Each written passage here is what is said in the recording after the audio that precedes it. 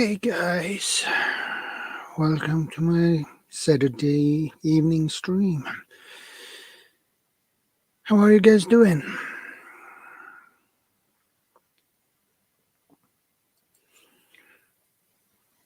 I hope everyone had a great week and the temperatures are pretty high. I'm sweating over here.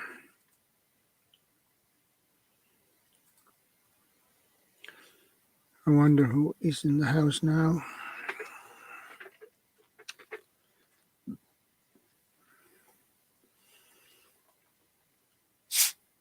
Is that you, CR? Are you in?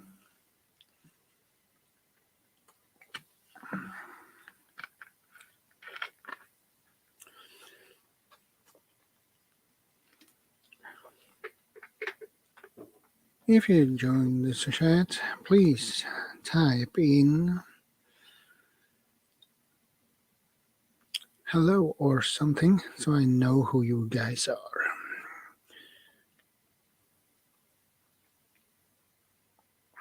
And by the way, sorry if I'm a little bit late. I had to take something to eat.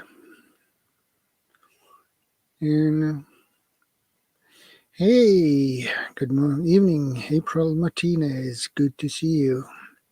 And Pierre Lee, good to see you. How has your week been? I hope everything is okay with you guys.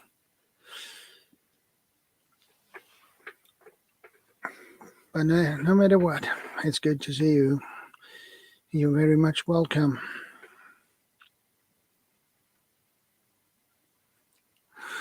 Thank you, Pierre. Yeah, I do my best, my friend. Thank you, Pierre. Happy weekend to you too, my friend.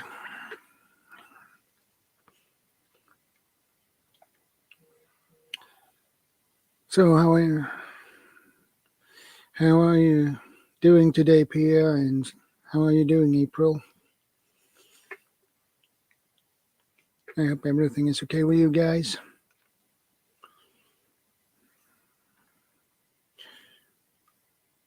Now we have 5 in the house. Nice.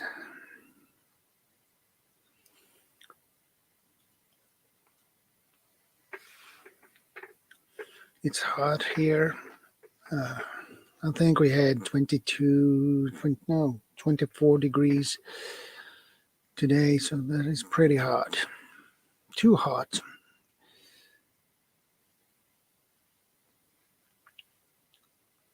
But I'm here. Yeah, I know. I know, April. It's summer here too, my friend. By the way, we are neighbors. Well, at least our countries are. How is the weather in Norway now, April? I hope everything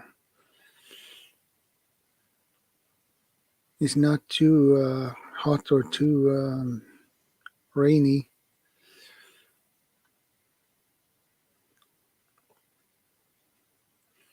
And here the sun is shining. I'm gonna check what the temperature is now here.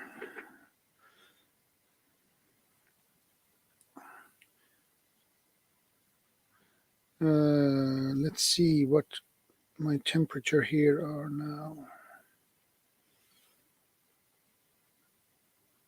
Well, it's around 20 degrees, but it's too hot. Still too hot for me.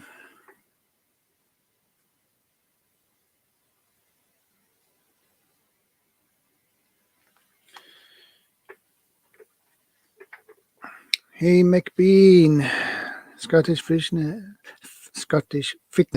Sorry. The heat. I can't speak properly when in this heat.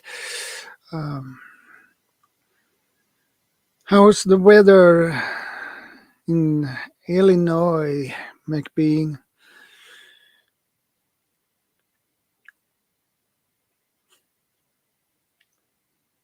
I guess that is pretty hot over there too.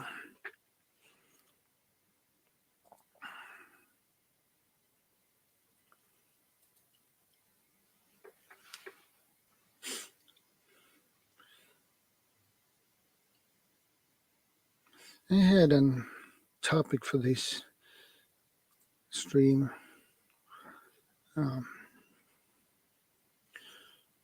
but we wait a little bit until there join more people. So, how are you doing, McBean?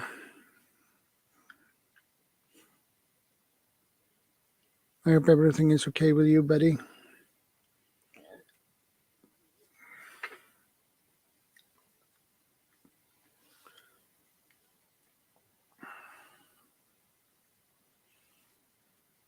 Oh, if there are anyone who are up for it,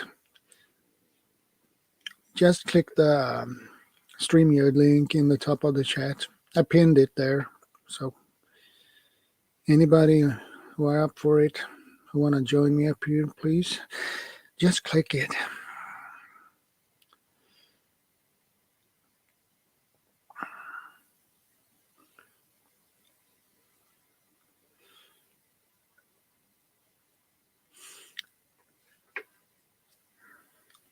Jeez, my nose is itchy.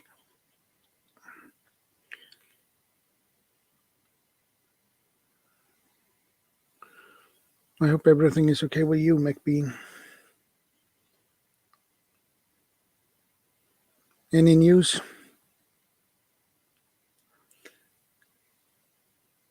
Any news, McBean?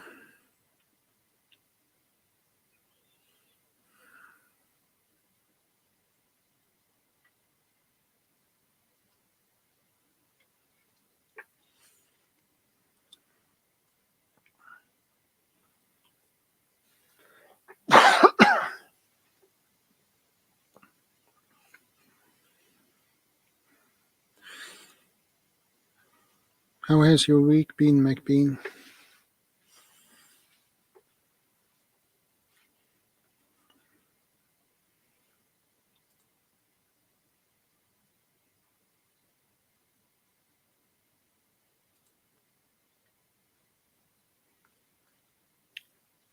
Well, we are four in the house. The reason for the topic is that I was thinking about that a couple of days ago. What should preppers invest in? And the reason I put this title on this stream today is I got thinking. I began to think.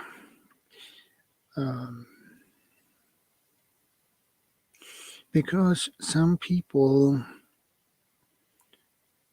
on Instagram and some people on Facebook try to make me to invest in cryptocurrency.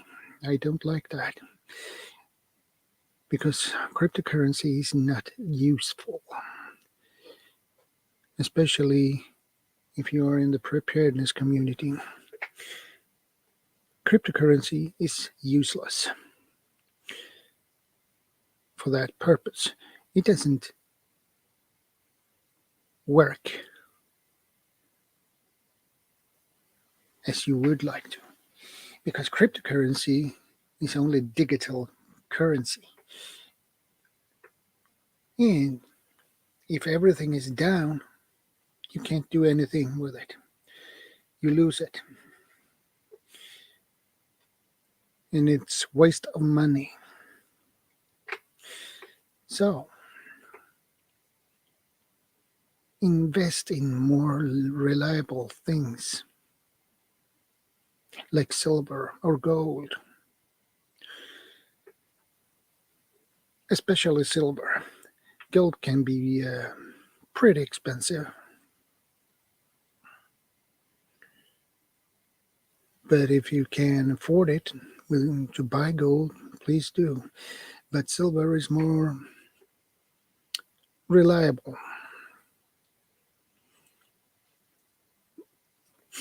And you need silver coins that is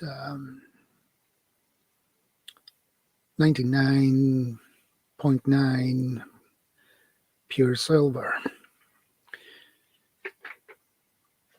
And you can buy those silver coins for a reasonable price, especially in the States.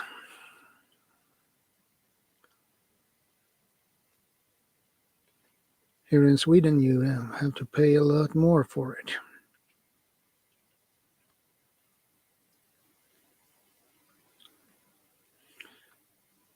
So that is why I came up with this topic for today. And I hope somebody wants to join me up here on the panel. Feel free to do so. And if there is something, if you guys have any ideas and what there is something except from silver and gold you can invest in that has some value to it.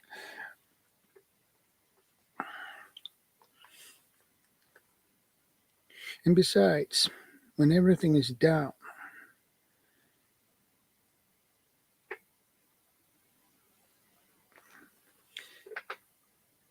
you can trade a silver coin for what you need. It could be some food, it could be some first aid, ammo, whatever you need it for.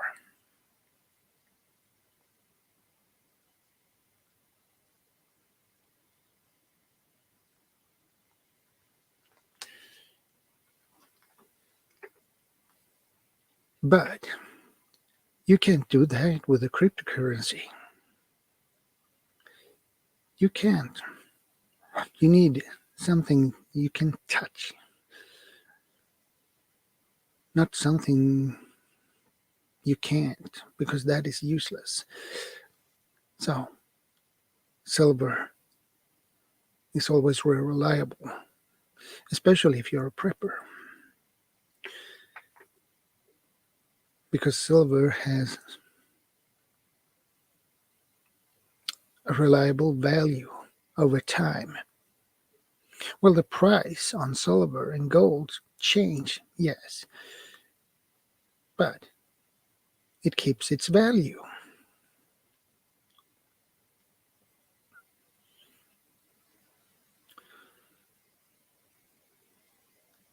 So guys, what do you think? Anybody who want to join me up here?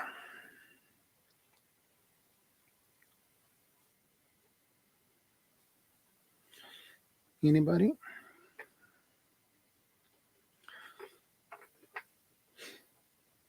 But if you're a newbie to prepping and the preparedness, I suggest you put your money on food and water, put away food, water, medicine, first aid, and things like that. And when you have a decent stock with food, water, medicine, and when you covered the basic needs, you can begin to look for silver and begin to invest your money in that. But you need to cover the basic needs first.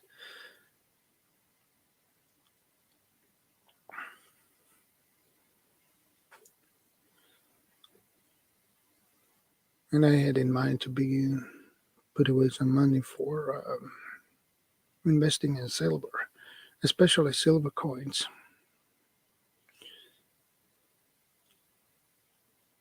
that is, I think that is a good idea for me to do, but it's pretty expensive here. The cheapest coin, silver coin you can buy here, and that is for one coin. I believe it was 400 something, 450 crowns. I haven't checked that up,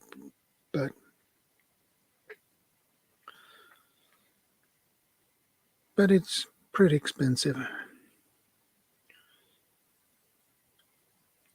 Sure, you can order it from another country, but in that case, you have to pay tax for the silver coins. So the price will go up anyway.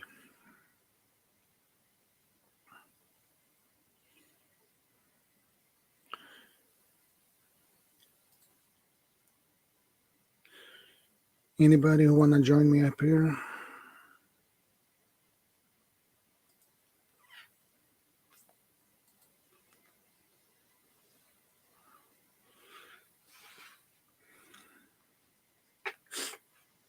Anyone?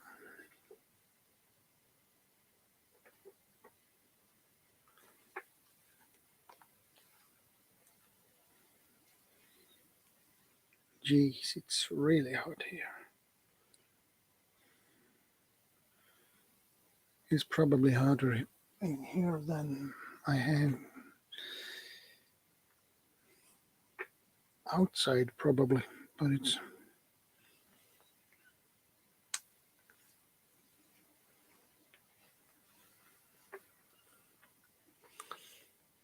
but never mind. I can check if I can find something with the silver price coin.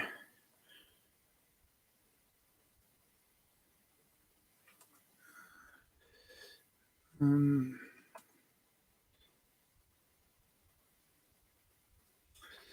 gonna check if I can find the price for.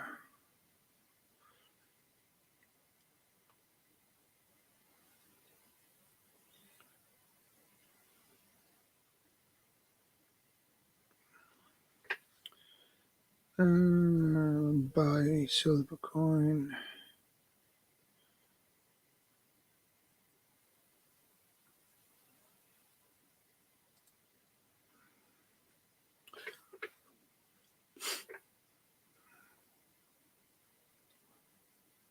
A Canadian silver maple, 1 ounce, 2022. That cost 349 crowns for a silver coin.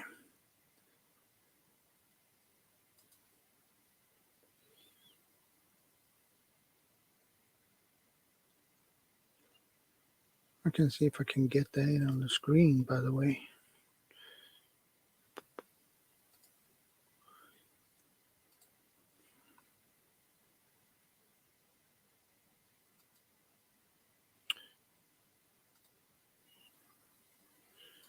Can it be that one? Yeah.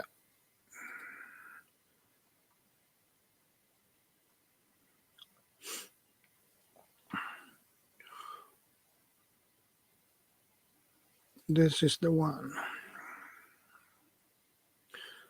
349 for one coin.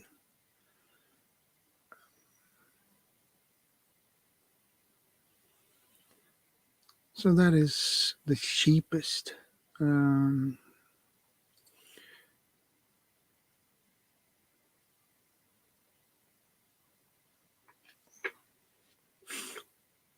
we have also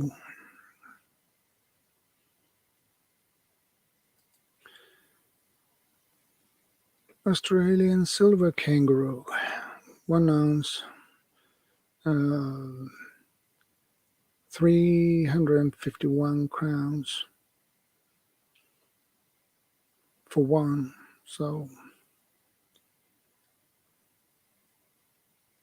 that is pretty expensive.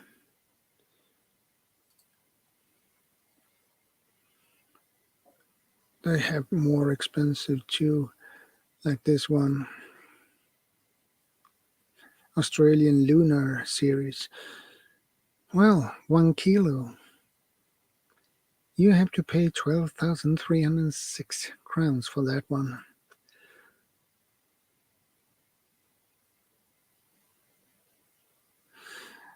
Okay, Stuart's prepping. No problem. But you're very welcome anyway. Hey, Oakums. Good to see you.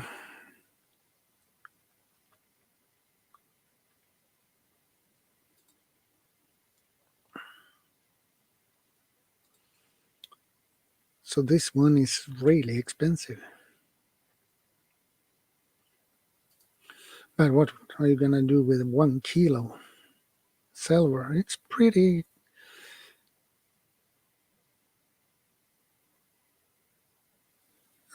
It's a lot of weight. Nothing you put in your pocket.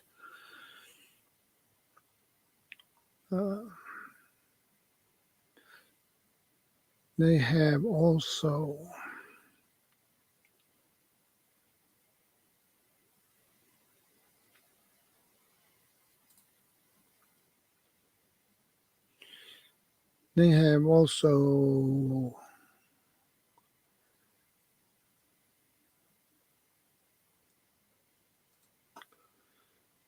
Liberty silver coin, 1 ounce, 429 crowns. And this one is designed by Liberty Silver and produced by Golden State Mint.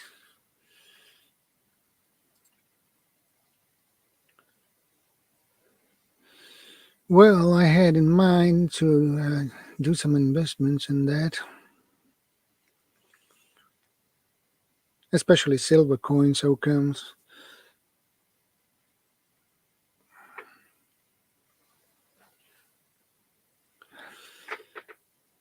So that is what I have planned to do anyway.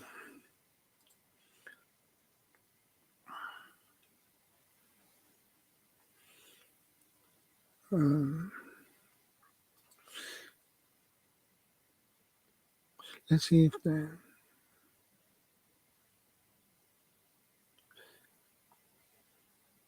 yeah, this is different types of Liberty Silver coins. Yeah, 429 crowns. These coin are produced by Highland Mint.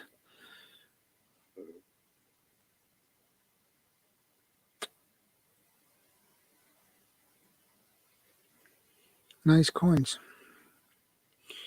But the silver is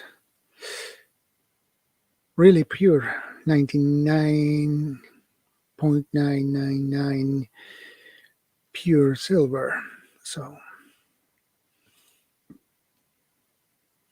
hey, Anne, good to see you. It's good to see you, Anne. How are you doing? Well, it's good to see you guys here. I always get happy when I see you, my dear friends. I'm doing good, but I'm floating away in this heat over here, so it's not a thing I like.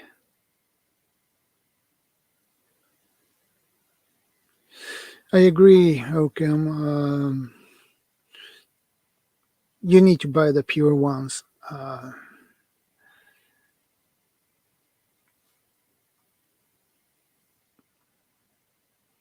You need to buy these.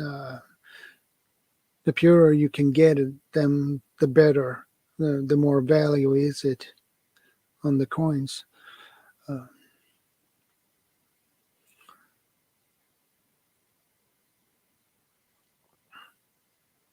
And this is legit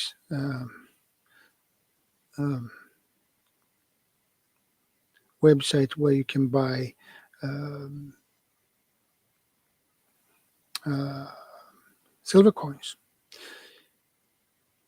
They buy and sell gold and silver. So they done it for many years. So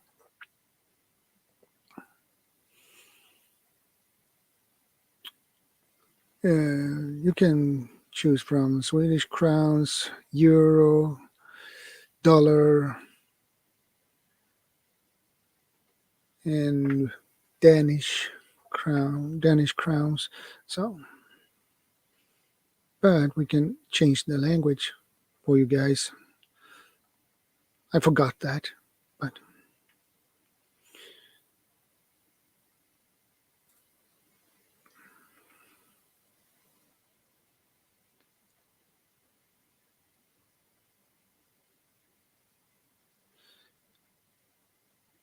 okay, Oakham.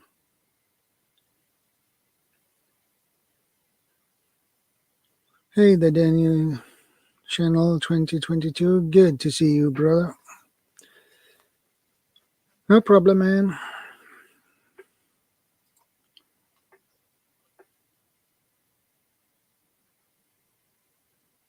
I seen a meme that bought bullion and said the shops around New York would not give you your weight value unless it was bulk.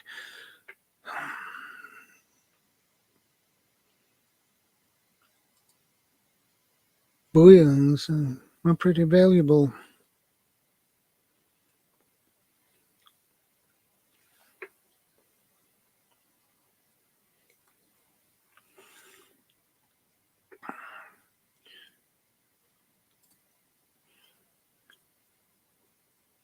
They sell also silver bars. Silver bullion bar, 500 grams. Well, you have to pay 5,309 crowns for that.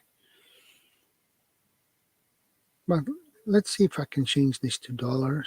Yeah, much better. I changed it for you guys. It's easier for you to see. $525 and for that one. That's a lot.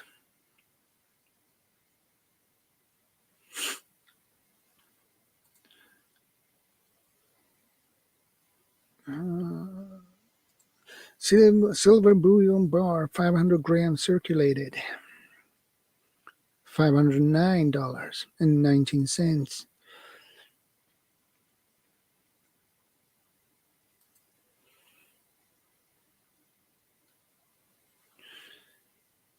And you have one for 1 kilo too. $973.28, guys.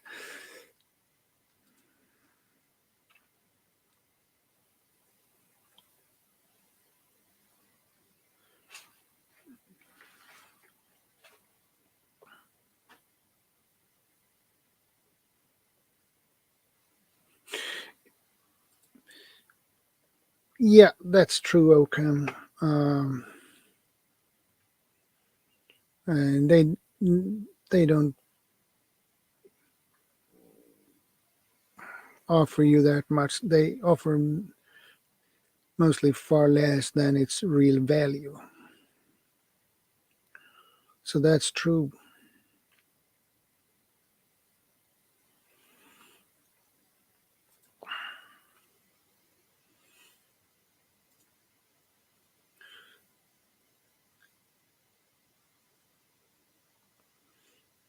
And they sell gold coins.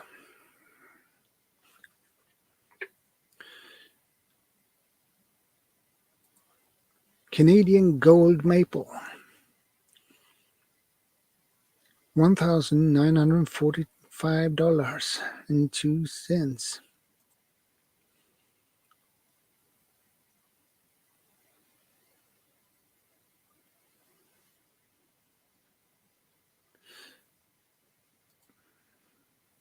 Yeah, the copper price. I know it was pretty high for a while, but I don't know how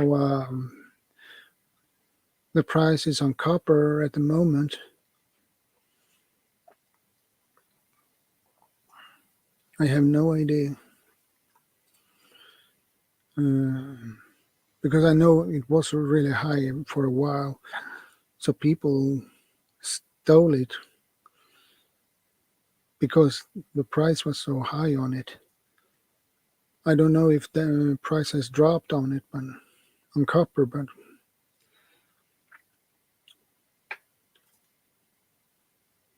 so $1,000, $1,945.02 for golden maple, Canadian gold maple, 1 ounce. That's pretty expensive.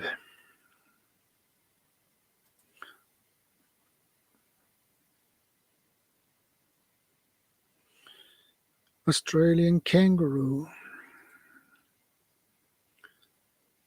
$1,940.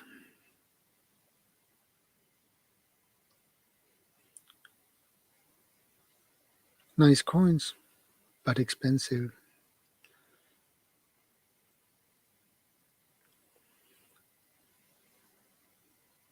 We can check also on silver rounds.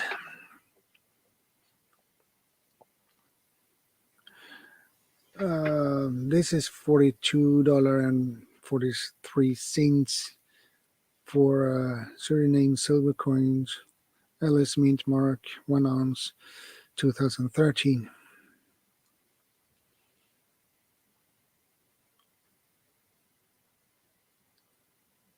So the price is pretty decent, affordable.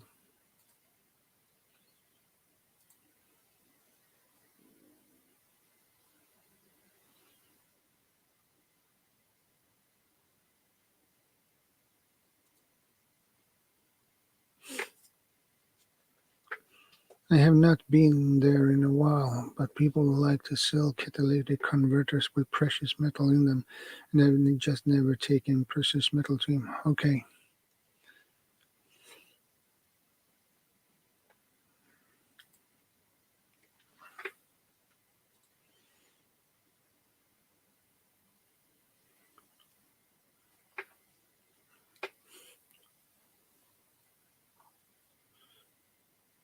Right.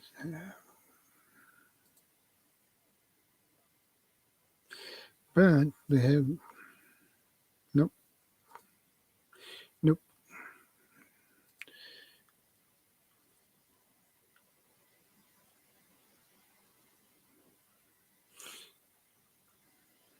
This is a good site.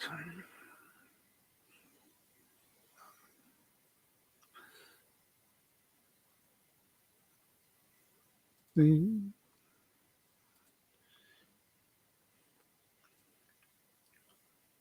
oh, they ship to US as well. A lot of countries.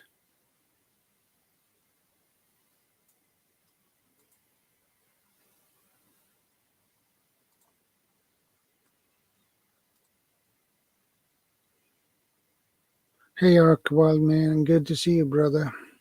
How are you doing?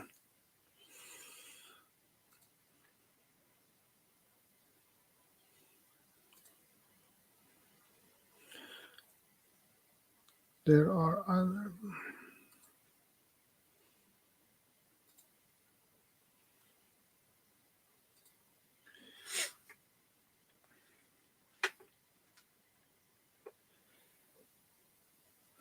What's your temperature over there, Ark Wildman?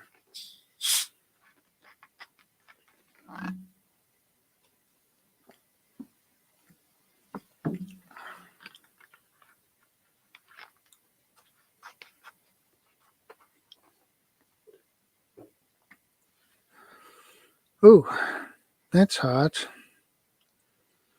Really hot.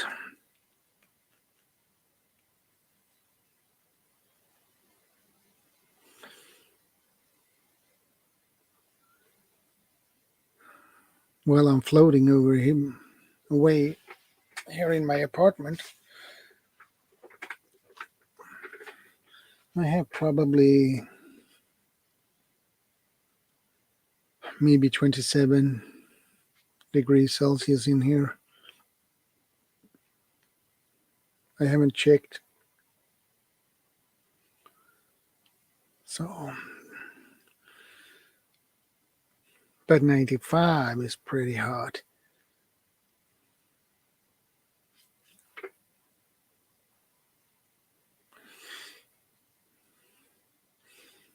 Any ideas on what you can invest in more, except for silver and gold? Do you have any ideas? As long as it has some value and worth to trade, if needed.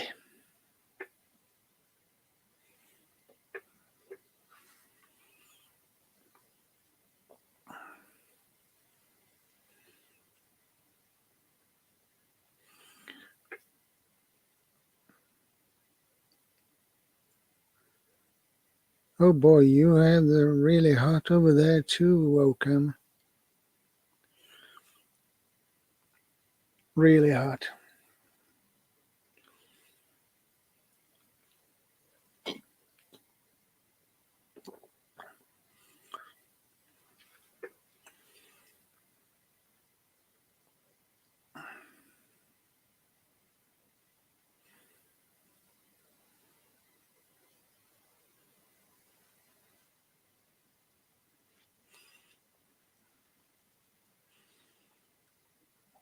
I hope you guys managing this heat. I barely do.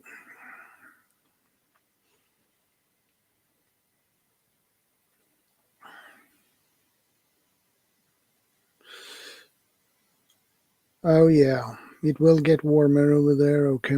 You got that right.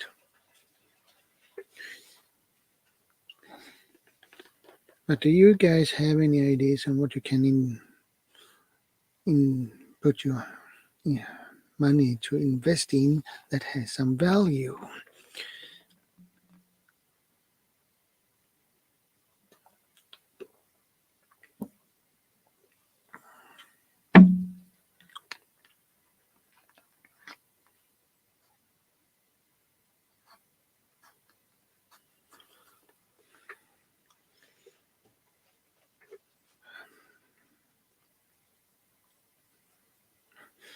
Well, it's evening here and it's 8:39 p.m. here. So the apartment's still hot, and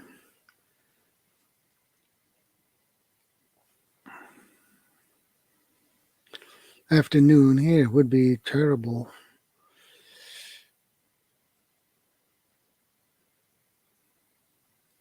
But I hope it cools down soon.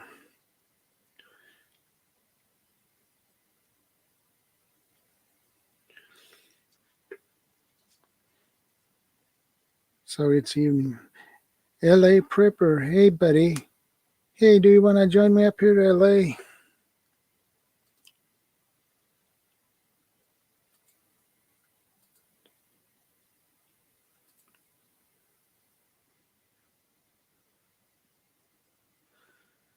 Well, not much actually.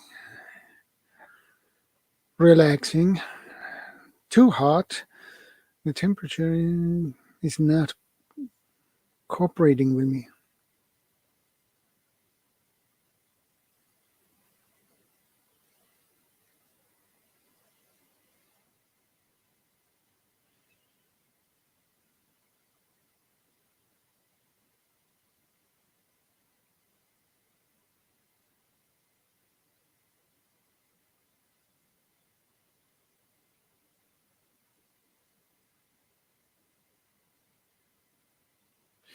Yeah, you are, LA Prepper. It's good to see you, brother.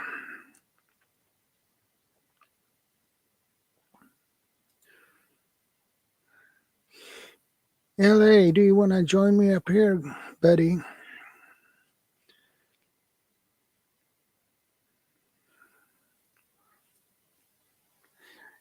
I put the StreamYard link, pinned it in the top of the chat. So just click it and join me up here, buddy.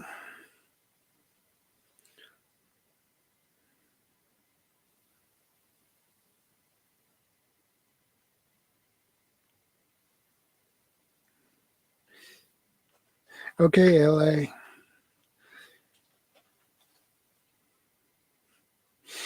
Ark Wildman, you are always respectful here, my friend.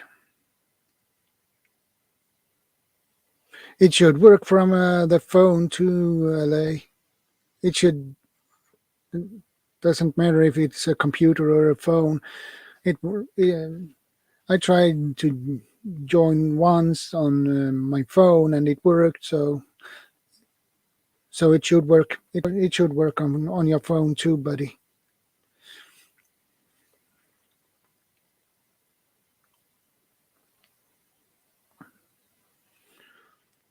Let's see if he can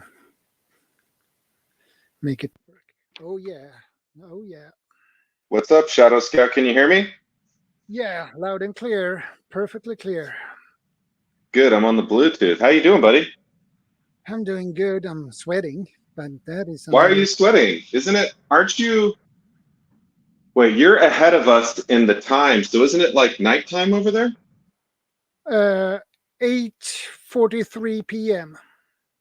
So why is it hot at 8:43? Well, it's over 20 degrees Celsius here. You know I'm an American. I don't know what a Celsius is. Well, it's probably maybe 60 degrees Fahrenheit. I don't know. I'll check. It's got to be higher than that because 60 is cold in Fahrenheit. 70 is like perfect temperature. Hey, Thor. Good to see you, buddy. It's 68. What are you talking? Dude, 68 degrees is like perfect temperature. You're crazy. Unless you want it to be like freezing because you're used to that. Well, I'm used to when it's colder temperatures.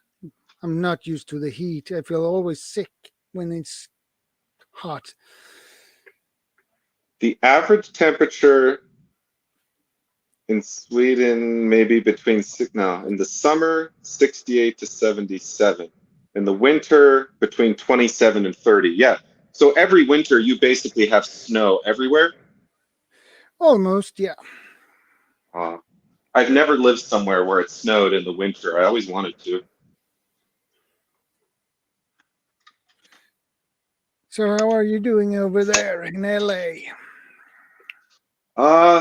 Life's crazy, man. I mean, it's not that crazy, but I'm working. In fact, I'll show you what's so terrible about what's going on. I don't know if I can switch the camera direction while I'm recording, but I'm working on my bathroom, so it's kind of hard to tell. But this is just some paper because I had tile. Okay, here's tile. Yeah. And then this is all from the previous owner. I don't do dog shit work like this. So the tile, then they put this laminate sticky stuff, like sticky tiles, 12 by 12 sticky tiles over it. Yeah. So I'm pulling up the tiles, but then that leaves the glue. So then I'm getting the glue on my shoes when I walk on the sticky tile residue. So I put the paper over the glue so that I don't start getting glue on my shoes and tracking the glue everywhere in the house. So that's just, and this, I have a friend who's, and I don't want to like take over your show with my problems, but one of my friend's uncles works in construction, and I've called him twice to help me remodel my bathroom, and he just, like, he's so busy. He's like, oh, I'm going to have my friend do it, but then his friend never calls me, and it's like, but he's a licensed contractor. So like I live in LA, and I don't know how much you know about LA, but let's just say, based on the demographic, there's a lot of people that I could get to do very cheap work on my house. But I don't want people doing very cheap, low quality work on my house because that's what I'm trying to fix. So it's kind of annoying that the professional people are so busy that it's hard to get them to come for some $5,000, $10,000 project. So. How's the silver price in LA now? Oh, silver? Probably the same across the country. I don't know if I mean, it might vary a little bit region by region, like maybe in Arizona where the cost of living is less. But I think it's like $23 an ounce. You know, I haven't seen. I mean, I don't really pay attention to silver. Do you watch another overtaxed taxpayer? No, I can say I have. Well, I don't know how you feel about like promotions on your channel and such, but I don't really like promote a lot of people, but he talks about silver every every day. So if you have any interest in silver, he's the guy you want to watch. He lives in Arizona. He's a real cool dude. He's definitely a prepper, a little bit of a silver stacker. I'm looking up the silver spot price right now, but yeah, another overtaxed taxpayer, and he he has a lot of silver. But yeah, he talks about it all the time. I don't, I'm putting all my money into the house right now.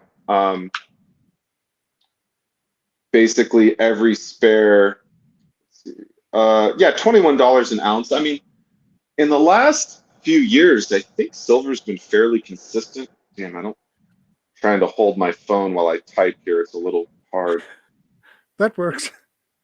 It's like between my legs. I'm trying to look up silver price last 5 years.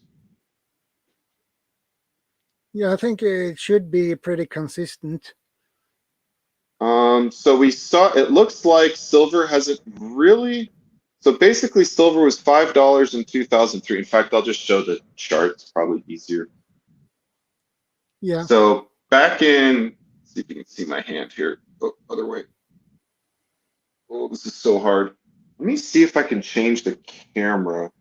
Oh, that didn't work. Settings, camera. Oh, here we go. Sweet. So in 2003, before it was $5, kind of steadily climbed, dipped down to reach 20. So we're basically at 2008 silver prices. So when people say like, oh, you have to invest in silver, silver's going through the roof. The silver price we're at is almost exactly 2008, 12 years old. So people need to think about that. And not only that, what else do we notice when the last time silver was this price? We noticed that it was a relative high for silver, and then we see 2009, great real estate crash. We see silver skyrocket to 47. Now, let me tell you, if you bought silver at $10 and you sold it at 40, you would be a very happy person if you flipped silver between 2009 and 2011. You would have quadrupled your investment. But you would have had to sell it all because a year later, it was coming down to 15, came over to 15 in 2020, kind of jumped up to the high 20s, and now we're kind of back to where we are. So when people talk about like, oh, you got to put your money in silver, I think like as far as liquid assets, I'm sort of the opinion that like, sure, cash might not last forever, and fiat currency is kind of a fickle thing, but you still use cash every day. Like practically speaking, and I'm not one of those people that's like, oh, you can't eat silver. Well, you can't eat a dollar bill either. Like nobody ever says that. You can't eat a penny, you can't eat a quarter, you can't eat $100 bill. So we already use a system that is purely used as like transactionary. And basically the reason it works is because the entire country and all the people in the country are willing to transact in it.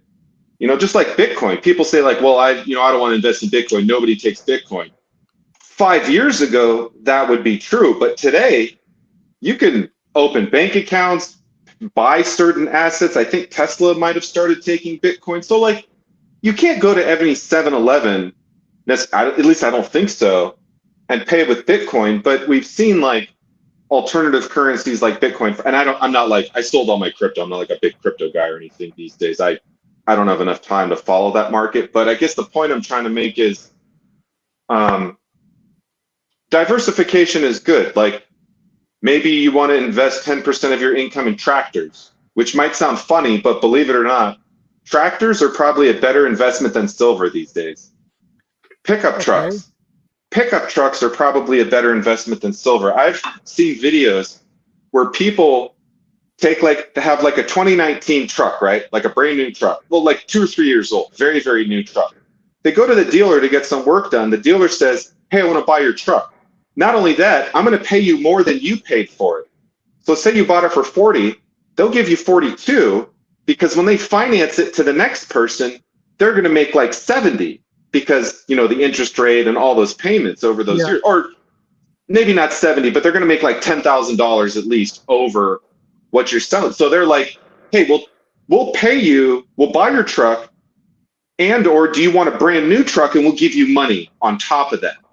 Because there's so many people that want trucks that they're just like desperate for trucks. So when people are like, "Oh, you gotta, take all your cash out of the bank," like I think that's one of the dumbest things on the planet. Because unless you plan on leaving society tomorrow, how are you going to pay any bill or rent or mortgage if you just said, "Well, I don't believe in the banks. I'm giving up on the banks." Like, you don't want to be the first person to give up on the banks. You want to be like not the last person, but kind of somewhere in the middle,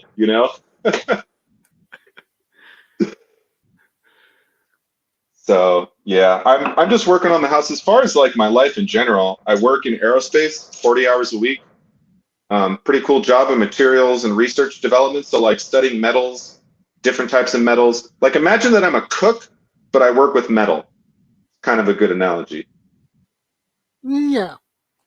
So, and it's surprisingly complex. The science of metal is far more complex than you could ever imagine, more than I could imagine. I have an engineering degree.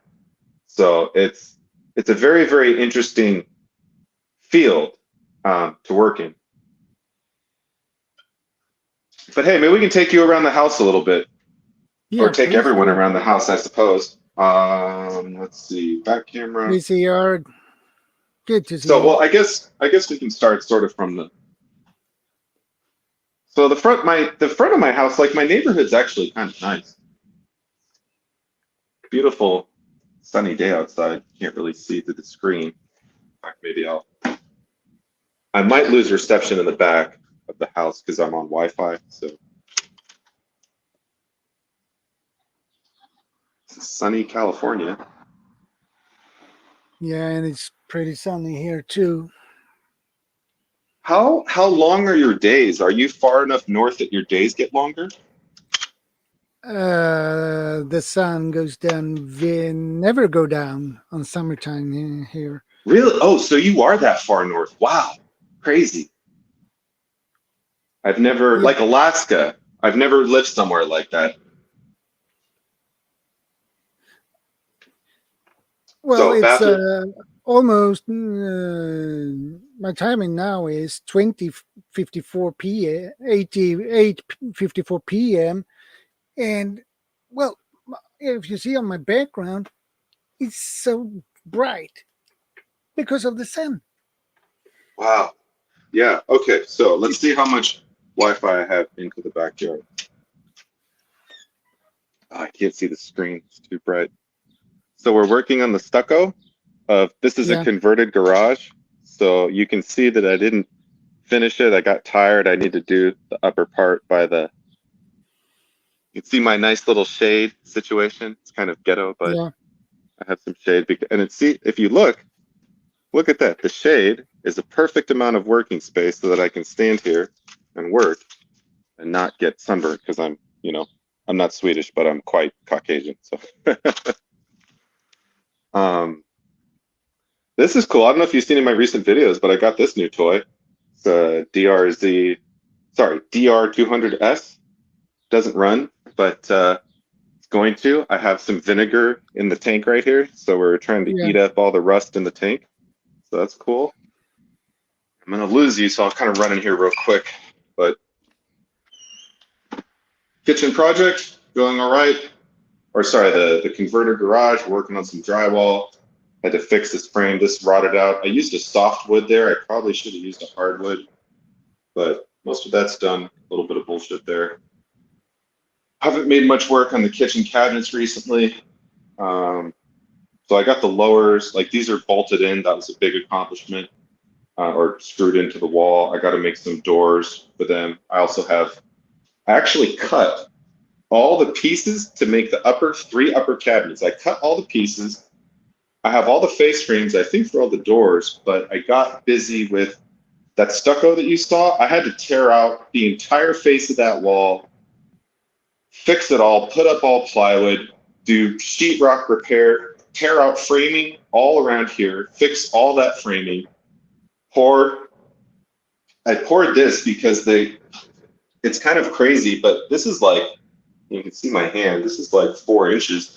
They poured so much concrete in the backyard that the backyard was higher than the garage. So when it rained, the water, because it was like a shitty seal, the water would seep into the garage. So the floor, when I moved in, the wooden floor, hardwood floor, it's been concrete for 2 years now. The wooden floor was rotten, termites and rot. So it's taken me 2 years to like demo everything, clean everything up. I mean, you can see like some of the crazy stuff. Like these are nails, and I'm 8 foot tall, and you can see like so it's quite dangerous. Like if I have somebody living here to have all these nails sticking through. Yeah. um, You can get hurt really bad on those nails. yeah, exactly. Let me see if I can go back to the front camera. What about you, brother? What have you been up to? Do you work, go to school? You retired? Nah, I'm working, deliver groceries for my local grocery stores. Man, that is a Yeah, very reliable job. I think you will always have a job. I deliver to companies and regular people. So they order it online, so I deliver it. Question, do the deliveries get routed in the most efficient route to deliver them, or you have to figure out what's most efficient on your own? I figure it out myself. That's a real bummer because computers could really do much better at that without giving you so much headache. Well, I'm here I used am. to it. That was fast. Hey, CR. I just like, oh wait, I have to mute before I even come in. Creative, what's up, buddy? So, what's up, LED? How are you doing, man? Nice to see you again. Yeah, likewise. I'm just talking to Swede about delivering groceries and work and stuff. And that'll probably be still a thing. Yeah. And I got monetized earlier this year. So I think nice. I saw that. Yeah, I have 503 subscribers, so I need 497 more subscribers and like 80,000 view hours or something. 4,000 watch hours. Yeah, and I have maybe like 300 or 500 or so. I've just been so, the shorts, I have to admit personally, even though sometimes the shorts are kind of dumb, I do kind of like them because I'm sure uploading a YouTube video has only gotten more annoying. You have to click through all these screens. So like being able to upload a short and get a little bit of attention and share a short message with my audience is a really nice way to kind of boost your visibility without having to like spend 20 minutes editing videos and all that nonsense. Yeah. But generally you get more watch time from longer videos just because they're just physical. Probably, but think about this, right? If I have a 10-minute to go through it, right? Because you gotta record 10 minutes, 20 minutes, edit if you do any editing, upload it, right? So it's a trade-off. Hey, James. What's up, James? Good to see you. Yeah, I don't know if watch time is calculated differently on shorts, but I know that like if I do a 10-minute video that only gets 10 views, let's say in theory everyone watched the whole way through, that's 100 minutes of watch time. But if I do, let's say, a 1-minute short, but 500 people watch the whole thing, I don't know if that's 500 minutes watch time. So like the number of views personally that I'm getting on my shorts is like 10 to 50 to 100 times more views than I'm getting on my longer videos. So I think the shorts are sort of being pushed by YouTube. At least that's kind of my own experience as a really small channel. Yeah, you're probably correct. Shorts doesn't give you watch hours. It just gives you the views, and that is good. You need the views too. You know what's So best for watch hours is honestly live streams are the best yeah, for watch hours. yeah, and premieres. Oh, you know, I don't do a lot of premieres because that means I have to be organized to show up when the premiere says. Yeah, Actually, and you need the video to be long. You need your premiere video to be long enough, right? I don't want to premiere like a 2-minute video. That's way too Hi, short. Styles. Good to see you, my Hi, friend. Ivy. Yeah. Yeah, a premiere is like announcing that you're going to show up at a certain time online, right? Well, my general Or thought of doing premieres is like it's got to be over 10 minutes the video or something like that. So there's enough time because some people show up late or you know you don't want to show up to a premiere and it's like what? It's already over? 2 minutes? What? I haven't that, done yeah, a premiere at all. dude, It's Shadow, just nice. if you live stream at the same time every day or frequently, you should totally give yourself. I think the premiere also gives a notification. So if you know you're going to go on at 2000 hours or whatever, at like 4 hours prior to that at 1600, I think you put the premiere, oh, I'm going to be live in 4 hours, and then you go live anyways, and that way all the people that come across your channel in those 4 hours know, oh, hey, I can catch them in 4 hours. Yeah. Yeah, premieres give you a notification too. So So Creative, what are you building today? What are you working on? You're always building stuff. I was just pruning some plants, tomato plants. It's that time of year. Okay. You know, I've lived in my house for 2 years. I haven't planted a single damn thing, and it kind of I'm really wondering this summer is am I realistically going to move in 1 to 2 years? And does that answer yes or no change? Like I could move bucket plants. I mean, the thing is they're kind of hard to move. Imagine I have 50 plants in buckets and I move 10 miles in LA somewhere else. That's like one U-Haul truck trip with 50 buckets. You can't really stack buckets. Am I going to buy enough Yeah, shelves? and you can't. Yeah, exactly. You can't stack them either, right? So you would have to bring them all and nothing else, pretty much. But at the same time, maybe 50 plants is worth 2 U-Haul trips because they're 50 plants and they're all making food. Well, it depends what it is, right? I mean, if you're going, let's say, green onions or whatever, I mean, they're relatively easy. Relatively easy. I don't know how they do in the hotter climates or in the hotter weather, but Do you just, what kind of dirt do you use? Because I know there's like potting soil and topsoil, and I get really confused with shit like what type of 50-50 compost topsoil.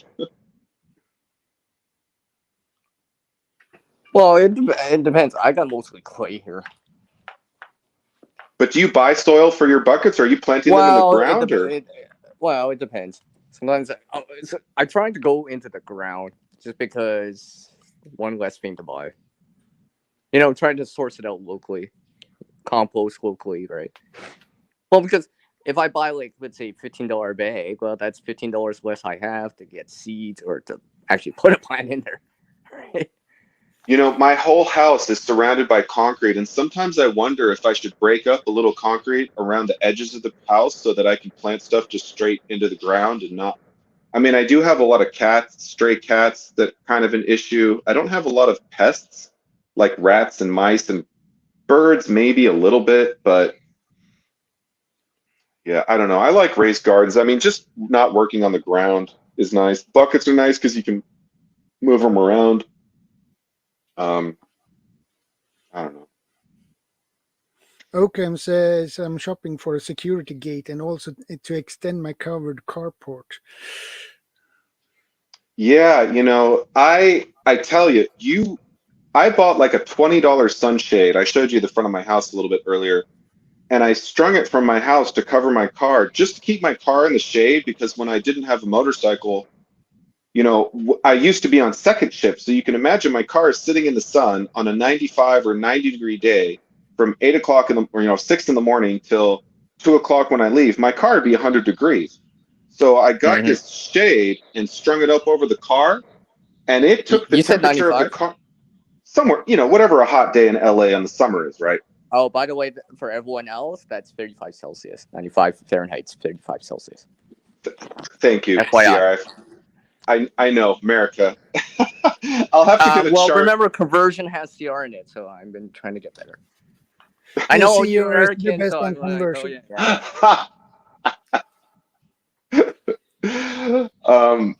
But anyways, I definitely can say to be savage that. Oh no, sorry, that's the other one. I got to go back to the chat. Yeah, the shade for your car is a good investment. I guess is what I'm saying.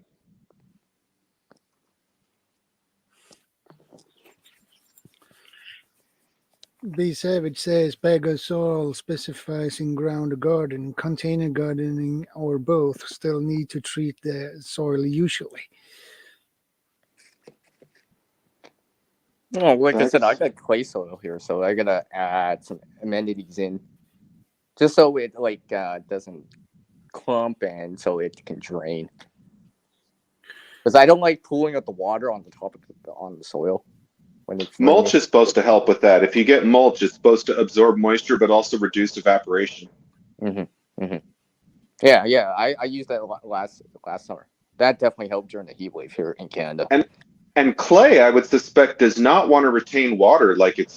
I would suspect you water clay and it just doesn't want to soak into clay. You know what I mean? Well, it's not that it doesn't want to soak in. It just sits at the top, so it's so fine. It's no problem. It's together. It's the opposite of sand, which just lets water right through because it's more coarse. Yeah, I mean, if you were silt is in between. Yeah, if you were in a totally sandy environment, all your water goes straight into the ground, you'd lose it all. Yeah. So no, but then you just hold that in or help it drain more, depending which one you need. Yeah, maybe I will plant some stuff and just start small with 5 buckets and just learn from it too, right? I mean, now's the time, right? But it's so easy, right? Before something major happens that you really have to do it and don't have. It would take me probably a year to grow enough food to survive, and just for the fun of it, I do sometimes think about I don't know, sunflowers, onions, that kind of thing that you could still eat it, but relatively they're not too difficult to grow for most people, anyways. Right? Yeah, you don't have to do the maintenance like pruning, like tomatoes and stuff, right? When I grew up, my dad grew a lot of tropical fruit. Have you ever heard of gooseberries? No. How about Fijo? I think I've heard of that before. Which I think might also be called Chinese pineapple guava or some weird shit like that. But he used to grow these. He's from New Zealand. We used to grow gooseberries and Fijo with both really grow great in California. Passion fruit, if you can, I don't think they like full sun so much, but passion fruit grow like a weed. If you get a really good, healthy passion fruit plant, it will grow like you would not believe. I definitely recommend CR if you get enough sun.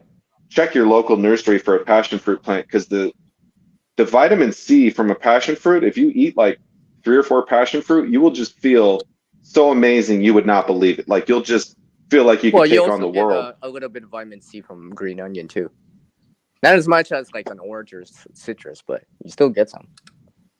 Yeah, I mean any homegrown food that you're not growing with nasty fertilizer or nasty pesticides. I mean, it's really awesome. It's not only that. You get pick it fresh, right? You know what I mean?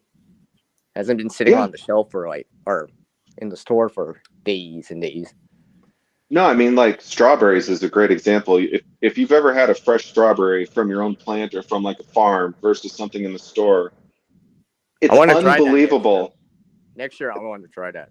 Is it too late for trying to grow strawberries right now?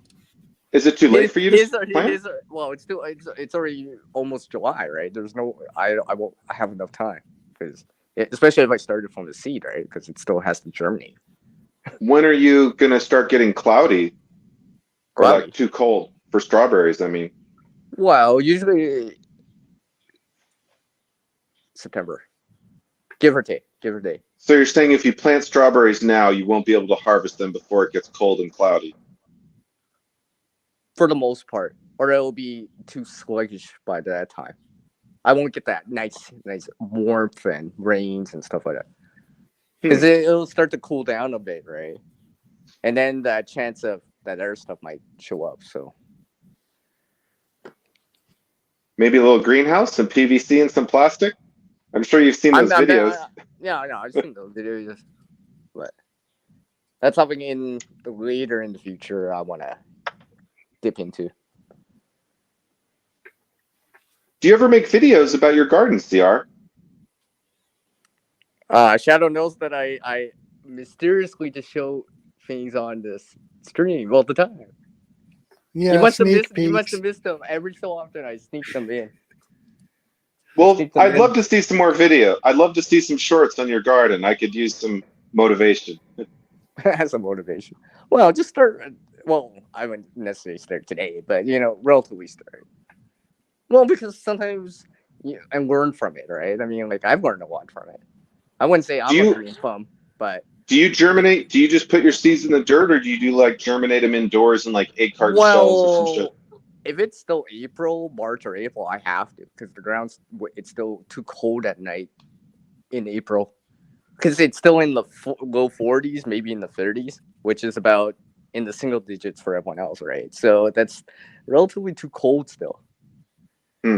Compared Where to do you now, live well, compared to now, that's it's 70s during the day, maybe in the 50s overnight, right? Yeah, now is good, but by this time I already have stuff outside in the ground or in pots and stuff like that.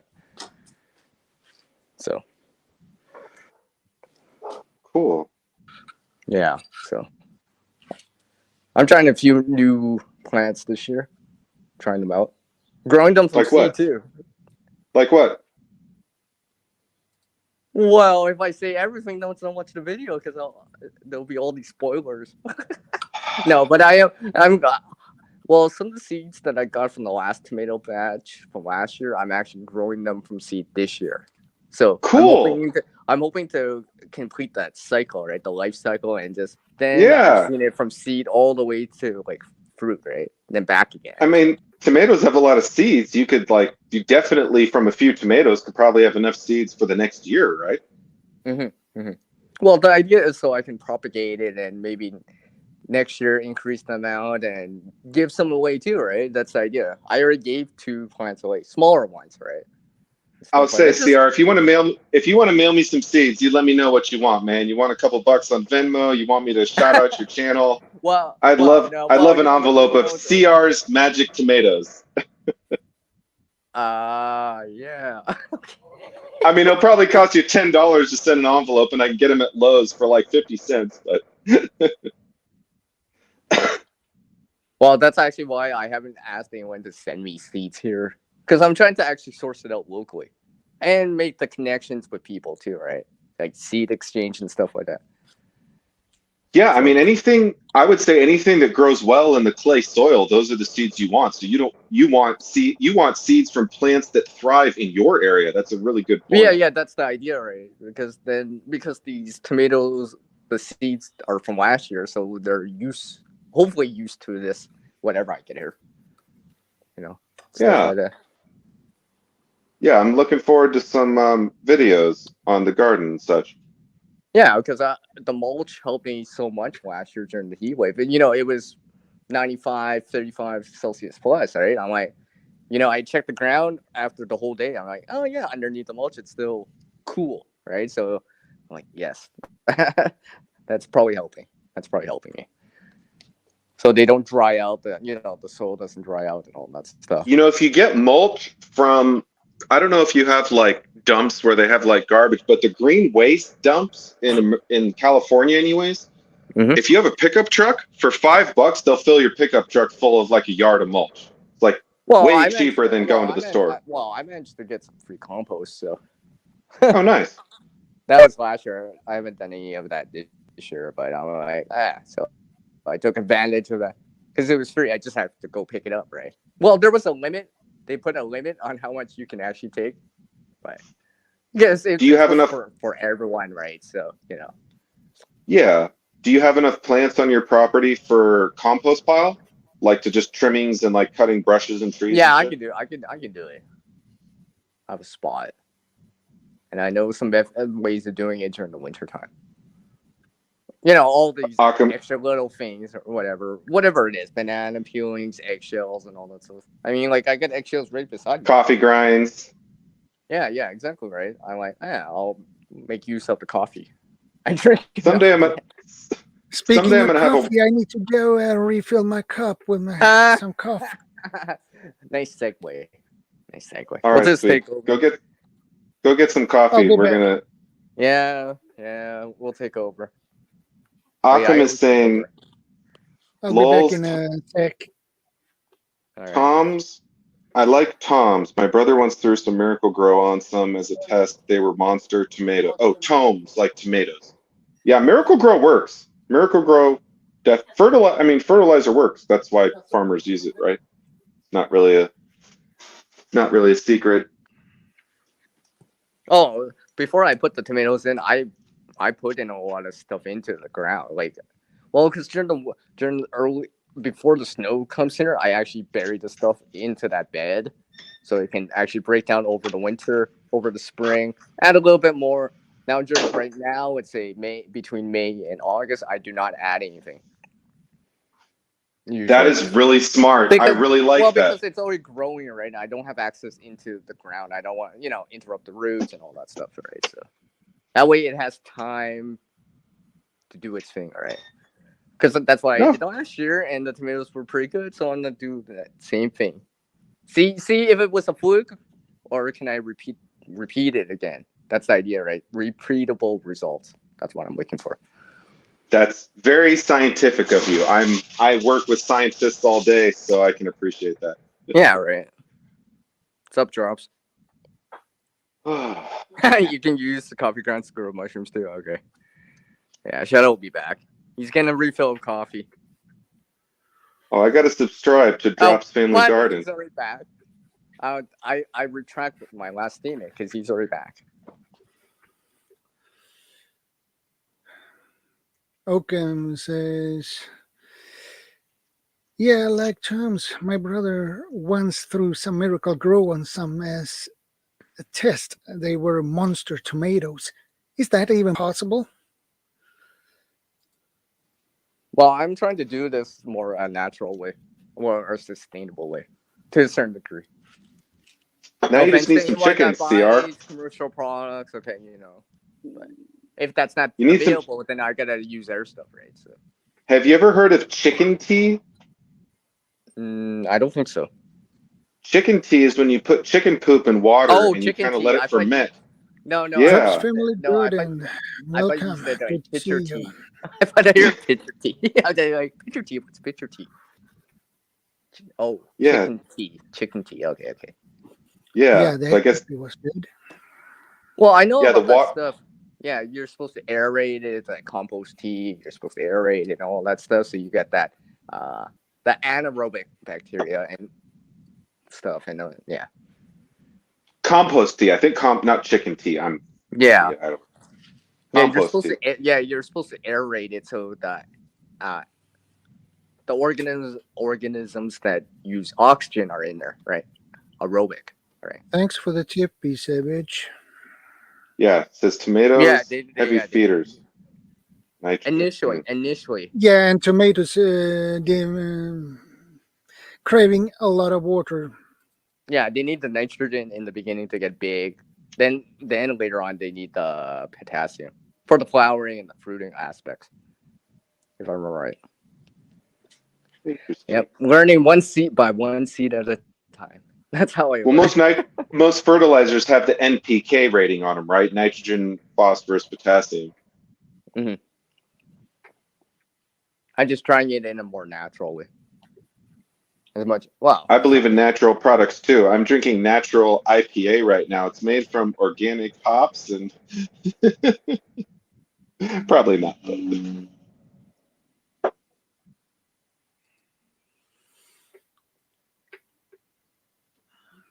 They need to be dry, mold free, store in open container and in a cool, dry place. interesting. Berries. Oh, I should grow some berries. I love homemade. Have you ever picked wild berries, like just because there's some plant near your house or near your family's house or something? Yeah, pick blueberries, wild blueberries. In Seattle, my aunt has wild blackberries by her house, and in the right season, will go and just pick like pounds of berries and make like pies and ice cream, and it's those are I miss those moments. A lot of these days people are always looking for some sort of like entertainment, some video, some activity, some toy they can buy, but like just like being in the garden in the summer or picking berries, like stuff like that, I think is a lot more rewarding than like watching, TV all day or something. I have a question real quick. Besides that comment that you wrote, well, that second last comment, they need to be dry, mold free. Is that what is she talking about? Right there. That's a good tips, Drops Family Garden. I like Oh, the yeah. urine. I hear Drops. people saying about it. I hear people talking about it. People showing results. So. What, urine for ammonium nitrate substitute? Well, hey, who Yeah. knows? When the fertilizer gets scarce. So Fuck it, I do it right now. I mean, the plant, as long as you're not peeing on the fruit. I mean, if you like mix it carefully and like pour it on or something, that sounds perfectly reasonable. Well, you're supposed to water that down anyways. Yeah. Yeah, you're not supposed to. Right. Yeah. Pee on your plants. Well, even this natural stuff I use, I tried to spread it out, right? So I still tried to spread it out. Well, so I get the coverage and well, not only that, it's in smaller pieces, so it will break down faster in time. And it just disappears, right? Months later, I'm like, oh, I don't see it anymore. Kind of deal. Yeah. Oh, I gotta get back to working in my house. Thanks for stopping by. It was nice to talk to you, man, by the way. Yeah, well, I'm gonna head out, guys. I gotta do way too much work on my house, but yeah, thanks for the invite, Swede. I'll Shadow Scout, and good to talk to you, CR. Yeah, you're very welcome. You, it's a pleasure to have you, buddy. Long time no see, by the way. Yeah, I know I don't do. I keep trying to do lives, but I think I have a better webcam now, but I don't know if it has a mic. I need to practice doing a live. I haven't done a live from my webcam computer yet, so we'll see. Recently, anyways. Get yourself a BM700 microphone, like I have. I should. BM7 Bravo Mic 700. Bravo Mic 700 microphone. What company makes it? I can see if I can Google it for you.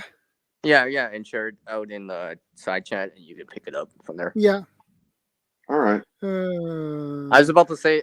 Oh wait, I was going to say is that just put tester in. People come by. People, there's something about when people put tester in, testing something. It's like, oh, people want to come by because they want to help you out or whatever, right? I see that all testing. the time. The word testing. Right, testing. Yeah, because people assume that you're trying something else and they want to help you out and be like, oh, okay, yeah, I can hear you, yeah, and all this stuff. Because sometimes you don't know until you actually just do it, right? So testing live stream, yeah. No, I appreciate the advice. I've seen that before. People post that as the title, right? Like they're just testing it out for 15 minutes, turns into an hour. I saw a guy last night. It's Golden Retriever Channel. He's gonna buy a puppy, and he's like, "This is my dog's reaction to buying a puppy," and he got like 1 million views or I don't tens of thousands of views. All right, hold on. I'm trying to look at this right now. There you have it. Tonor. I can't read that. It's too small. Well, take a I can see if I screenshot can launch it. or take a screenshot. Tonor. Right now. Yep. All right. I just took a screenshot. I'm very Yeah, advanced. it'll help. That way you can search so for the it boom. after you were. So it didn't come with the boom that you have it connected to, Swede? Yeah, I bought it as a kit. Oh, nice. Nice. Oh shit, my But battery's low. I gotta go then charge, but I'll see y'all later. All right. Okay. All right, see you, man. Take care. All right, everyone. Now you're stuck with just me. I mean. Let's talk some more. So, what's the topic? yeah, What's the topic? I think I briefly read it. What we're prepping in something I forget. What did it say? I forget now. Sorry. what should preppers invest in? Oh, Silver, invest it. gold, or something else Well, I think the that consensus. is of value? Well, I think the consensus, for generally speaking, for a lot of people, is that you don't do that stuff until you square away the other stuff first, right? You know, Hey, like water Vanessa. and food, right? I think most people would agree that you gotta square that stuff away first, right? That kind of stuff, because you need to be ready in the first place, right? You know, nothing wrong with having some gold or silver, but might not help so much when you only have like 3 days of food or not a single flashlight in your place. In my opinion. So instead, if you don't want to invest in silver or gold, so would you invest in land?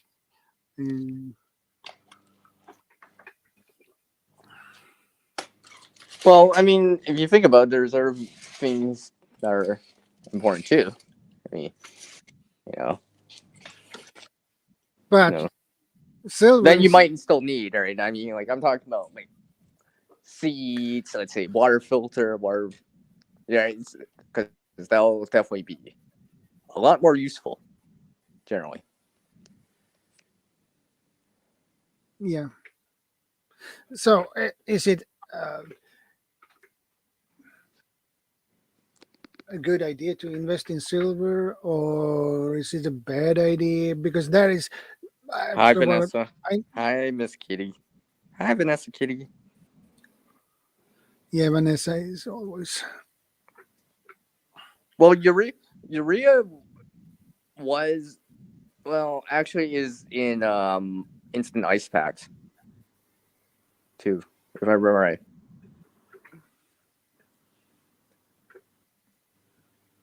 Because they used to have ammonium nitrate, but now it's mostly urea as part of the ingredients in instant ice packs or cold packs.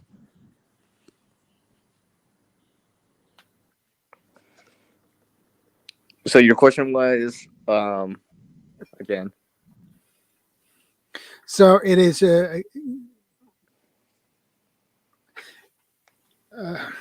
good idea to invest in silver, or should you invest in something else, Well, like invest in land? Or some people, most preppers says you should invest in silver uh, because it contains its value. And, and you well, might need silver when you don't have anything else and you need to trade for something. And if you don't have anything to trade with except for silver, you need it. Well, like I said, you got to make sure you square away the earth stuff first. Priorities, right? Because to me, silver, like precious metal, should be later, not an initial purchase. If you're getting started, for example, because you still, right? Because silver, silver's not gonna help you during a power outage, right? Per se, but that flashlight, that extra water, food's definitely gonna help you, right? Or a battery bank, right? Those kind of things. I think precious metals might be later on, not in the beginning. I mean, unless you're getting it for free, then okay, maybe that's different. But in terms of allocating your funds towards, right? Yeah, buy land is, but that is really expensive to buy land. And if you're gonna buy some land, most of the time, I agree with that. Buy some most of the tools, time, food, it is some solar lights, house solar flood lights, following with it. right? Because once you start scoring that away, then you can focus on this other stuff, right? Yeah. Because that's just like with you, right? It's just like that's like you buying a bunch of gold and silver yet didn't put anything in that storage room. Well, there's nothing on the shelf, backup. right? Yeah, it's a good backup. Backup. I consider it as a good backup because if you after you square away the more likely to use first, you probably don't need these items, kind of deal. In most situations, right? You know what I mean? Yeah.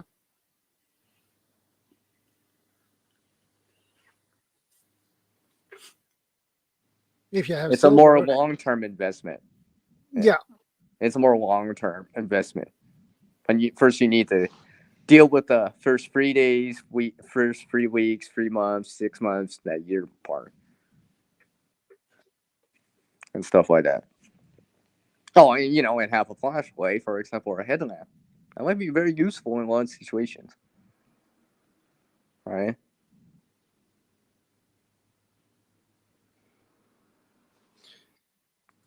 Buying Meyer solar panels for buying more. Buying more solar panels for the 2 workshop storage buildings. Yeah. Yeah, something like that. That's I would even consider. That's a good investment. Yeah, something like that first. I think precious metals is more of a.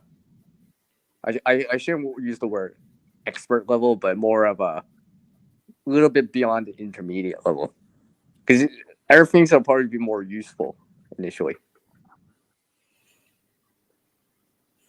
The saving grace backup, it is a decent stash idea. Hold on to a bar or two of something.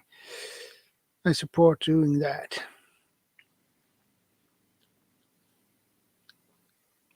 Yeah, and then next comment there, low denominations, a low amount, so it's easier to barter with. Bullion. Yeah, bullions. What's they the even idea? say that with liquor or anything similar to that. Small amounts, so well, because you don't want to just carry around this big, like 1 pound amount of liquor or gold or silver to barter with, right? Well, it's the same way that they say to have low denominations of your currency with you or whatever, right?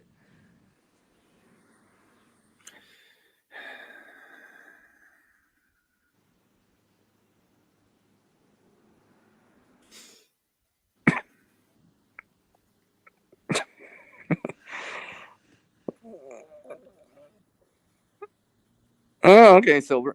Silver. Okay, drops. Keep that in mind. Keep that in mind. Keep that in mind.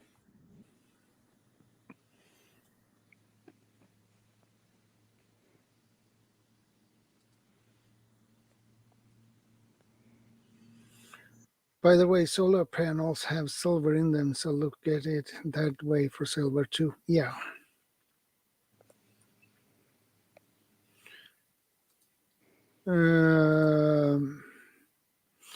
300-watt solar panels have approximately 1 ounce of silver. That's almost that's the same size of a silver coin.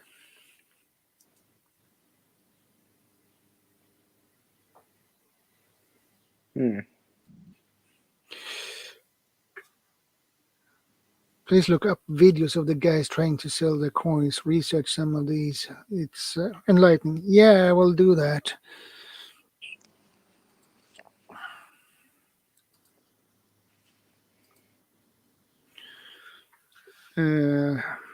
Rather have the solar panels functioning. Maybe after they fail, would one try to reclaim materials? Probably. Hmm. They will Well, yeah. probably do that. I was gonna say that, that way you get that full use of said item or gear. You get the most out of it. All right.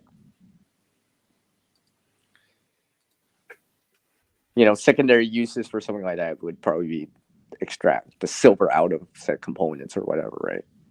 After it's failed or something like that. Yeah, that's how I would approach it.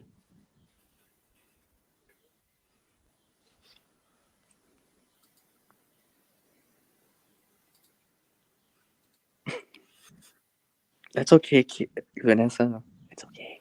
It's okay. It's okay. It's okay. No problem. It's okay. It's okay. Many We forgive you. get We forgive you. confused. Mm. But yeah. I used my real name as a channel name, but then Well, yeah, and it's still in the night then pod and all this. then So cool. one of our YouTube friends, I believe it was Crazy Ann, who said that to me, that you should never use your real name on your YouTube channel. So I changed it because I used the Shadow Scout Swede in the beginning anyway on my videos. So Yeah, it's all good. It's all good. You're just returning back to it. Yeah. I think if we went outside the precious metal, or let's say land, right? Because which we gotta remember that not everyone has the funds for it or the funds for it right now, right? Money's tight, right? So if you were to invest in anything right now, maybe like things that you can actually use first, in my opinion. yeah, Invest in food and stuff like that, right? Have that, well, in the water if you can, right? Squirt it out of the way. Then, in time, gradually, I shouldn't say upgrade, but or graduate, yeah. but you know what I mean, to the next level of it, where okay, maybe now I got X amount of time on the food a year or whatever, 6 months to a year or whatever, right? 2 or whatever. Maybe I'll consider the precious metals now.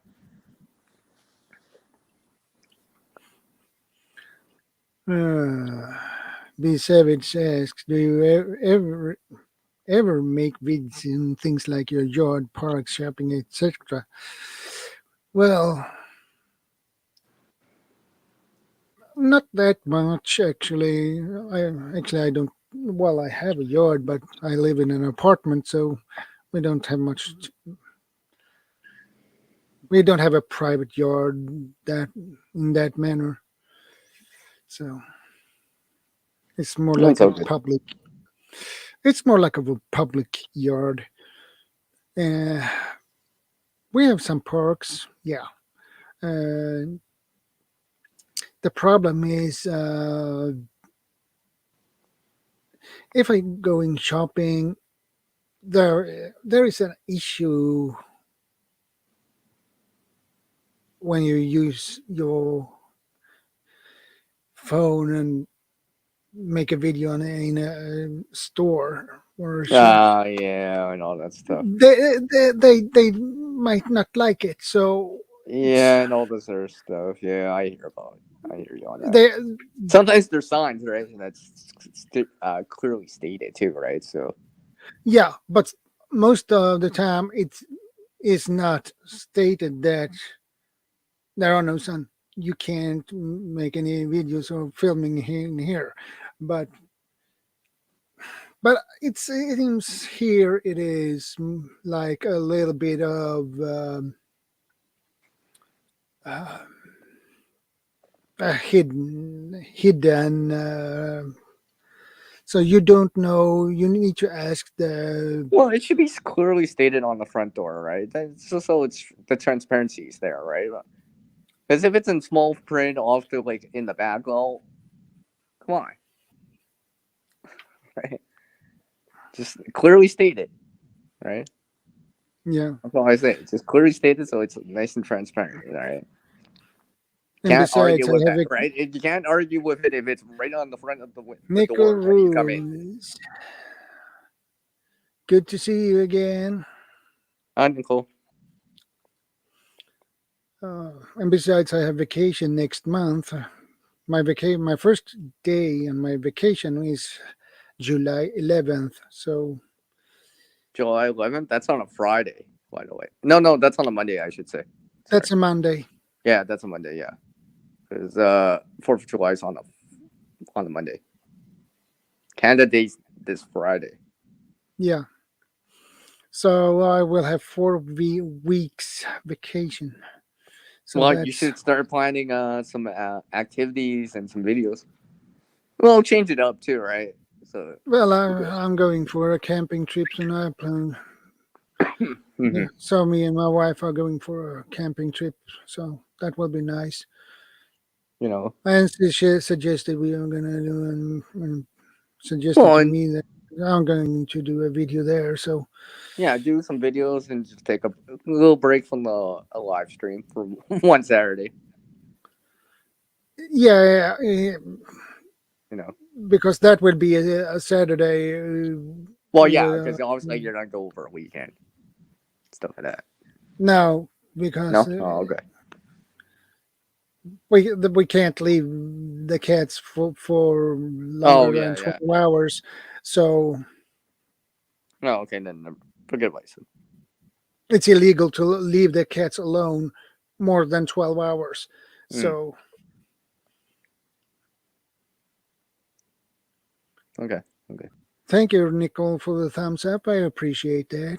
You know that helps a lot. You know that reminds me too. Like even before gold and silver or precious metals per se, or Yeah, you know, your pets. Make sure that things are squared away for now. The best you can, all right. Whatever. Yeah. 6 months, whatever, right?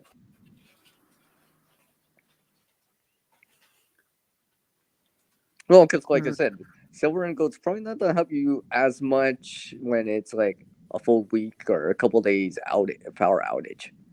So much. Because you're gonna need the air stuff first.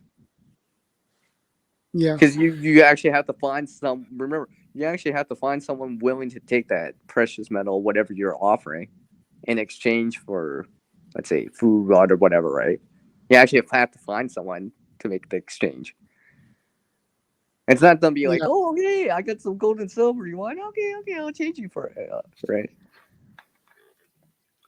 Because they may not want to give up, let's say, water or food in that situation, right?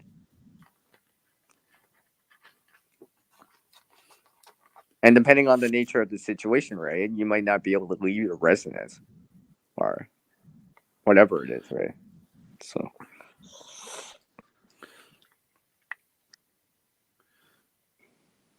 I'm gonna answer this. So it's like an unspoken thing to just not record in a store. Most viewers are not going to care what the rule is posted or not, and it's kind of normal. The problem here is if I'm gonna film anything in the store, I probably need to ask the managers if I can do that. But the other problem is the other customers in the store. Yeah. Because you have to ask. The rule here is in Sweden are you need to ask every single person in the store that I'm making a video, and they will get on my YouTube channel.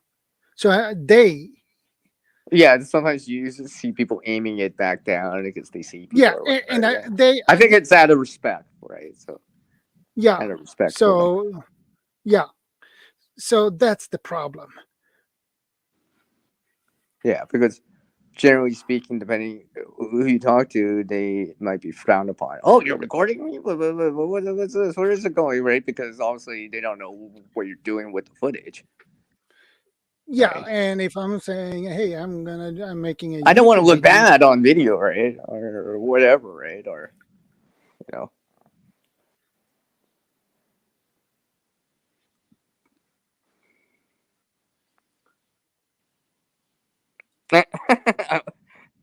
Hi, Second Star. What's up, Matt?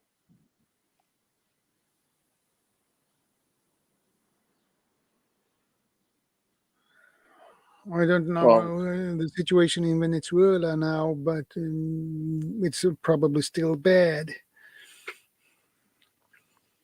But I know they used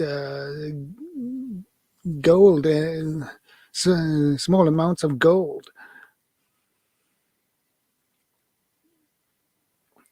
oh But yeah, I like don't know. Grub said, right? First step to preparing our water, food, some seeds, some land. Yeah. Square away those things first. Those are always, generally speaking, in most situations, are always needed. You know what I mean?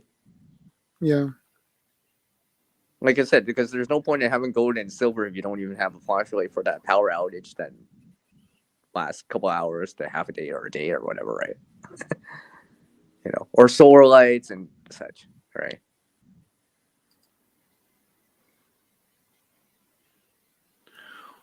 I always use my phone for making my videos because that's the only thing I have at the moment. I like how Hey, Second second. Stars. I like how Second Star just wrote all the stuff down. He just said hi to us. He's like, oh yeah, I have to say hi. I forgot about that. He just jumped into the conversation. Yeah.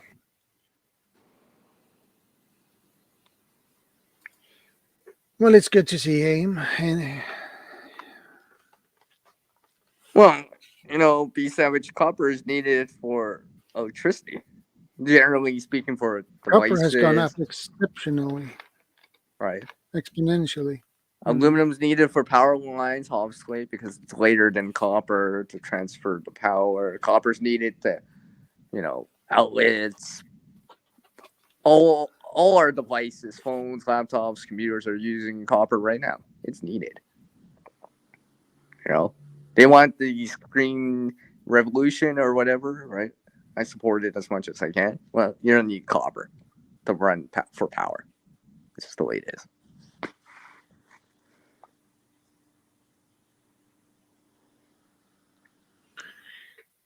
It is good until everything runs out. Then you have useless heavy metal. It's only greedy humans that put a price on metals. Well, yeah, like I said, you need to find someone willing to take that.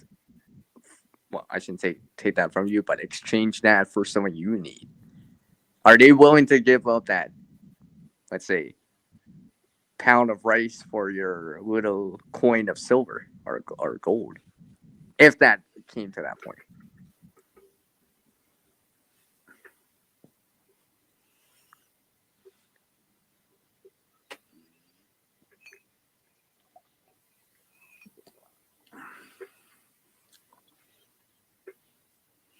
I remember when copper was never this high, under $2. So I wonder where the price on copper is now. Well, like I said, because they want these EVs and such, right? So you need copper to connect, well, literally connect it.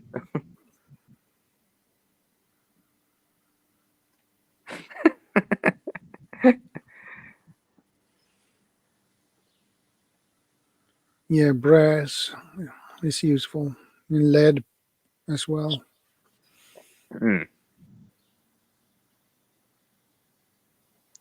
Yeah, I think we all agree that food, water, seeds, some tools, couple flashlights and such.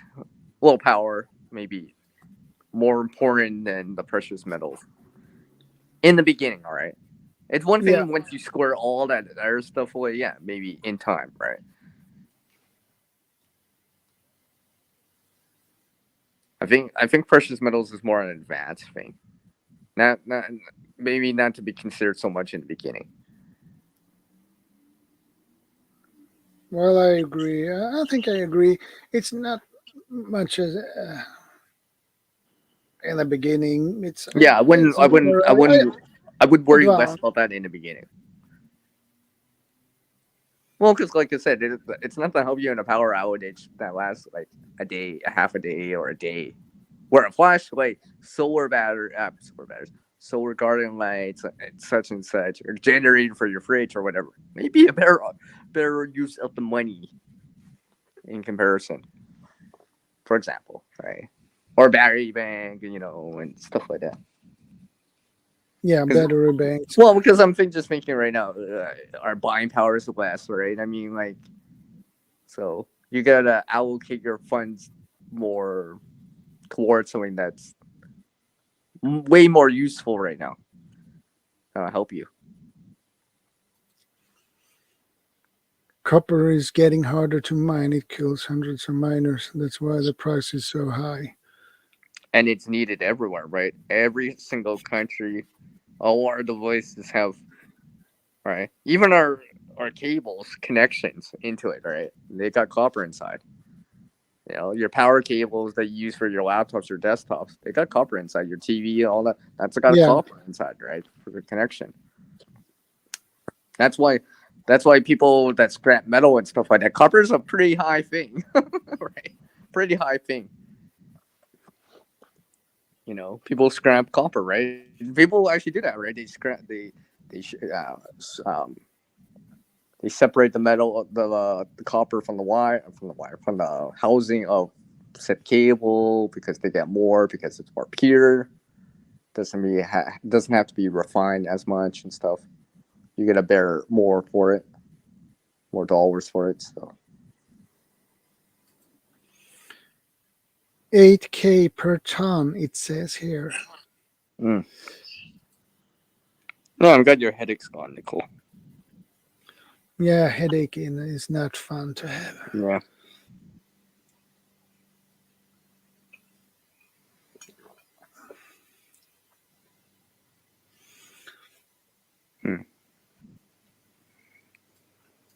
Yeah, I would invest in stuff like that too.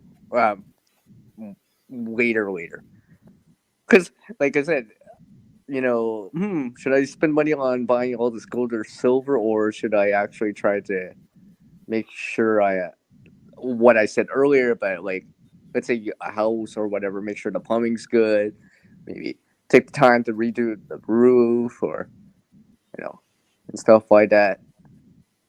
Those kind of things, right?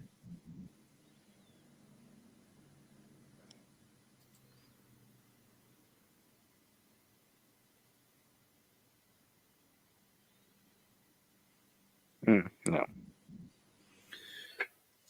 Yeah, I agree.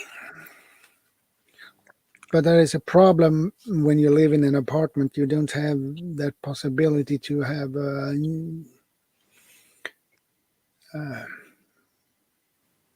solar for running your fridge and freezer. Do what you can, right? Do what you can. Especially in my apartment, it would be not a possible thing.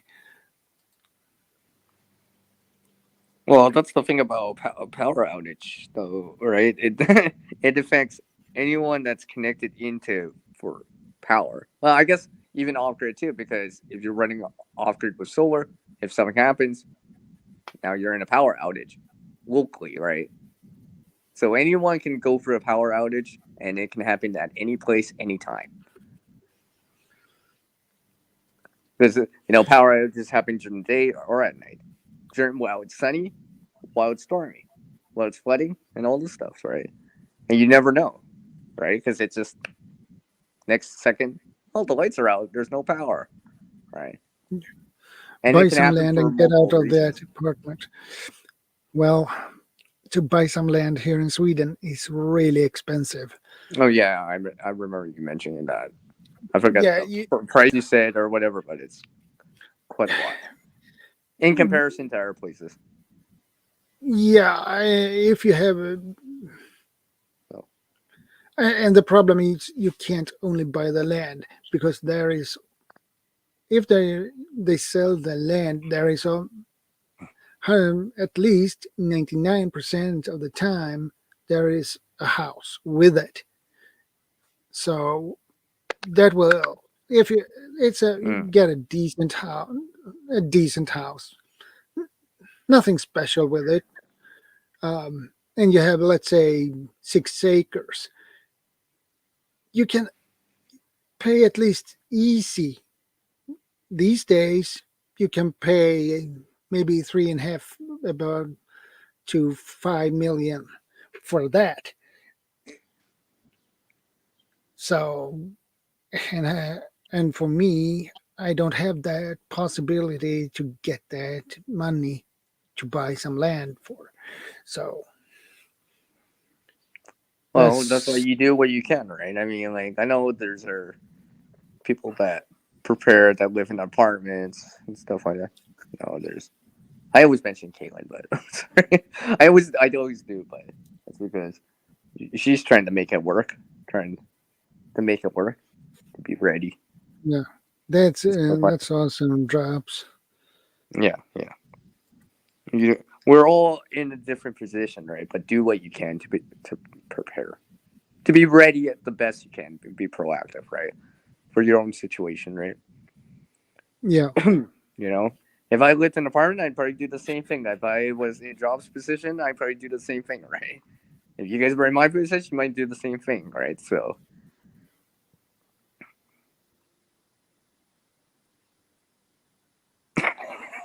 really drops. Okay. but if you can get lucky to find some land, just the land and no house, you can maybe get, maybe the price will drop a little bit more, but um, Yeah, but you gotta develop it yeah, exactly. for use, right? Start with a garden. Put some crops in, put a structure in there to live in, shelter, so you can start living in it.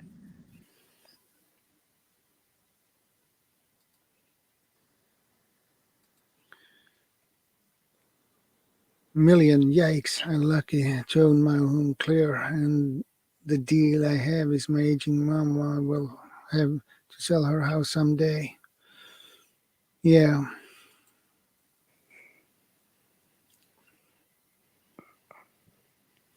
but to invest in money in land is a good thing. It's even better actually, but you still need to have the money.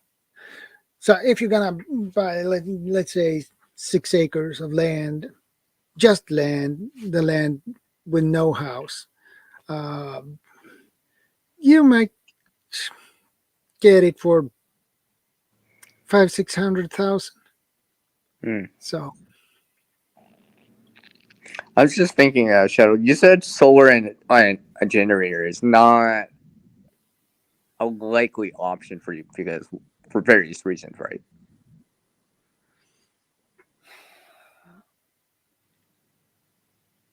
it it can be a little bit problem because you need to have the generator where you have your fridge and freezer.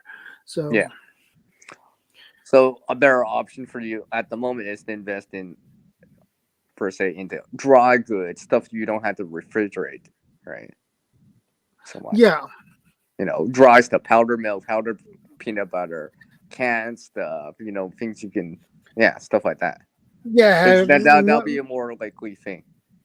Because if the power went down for you, right, depending how long, right, in time you would automatically, after a day or two, let's say, you would be like, okay, maybe we need to cook up this food that we have in the fridge or in the freezer and consume that first, because that's going to be going first, right? Because you don't have anything to cool it back down. And of course, you don't want that food to go to waste. Yeah. I was eyeballing a pre-election home for 20K, and it sold, but wonder what the price eventually became. A lot more, probably. Hey, amazing Echo. Hi, Good to amazing. see you. Thank you. No, you are not in jacket. Now it is.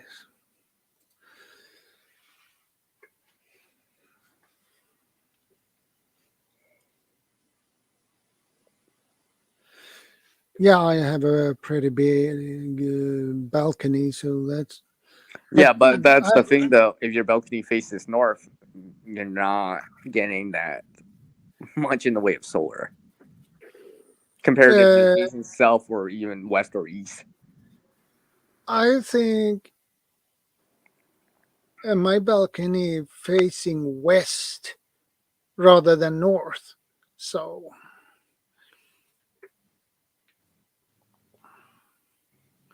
You say west?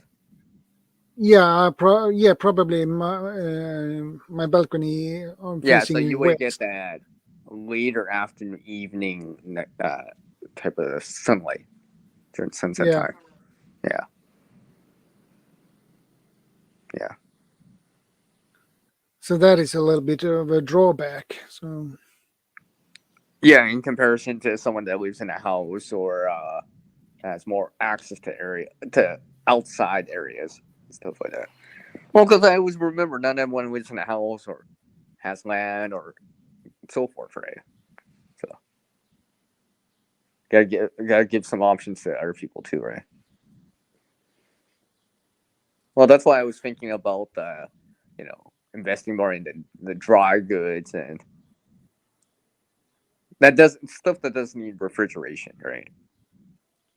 yeah, most of the things I store is actually dried goods. So Yeah, because and it's not like you canned need. goods.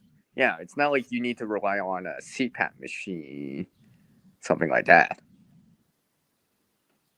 That you need power for, right? Yeah, I'm on the top floor. Uh, it's hard to reach the roof, but you need if you're on the balcony, you need a ladder to get on the roof up to the roof. But I wouldn't take that chance to climb up on the roof that way. Yeah, don't want to make it worse in this situation. And besides, if I'm gonna put some panels on the roof, I probably need the landlord's. He need to allow it first, and probably he would not. So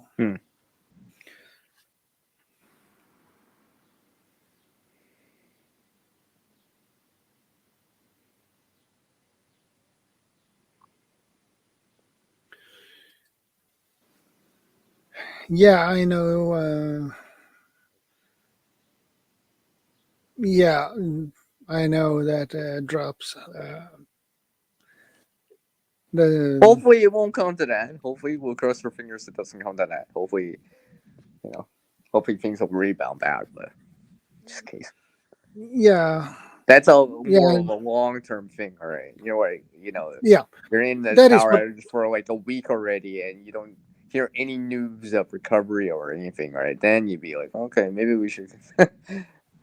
This is your fridge is already room temperature, or your freezer's already melted, and you've already consumed that food for sure, right? Because Yeah, also without a generator to cool it down, right? actually, I would like to have a bug out place, actually, but I don't have any. And Well, my remember, a bug out location or a place is just a secondary place that's safer. yeah, Now, this could be as simple as having some money so you can get a hotel, for example. People do that in hurricane areas. friends' places and such, a place that's outside the affected area. It doesn't per se need to be some sort of retreat farmland or something like that. Obviously, those are options too, right? But I always consider bug out locations as secondary evacuation areas that I can go to if my whole primary residence or wherever I am at that time isn't livable. Let's say a storm, let's say a tree fell on your home or whatever, and it's not livable at that time. So you need a secondary location, like a friend's place, maybe some money to get a hotel for a little bit, or retreat if you got access to that, right?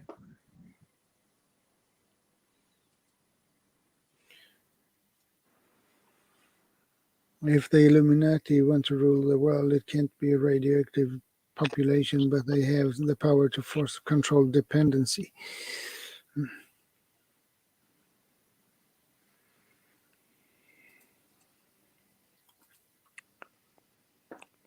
What? Yep. I didn't know that. So Captain Crazy gave Belarus nukes.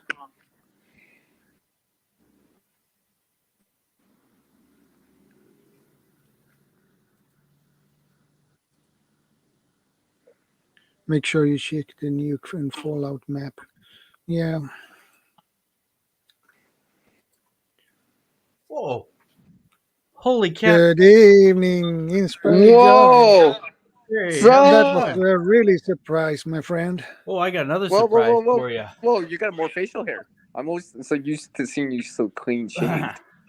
Well, I'm an adult. I get it. Look at that. Hey. Hey, Yankee. What's going on, fellas? What? Yankee too? What? I thought I'd bring the king. What's up, Yankee? Smart John. I know that's What's nice to see you. happening? Oh, now the fun Long started. time Now no the fun see. started. Oh yeah, we have no pants on. We're good. It's nice to see you both. I don't ever wear pants on Saturday. Was it Saturday? Oh. Yeah, according to the convenience store lady. How is Jorn and Creative Redundancy? Well, I'm doing good so far. I can't complain except for the heat, but that is another story. I got time. You? Well, we have a 24 degrees Celsius here, and that is a little bit too hot for me. 24. Okay, yeah. That's 24 degrees. I'd be freezing my nuggets off. Well, that's Celsius. Well, I'm floating I away know. in 24 degrees. Oh, jeez. And my apartment is at least 27, maybe 30. See, we're Americans. We use numbers in a way that we can't understand anybody else's problems. So, like, and my interpretation is like you're complaining it's hot when it's really cold out. So that's for you, it's cold, and for me, it's hot. Yeah, well, it makes us Americans feel special that way. That's why we do it. It makes us feel stronger. The sun has not gone down yet. We have sun. The sun never goes down this time of the year. It's the sun is 24/7 basically. Well, I gotta tell you, I'm just happy the sun is still on fire. That's a good thing. Yeah. Yeah. It is. Jordan, it's great to see you, by the way. Yeah, it's great to see you too. Yeah. Long time no see. Absolutely. And hello to the chat, by the way. Yeah. Hello, chat. Yeah. Yeah, I worked pretty hard to get monetized, and I got monetized earlier this year. So I saw that. Congratulations. Yeah, I worked my butt off for it. It's tough. Yep. What was harder getting? It wasn't getting the subscribers. I know you had the subscribers, but Was it hard for minutes. getting the minutes, or was The it watch hard hours. for the contact? The watch hours. I had help Watch from out. people. Yeah, I took a break from YouTube last year, and because I got a YouTube burnout, and when I get back in August, I think in August, well, I begin to do create videos again, and I had 1,500 followers in August because I lost a lot. I had 1,600. I lost hundreds followers under my, well, when I was not on YouTube. And from August to now, I have 1,900, over 1,900, 1,933. Oh, that's good. Three. Oh, that's good. Yeah. You Yeah. got it back up. Where'd Yankee go? He'll come back. There he is. It just dropped out. Yeah, it just kicked me out. Algorithm. So I had I believe I had 400 watch hours in August, and then I got help from the Filipino community, a lot of help from them, and trust me, they watched my every video, everything I had that's on cool. playlists. I mean, full view from the beginning to the end. So I got my watch hours there, and I had to do 10-hour live streams. Oh, I remember.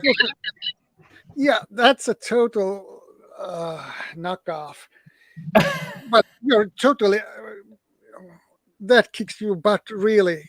10 hours. That's the day after. You can't think. You're a total mess up in your head.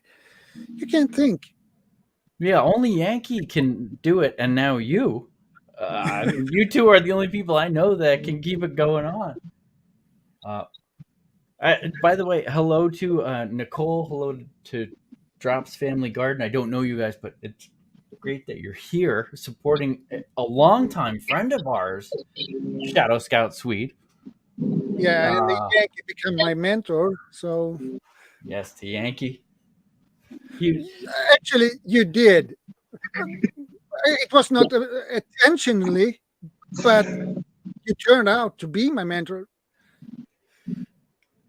You know, So, actually, I'm glad I help anybody. That's anybody I can help. It's fun to help. Well, absolutely. I was a rookie. I was totally a rookie on YouTube, and I didn't know anything about YouTube except you upload your videos and nothing. And when you watch my videos, and you can. All right, I'm good. You do like this instead. Don't do that. Do this. And yeah. And that's the way to your mentorship for me. So, and that is not many who are that lucky to get a mentor on YouTube.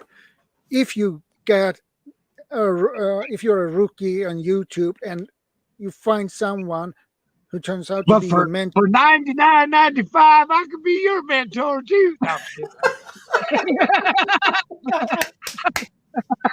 Can we get the Yankee discount? All right, $94.96 for you, brother. Yeah, you get 1% off.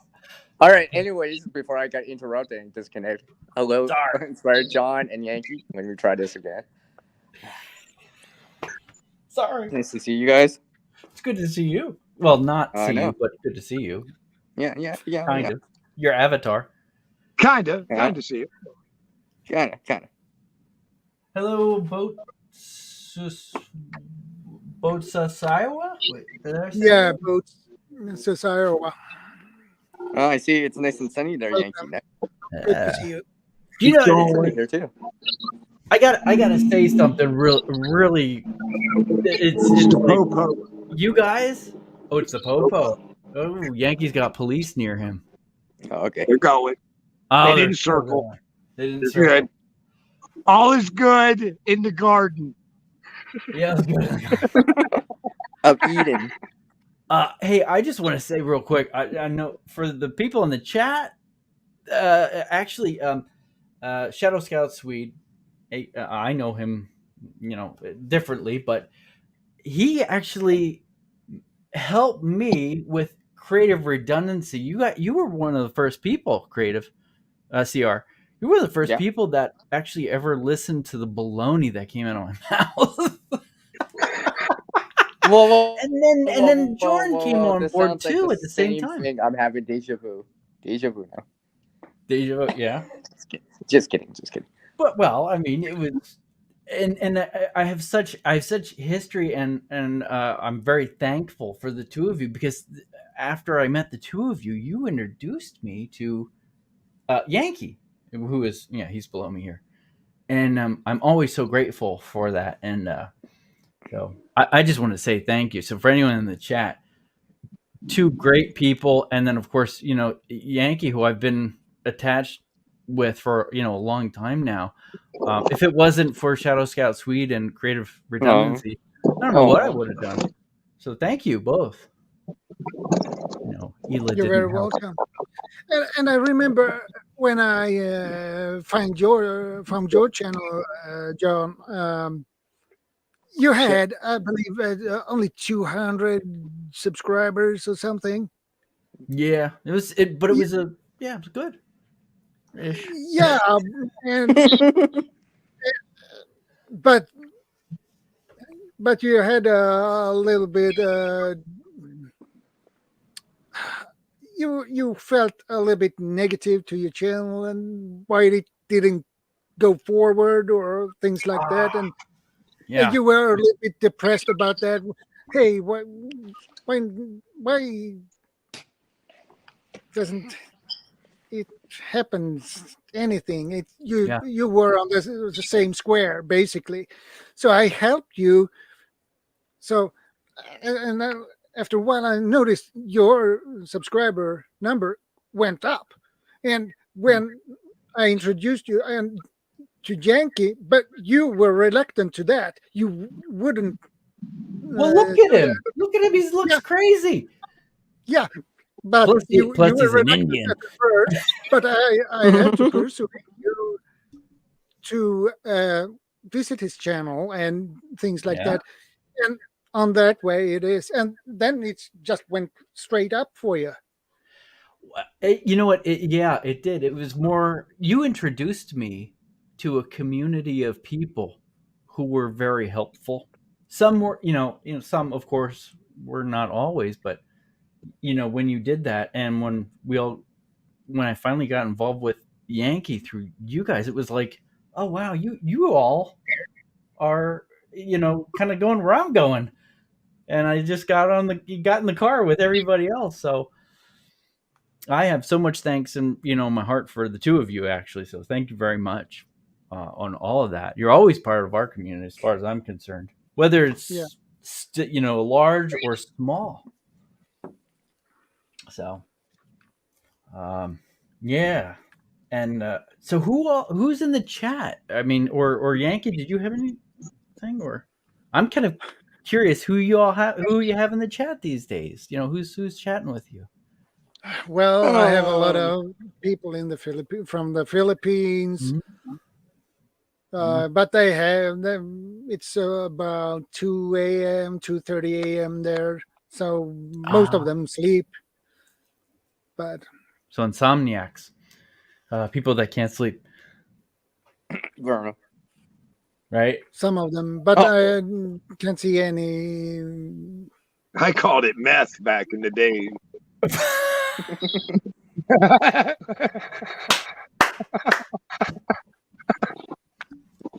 But you can call it insomnia, whatever you want to call it.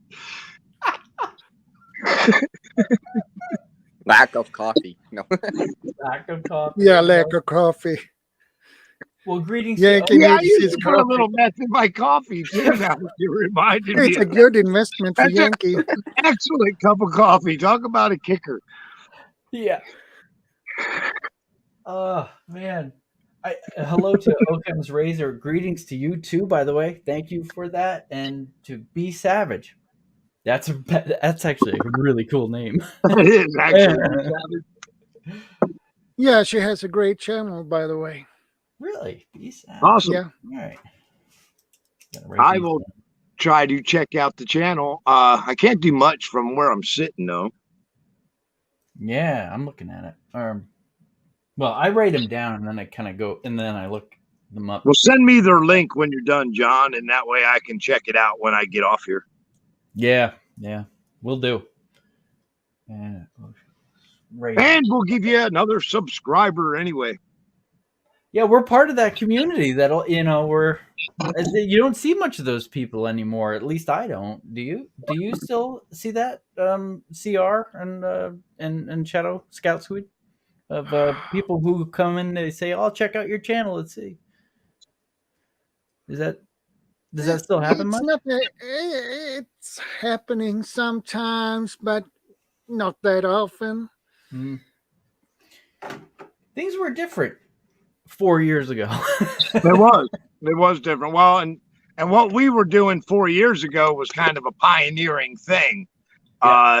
You didn't go to a YouTube channel to be told to go to another YouTube channel. That was kind of unthought of. Why would you send somebody off your channel? But we did that all for each other. It was a thing we all did for each other, and it worked. It worked for us. And but now it kind of seemed like everybody started doing it, and then it just dropped off, and you don't see it much at all. Yeah, I think people got jobs. No, in some cases, I mean, there's usually few things YouTubers have in common. A lot of them are unemployed. Most of them aren't mentally stable. I mean, these are just things that we all kind of, we share together. Hey, you never heard me claim to be mentally stable, have you? Well, what if you guys don't know, they if you've ever seen the avatar of the smiley or the head that has the explosion coming out the top, that they made that for Yankee. That's why they made that for the people who are listening to me. Yeah. Jordan, how are the Scouts this year?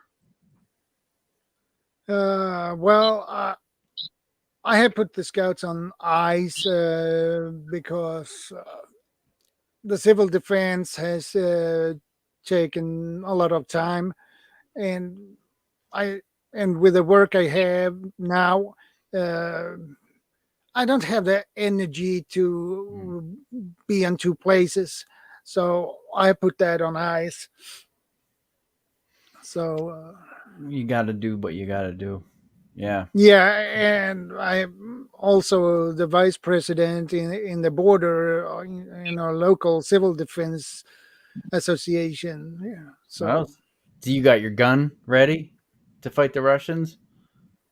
I'm just kidding. Yeah. I'm just joking. I don't know. That ain't much of a joke over there, bro. That's true. That's true. What yeah, yeah, go ahead. Sorry. I saw in the newspaper a couple of weeks, 2 weeks ago, maybe, or was it last week or earlier this week? I don't remember. I read that if Ukraine lose this war, the Captain Crazy in Russia, he will go for the Baltic countries like Latvia, Lithuania, Estonia. Yeah, he exactly. Wants to get to Karelia, and then he will he will also probably at the same time go for Gotland. So, well, by the way, if you get 10 people in here, guys, I will release. I have photographs. Not of Dorn or Yankee or CR, but if you get 10 people in here to watch the stream, I have likely undoctored, I'm not sure, photographs of Putin naked, and I will show them to you, but blur out the parts. So 10 people, if you get 10 people in the stream, I know we're at 5, but if we can get a couple more people in here, you can see that. I don't think that would be a good idea. It would be a great idea. I guarantee you, your whole channel will blow up. We have Putin and Trump wrestling in oil naked with a horse. Oh Lord! With a horse. Well, the horse is just kind of tied up there, though. I don't know if it don't really, but I don't know. Who knows? You tell me. You watch the video. Get back to me. The horse leave a comment in the comments.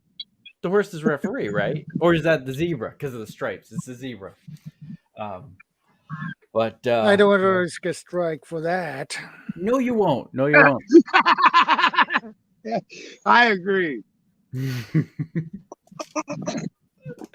The risk is you can get demonetized. Well, I would never show that. I'm just joking. Yeah. No, John will send it to them in their private email.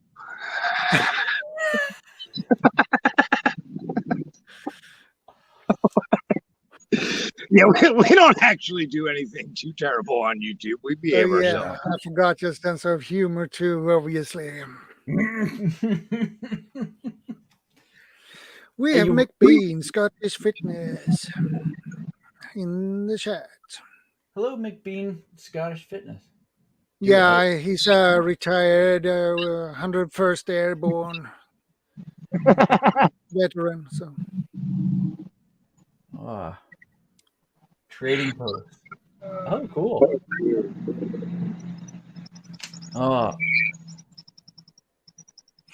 How is CR doing? I haven't heard much from you.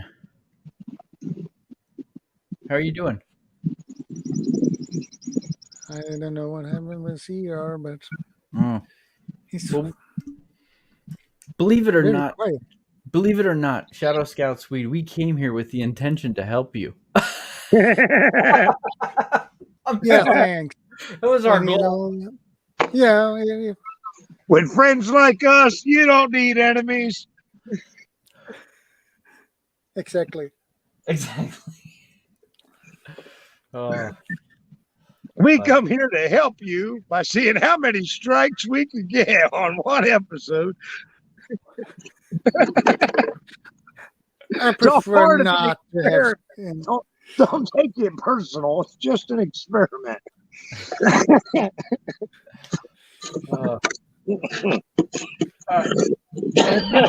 Jordan, ShadowScoutSwede, have you been outside recently doing any outdoor activities? I know you said you've been busy. Yeah, I've been pretty busy, so I have to take that when I got my vacation for 4 weeks. My first day vacation day. Okay, now you guys can hear me. July 11th. So you guys can hear me, right? Yeah. Okay. Yes. Yeah, I should really look at the icon. I forgot. I gotta look at the icon and see if it does that echo thing. No. You know when you see your icon, it makes that white circle around it that shows that you're talking. Yeah.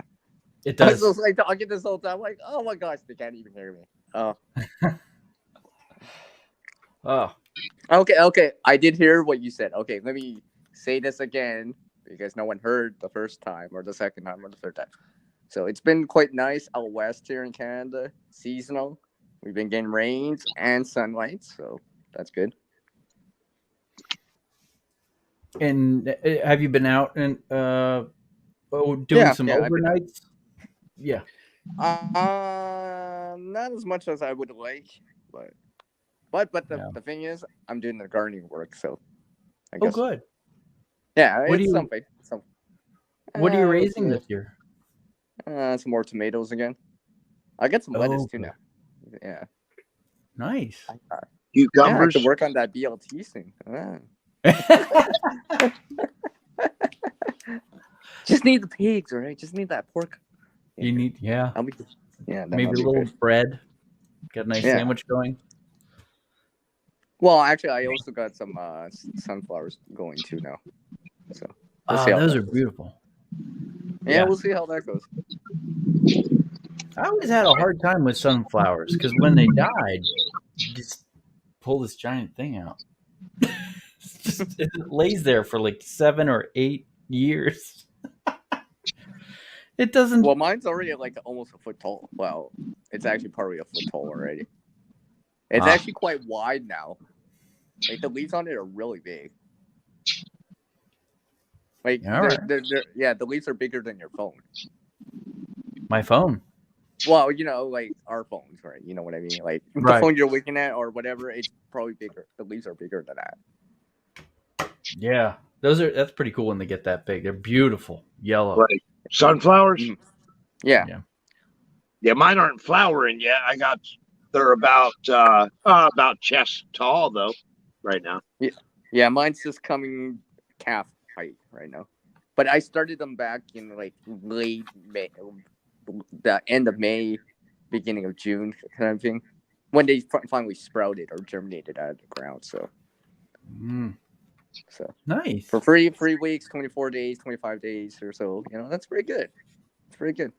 Well, because I still have like another 9 weeks till September for here. Remember, I'm Canadian, so yeah. September comes. Once September hits, tends to ease back. Right, it doesn't grow as much. That I can understand that. Well, the summer solstice just happened. Yeah, so technically the days are getting shorter for a while. Yep, they are, but you might not notice that they're getting shorter because they may still feel like they're getting longer because it's a weird little thing that goes on. We lose the time in the morning and we're still gaining time in the evening, but the days are getting shorter. Although if you're up looking at sunset, it may appear that they're getting longer still, but they're not. Right, because it shifts. Yeah. It's the morning that's losing. It loses about a minute, somewhere around that. A little less. Minute 90 seconds. Yep. And then over that whole month, it's like an hour. Right. Give or take. Yeah. Jordan, do you have a garden going? Actually, I don't have much as a garden. I live Little still in an apartment, but I need to fix something, and I believe it's a little bit too late to put some seeds in the. Now it's June and soon July. Get some supplies or some seeds for next year, right?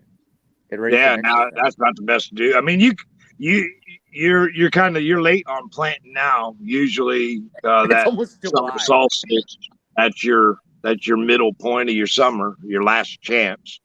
Yeah, we had Midsummer's Eve yesterday, and this is Midsummer Day today. So,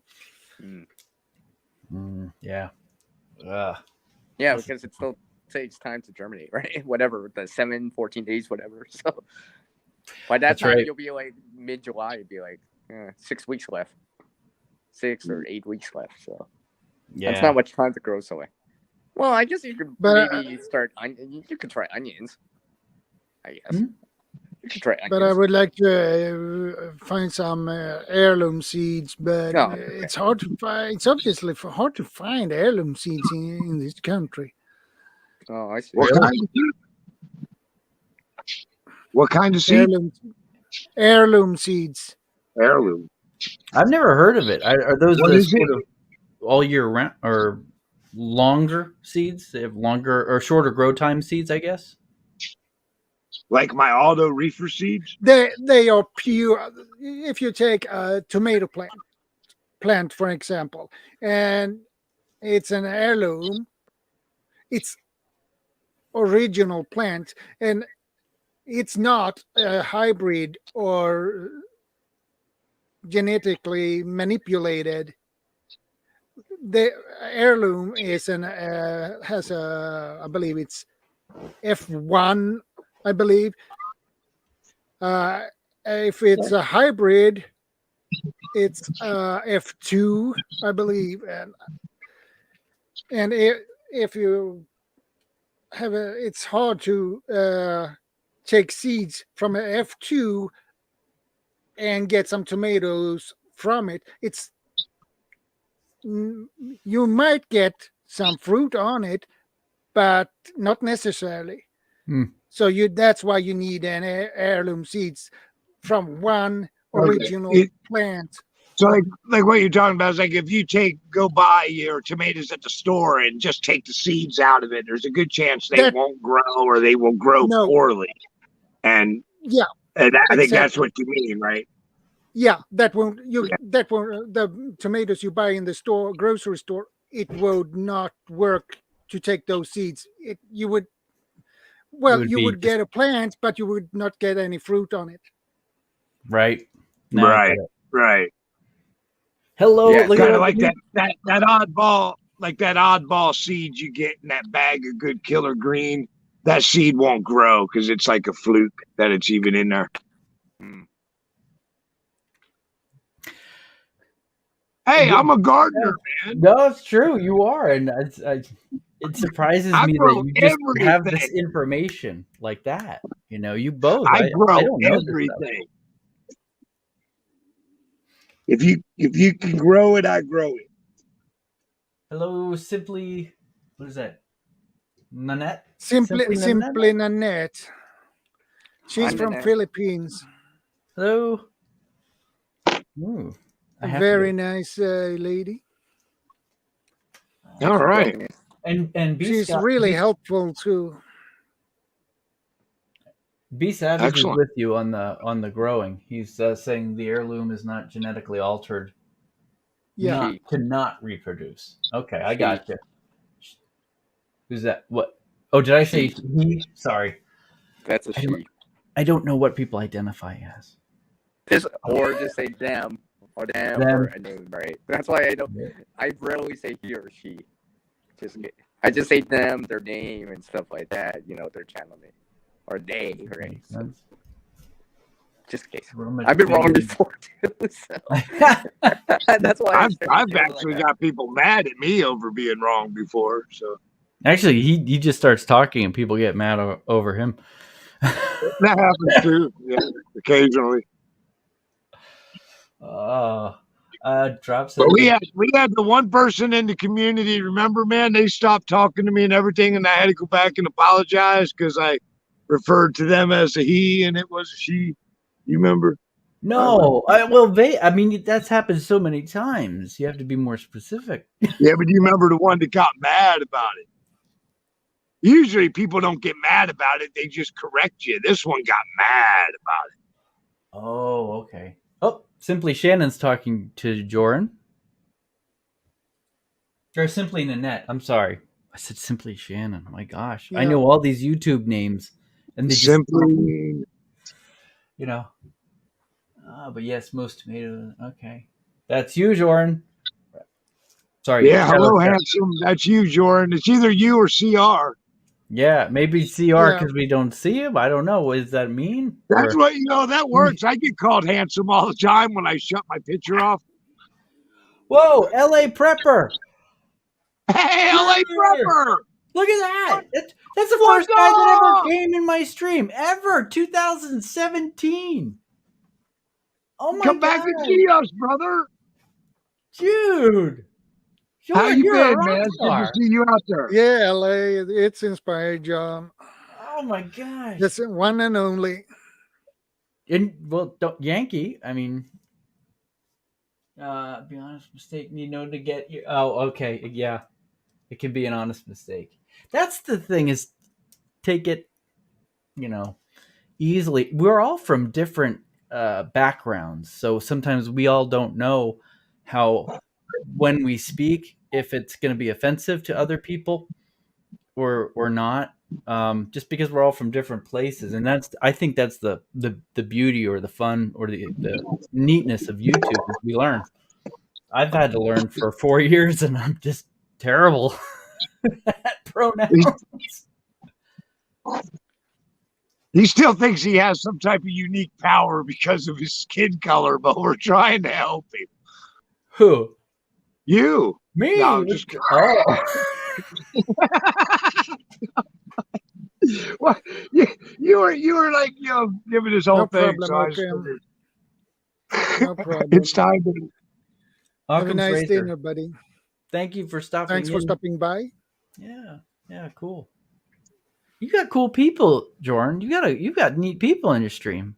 Yeah, he's got some nice guys and gals out there. Yeah, we get sarcastic people in ours. we get people that don't like us, and then they leave after being nasty. And then we're stuck talking about them for 20, 30 minutes without anybody in the room. It's terrible. That's exactly right, Drop, right? Can I say it right? Yeah. On YouTube is where I heard the term butthurt for the first time. Yeah, I never heard that before either. So Yeah. What's that? The term butthurt. Butthurt? Yeah. Oh. I don't know. It's an interesting term. I think the Spartans started that back during one of their battles. It was.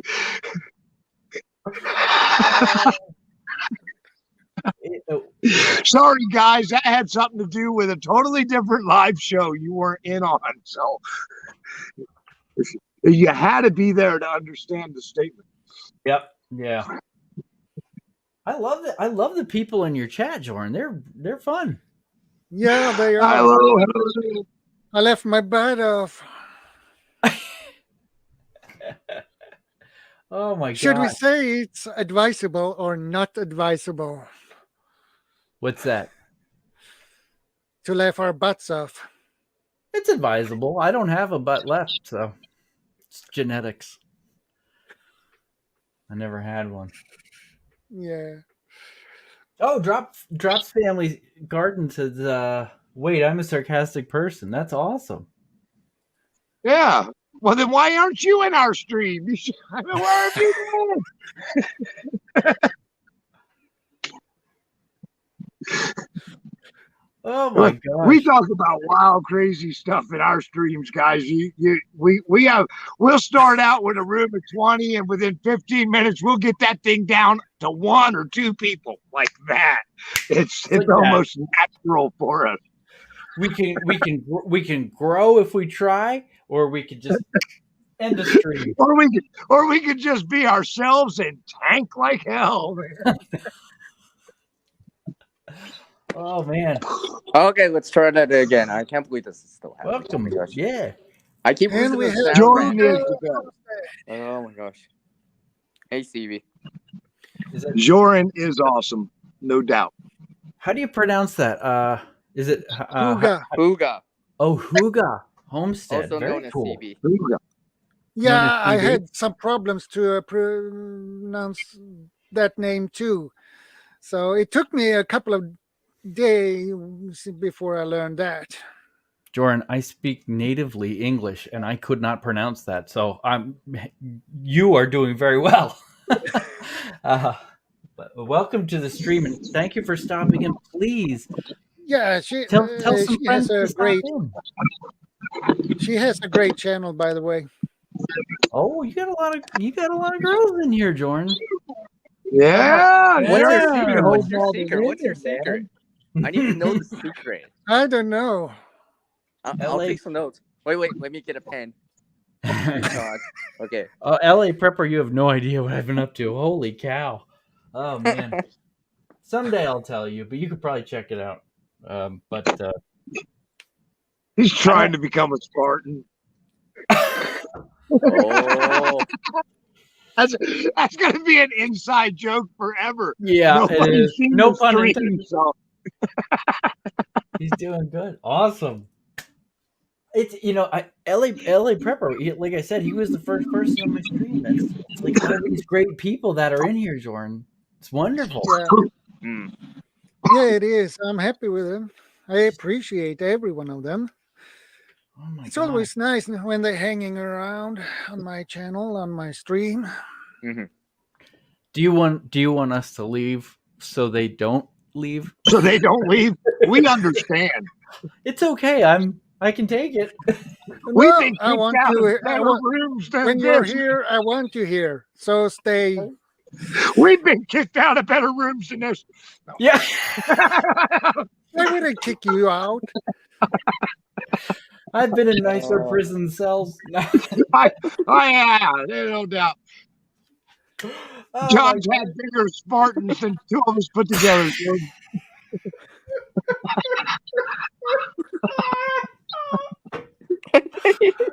Oh my God! I think I just peed a little. You know what would be funny is if everybody knew what I was talking about. That would be funny. The fact that nobody. Man, what's wrong with these two guys? But we actually just did a whole show about this.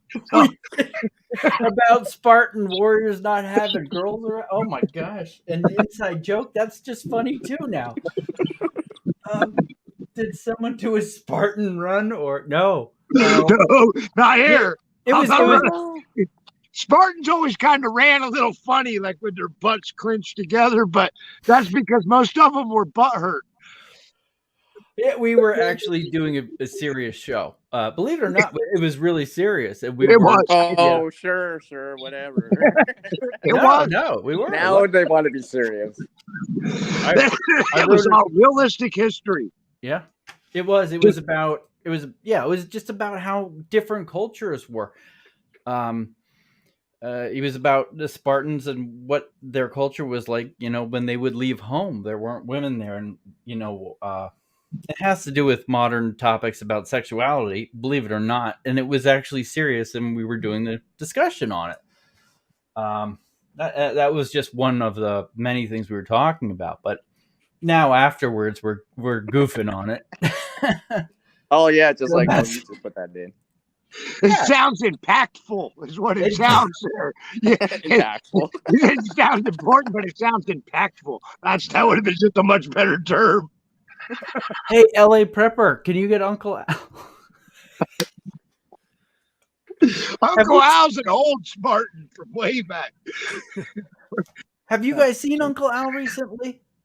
I haven't been on much. Is he around? I haven't seen him. He's been. Yeah, I was saying, Uncle Al's defense. He's trying to focus on his channel. It's like all of us do, right? When we do things, and we've all done things in the community to help one another and try to help each other grow. But when we do that stuff, a lot of times you do actually jeopardize what you could be doing on your channel. And he's just trying to focus. He's trying to focus on him, and he'll be back around. Just let him build up his channel, though. That's what he's trying to do. And, if you support any YouTuber, you're going to have to get to that point to where you realize that they're trying to do something here, too. So, just because you don't see them in every show doesn't mean you can't support them. Yeah, Uncle Al, he drops all the time. I think he's dropping like 3 a day right now. But he's, like I said, he's focusing hard on camping. Uncle Al sent this to me.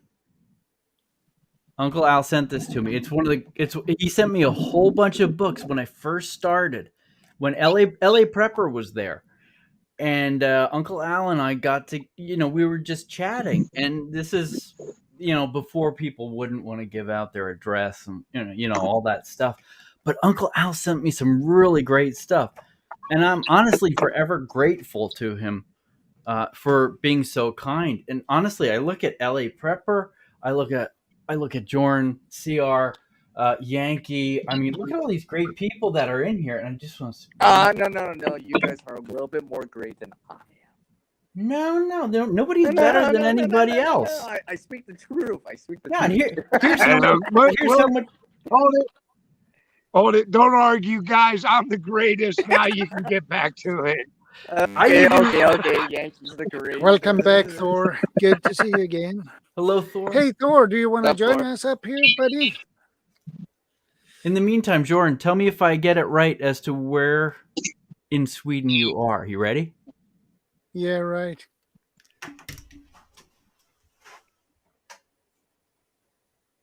We need a solo. I can barely see that. Somewhere north. Am I about right? Right in there? Was it further south? I think I remember. It's north of Stockholm, so yeah, north of Stockholm. Okay. Oh man, look at that! I love that. I love coming in and seeing all these people. Man, this is awesome. Thank you, Jordan. yeah. Thor Haven Farm is a really funny dude. He's from Canada. He lives from 1 hour from Quebec. So. Oh, nice. Yeah, we're getting pretty close to Quebec a couple of years ago. We were up there. Oh, okay, that's cool. Wait, that's not Norway. No. Just got out of the shower. Give me a bit. Okay, no problem, Thor. Oh my gosh. Thor Haven Farm has a great channel, by the way. You should check his channel out. What kind of stuff? What's it kind of? Well, maybe we'll let him explain. He has basically a homestead with his wife, and cool. And he has kids, so he has a tractor too. Is a what? Cracker. Did you say cracker? No, I said tractor. Oh, tractor. Oh, cool. Yeah. Oh, tractor. Like a real big one. Okay. Don't call John a cracker. That's not nice. Farm. Okay. And it's Haven Farm. Yeah. Okay. All right, cool. Got 4 things going on here. All right.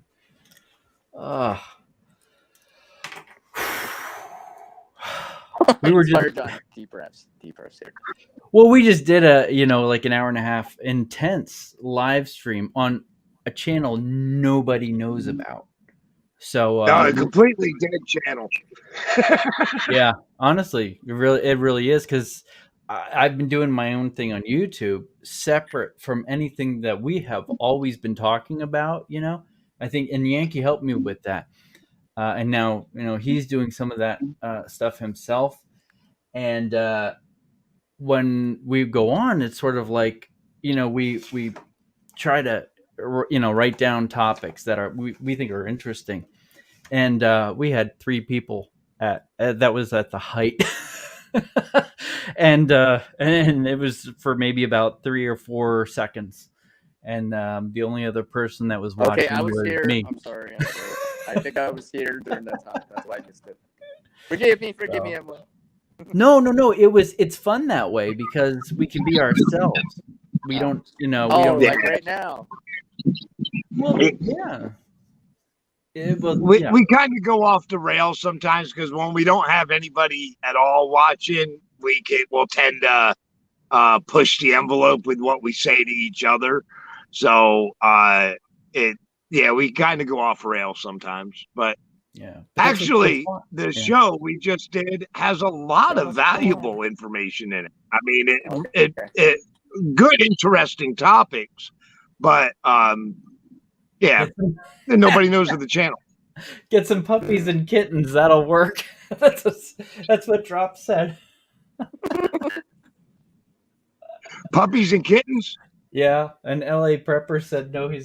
Should we treat him like the Greek did, or puppies and kittens? Should we do with them what the Greek did, or no? We will not. I'm telling you guys, you missed a crazy conversation, but it was all factual stuff. That it really was. It was good stuff. Good stuff. Yep. Thor says he never goes off the rails.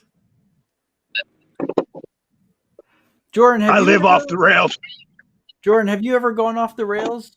I know CR does. You used to do that with me, but Do you ever go a little nuts on your show? I've never heard going off the rails.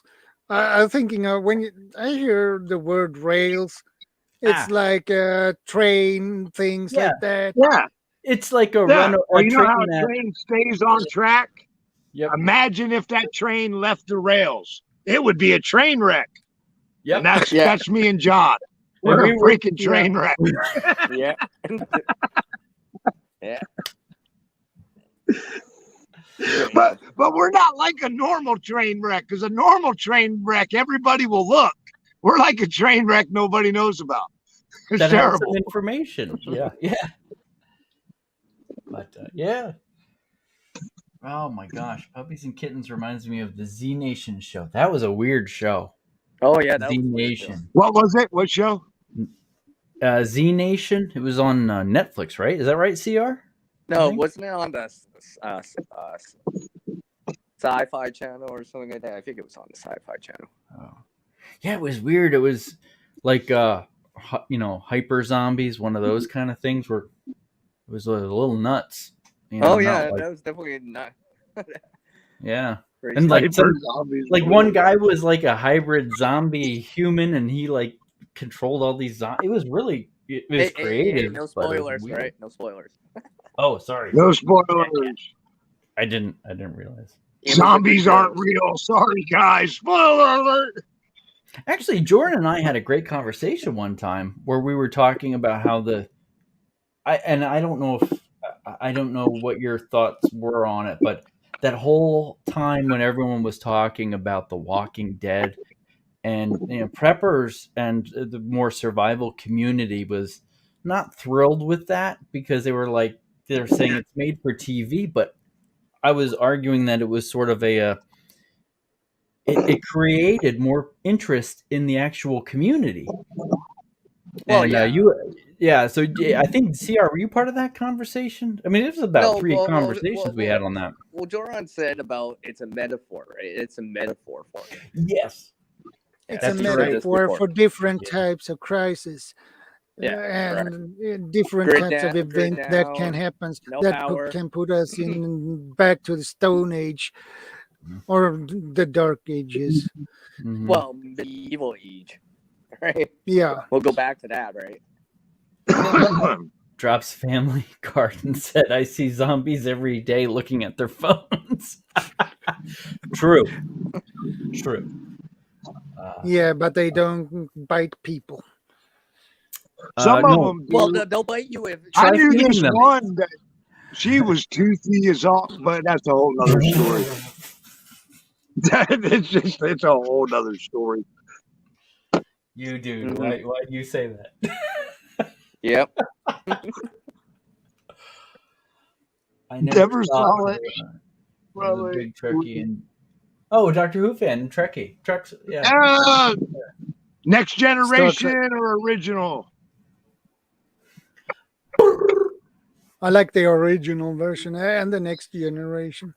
I'm stuck in a fish tank. Nothing beats the original, but the Next Generation is my favorite. But still, nothing beats the original. The original from the 60s.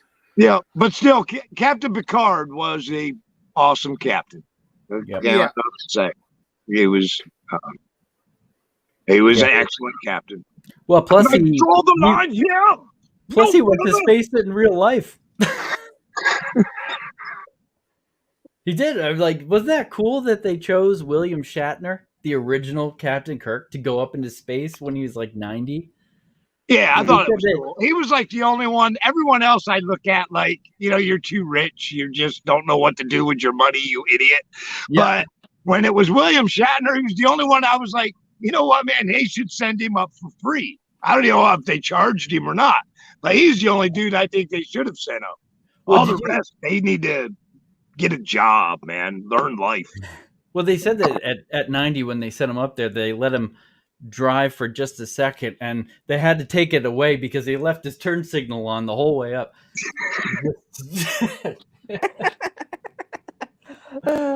Just imagine that, right?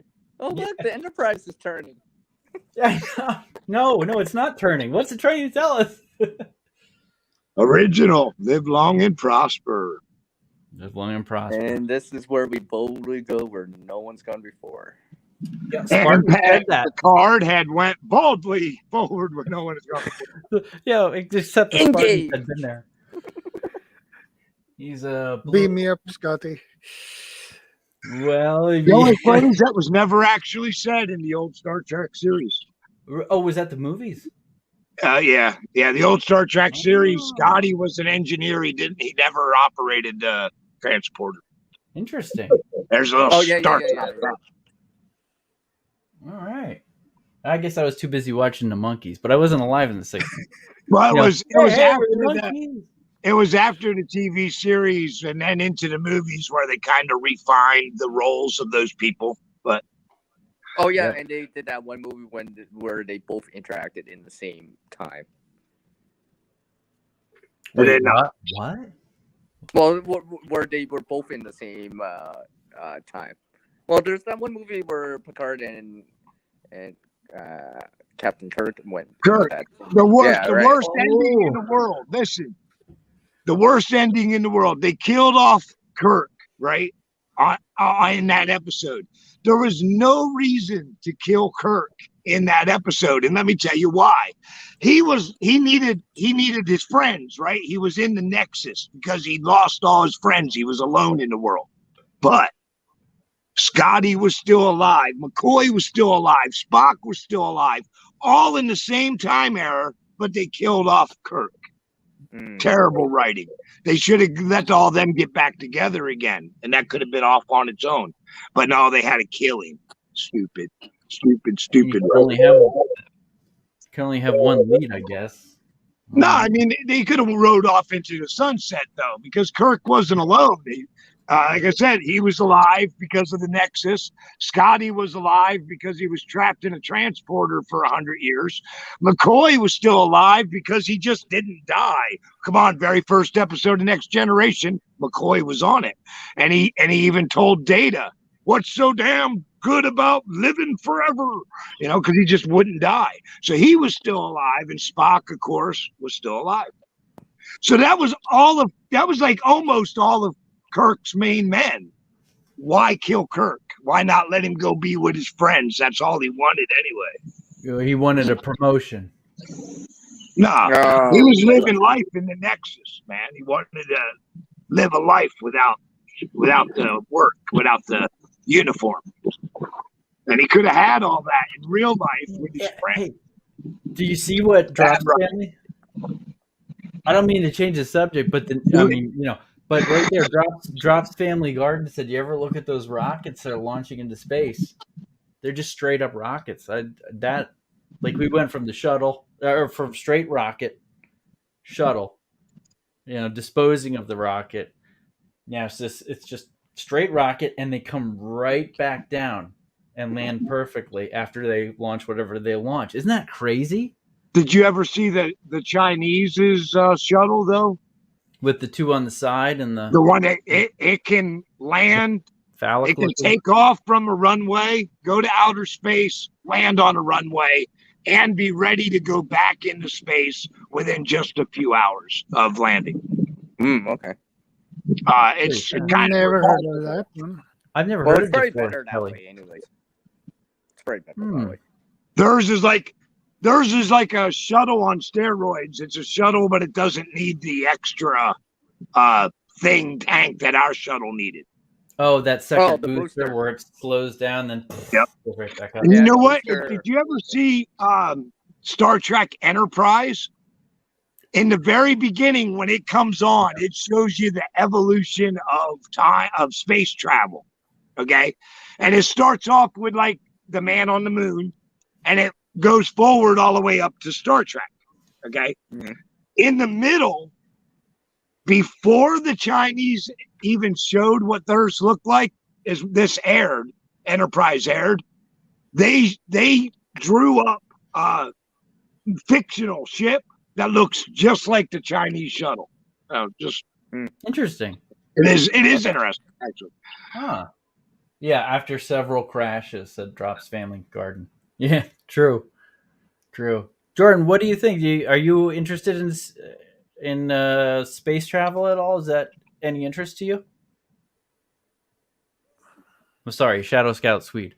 Well, I don't know what to call you now. I think it's needed. You in can the call him future. Captain. Captain. You can call him Captain. He's the host. I think it will in the future. I think it will be needed to get further in the deeper in the space.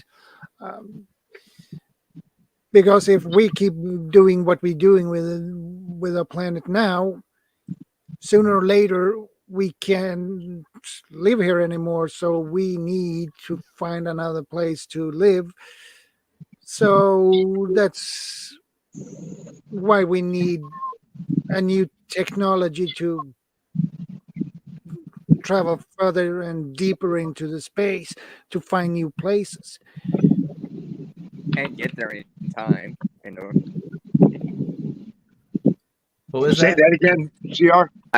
I said, and get there in time, right? Space is very, very, Yeah. very fast. And cold. Extremely Yeah. fast. Yeah. Yeah, 370 minus 375 degrees Celsius. And it's so different that even time behaves differently in outer space. Yeah. Yep, it's true. By the way, You can be if you have a newborn and you go to the space, and if you are gone for 25 years, your kid would be grown. yeah. Those 25 years in space. Time moves faster, the closer it is to gravity. That's kind of the essential of how it works. Yeah, and you can bend the plane. The further you get away from gravity, the slower time travels. And we've done the experiment here back in the 50s without leaving the atmosphere. We tested it at high atmosphere flight, and we set a stopwatch, synchronized them. Okay, and even inside our atmosphere, there's still like a 0.001 second difference. When you get up high, when you go up out into space, it changes dramatically. Well, yeah, and especially as you travel faster. Well, per se, the closer you get to that light speed, it changes, right? What's that called? Time dilation or something like that, or what's that called? Wow. Well, that's theory because we haven't gone that fast yet. So, but yeah, of course, but yeah, Look at that. That's a great one right there. Man measures time. Be savage, right? Yeah, it's true. Kind of. Yeah, it really is. Yeah, time is not a constant. Yeah, right. And we lost my key. It'll get quiet for a minute. Yeah, Drops Family Garden. We are. What? But we got Torb. I like it. What's going on, guys? Dude, you We got have an fun. awesome We look. left our asses off here. What's that? We left our asses off here. I love that. Fun. That's good. What's up, Thor? How's it going? Man, it's awesome. Now I got to get you a hammer. Got one right there. Do you really? Nice background, dude. That is socks. legit. I already have socks. He knows. Look at that. Look at that background. I'm sorry. I hope you don't mind me kind of geeking out, but man, all good. That's legit behind you, man. I am not gonna break into your house in the apocalypse. Oh, those are just pelicans. There. Still, I don't need any BBs in my house. But I'll leave that for the Spartans. I knew the Spartans were going to be mentioned any moment. I just knew it. They're back. Oh my gosh, this is what I love to see. This is a great panel. Now. I can feel it. Nice. So everyone's doing good. John said he could feel it, so he might be getting butt hurt. Thor, can I ask about your channel? Is that that's okay to still do, right? I don't go on many panels, I guess, but I mean, I don't know. That's up to Shadow. It's his Yeah, channel. please, He's the please, captain. for that's right. Yeah. All right. Yeah. What kind of is it like? Do you do homesteading or like? Yeah, basically the channel is around that. I have the odd rant now and then, but not Good. too bad. But Well, yeah, good. we've got Highland cows, pigs, meat chickens, regular chickens. We used to have bees. We don't have bees this year. Rabbits. So got about 13 acres. We're doing a bunch of food forests, lots of veggie gardens, that sort of stuff too. We forage for our tons of blueberries, raspberries, strawberries that are wild here, blackberries. So we provide basically a year of meat, and then we've gotten to about providing about 6 months of fruit and veggies. So we're working to improve that. Wow. So you're what percent would you say that you're self-sustaining, if I may ask? I'd have to go and look at kind of thing because, we buy our pigs in. It's not like we have heritage pigs.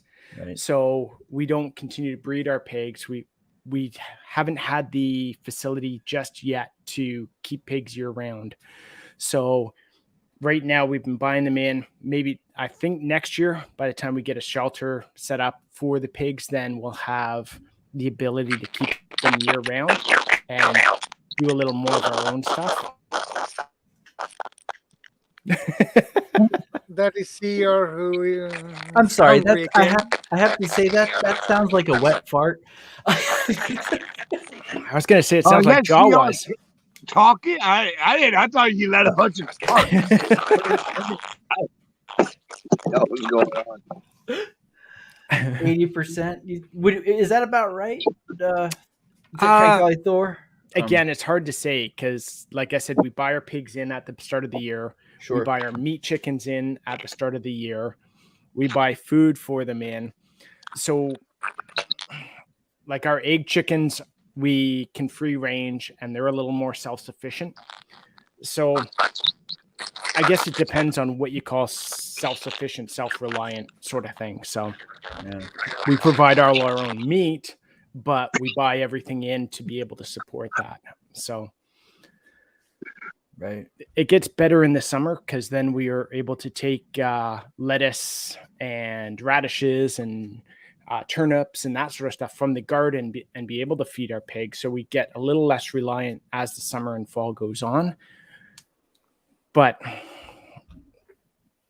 what do you do to feed your pigs? Do you get stale breads and things like that from thrift stores? And we haven't yet. There's not too many around here that we're in a smaller area. So a few of the restaurants and a few of the grocery stores had been doing that before for people. Mm-hmm. And what they found was a lot of people weren't reliable. Yeah. So, they'd come once a week and they were supposed to come once a week, but after a month then they stopped showing up and the restaurant or the grocery store started putting that food in a pile for them and saving it for them. So it got to the point where there was too many of these things going on. And now everyone says, no, we won't save food or we won't do it for you because there's too many bad things happen in the past where they've tried and it just didn't work. Yeah, actually, back in a long time ago, I'm not going to date myself. I worked for a guy who he was a hog farmer. He had an over 500 head hog farm. Okay, big farm. But what he did as his main business was he was a garbage man, and he had certain restaurants where he made them use two dumpsters, one for garbage and one for food garbage, you know what I mean? And those we picked up in a separate truck and we used to just dump that right back to the hogs, man. And so any of it would be from foods from restaurants to we even got we were near one of the chocolate plants. It was I think it was M&M is the plant we were near, and they had dumpsters there too, and they would separate the paper from their chocolate and peanuts and crap, and the hogs used to get that too, man. They love that. Man. Yeah. That's what you need, is a nice diabetic hog.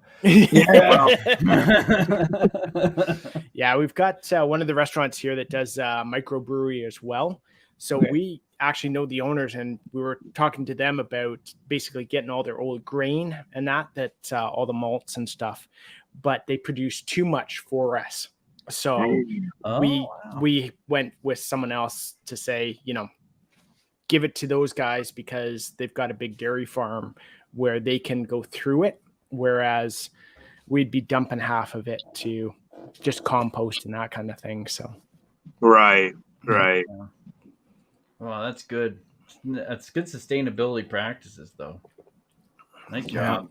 I was just watching it. Hogs, man. When you don't want to have a lot of hogs anyway, man. That's like a 500 head farm. Those things. No, we had 8 last year. A couple were for friends, but we took it down to 4 this year. 3 for us, 1 for a friend, and that's it. That's the most we'll go. It just 8 for us on our facility is too damaging. Right. Yeah, they do. Oh my good God, man. When they get out, if they get out of the penned area they're supposed to be in, they will root every lawn that they encounter. Man, it's been pretty rough. One of my jobs I used to get stuck with is going out and filling in all the grass roots where they would turn up all the sod everywhere in everybody's yard if they get out. And ring them. You know which pigs don't listen, man. When you see a hog and he's got like 30 rings in his nose, you know that hog just don't listen. Or what? It's the same thing with my ex-girlfriend. All those rings. Yeah, no. I had all these chains. I don't say that, man. One of my jobs was ringing the hogs. Okay, you got a little tool, it clamps on. It's to stop them from rooting. But that used to be my go-to thing. Anytime I seen somebody with a lot of spikes in their face, I'd be like, "Oh, I got caught rooting," But I was told not to say that anymore. So I try not to do it. I guess it's offensive. Everything's offensive nowadays, so just go with it. Yeah, right. I'm offended by the offensive.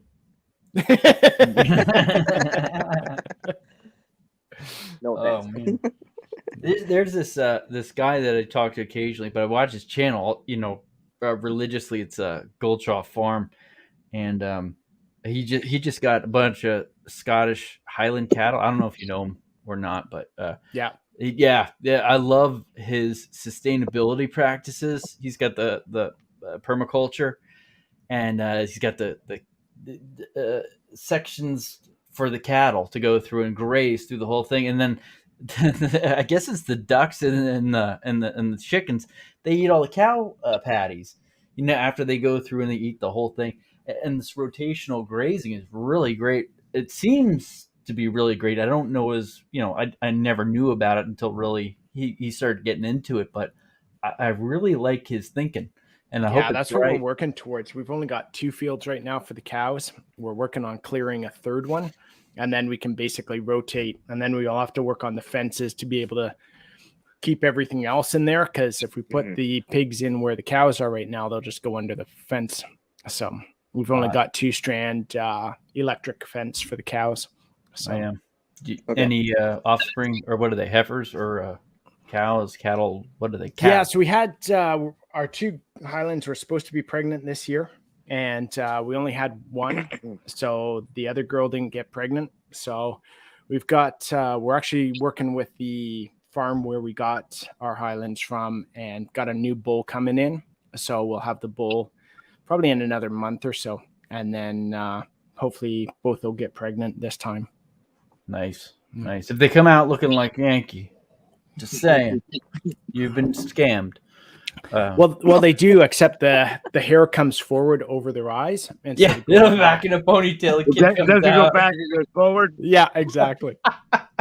It's got to do with the positioning. Drop Family's Garden. I did that with my ducks. They loved dandelion. Yeah, he got all their feathers to go forward. You should have seen. It was interesting. Jordan, Captain, should I see myself out? Captain, my captain. Yes, right.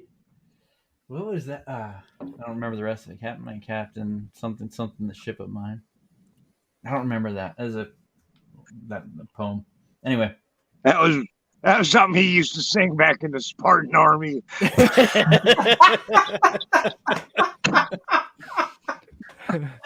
Well, that guy outranked me. What was I going to do? I was front line. That's something out when you're a Spartan and you're outranked, you get in front. The general had all the luck. Oh my gosh. All right. Yeah. Well, in that army, you never left your buddies behind. That's where the saying came from. Was the first Spartan War? Or was that the Greeks? Never leave your buddies behind.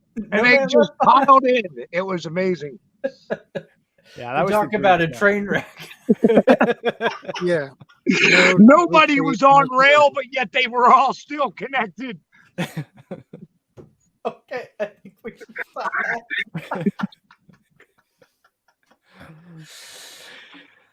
Oh. Well, and that's the end of this stream. All right, John, we ruined another one. Let's see if we can find one more. My work here is done. I'll go cut the grass. Is there anybody still alive out there? No? Okay, our work is done. Yep. They're alive and still alive. Yep. Can you give me 1 second? I got to hit the little boy's room. There you go. Excuse me. How do I got to remember how to do this. Okay. Oh, mercy. As long as you don't take the mic and stuff with you. That's right. I was really surprised that you, Yankee, and John popped up. I didn't expect that.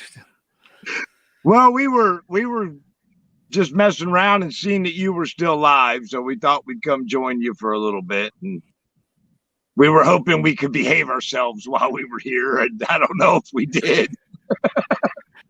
Well, I missed you, Yankee, and I missed you, John, too. So it's good to see you. Well, I mean, good guy, Jordan. You've been, like I said, part of the community for so long, man. A long time, you know.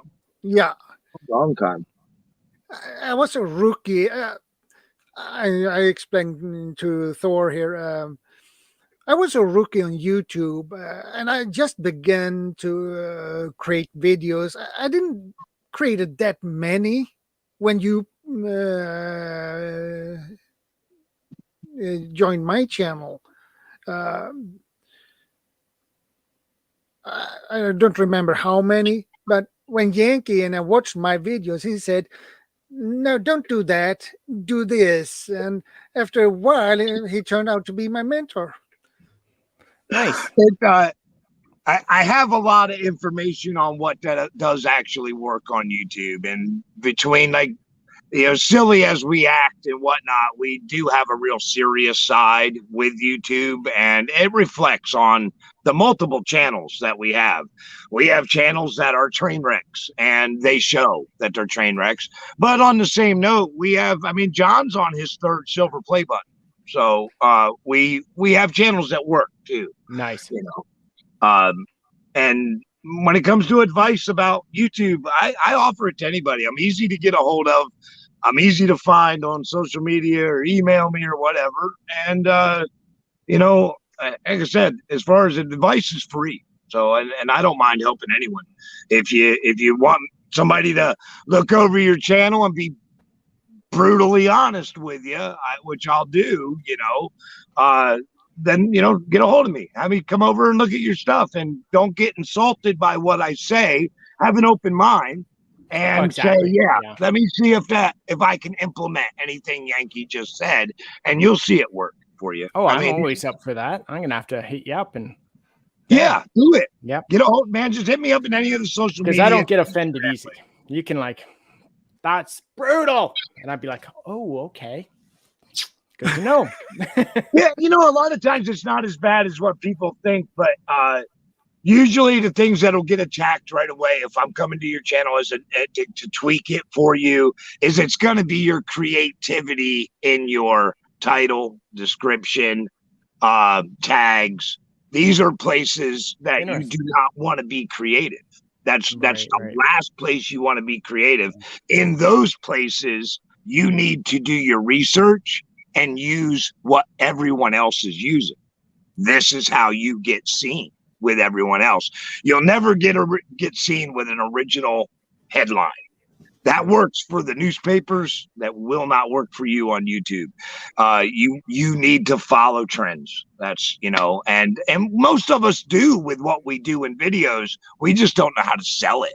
We name it the wrong thing, or we tag it the wrong way. And that's, that's usually the biggest mistakes YouTubers make. Aside from that, it could probably be getting too personal and not giving enough of the information people are coming for. Running a show where we're all joking and talking, that's all fun and good, and we could all have a good time, and you might wind up with 10 people watching having a good time, but it's not the type of video that's going to create the flow. That's going to be the education. You're going to have to give some type of value to the person, and then they're going to come back. And that's pretty much what it's about when you focus on doing something serious on YouTube. That's a great point. Whoa, you guys are getting serious now? Okay, good. And just for a few seconds. Sometimes depends, man. Like I said, depends what channel we're on, too. Sorry, I keep losing connection or something. I keep having to come back in now. Oh, so annoying. Say that again. I keep losing connection, or I don't know. There's something up. I don't know why. So if I slip out, it's because I'm having issues, and I'm trying to fix it. Ugh. Awesome. Well, I'm gonna jump off. I gotta go grab some, get some dinner made for everybody. But I barely even got a chance to say hi to Four. Hey. Yeah. Oh, hi, Four. I'll try and jump back on, seeing what's happening and that sort of thing. But it was good to see you guys. Yeah. Check out my channels, Yankees Outdoor Adventures. You can find me real easy if you search for me. I'll send him a message if he doesn't. This ugly mug is all over it. It's like you cannot forget this face when you see it. It's there. And then hit me up. Go to my about section and hit me up in any of my either email or Twitter or Instagram, and I'll help you out with any I can, man. You will. You just have to tell them to stop at a certain point. Yeah, most people do.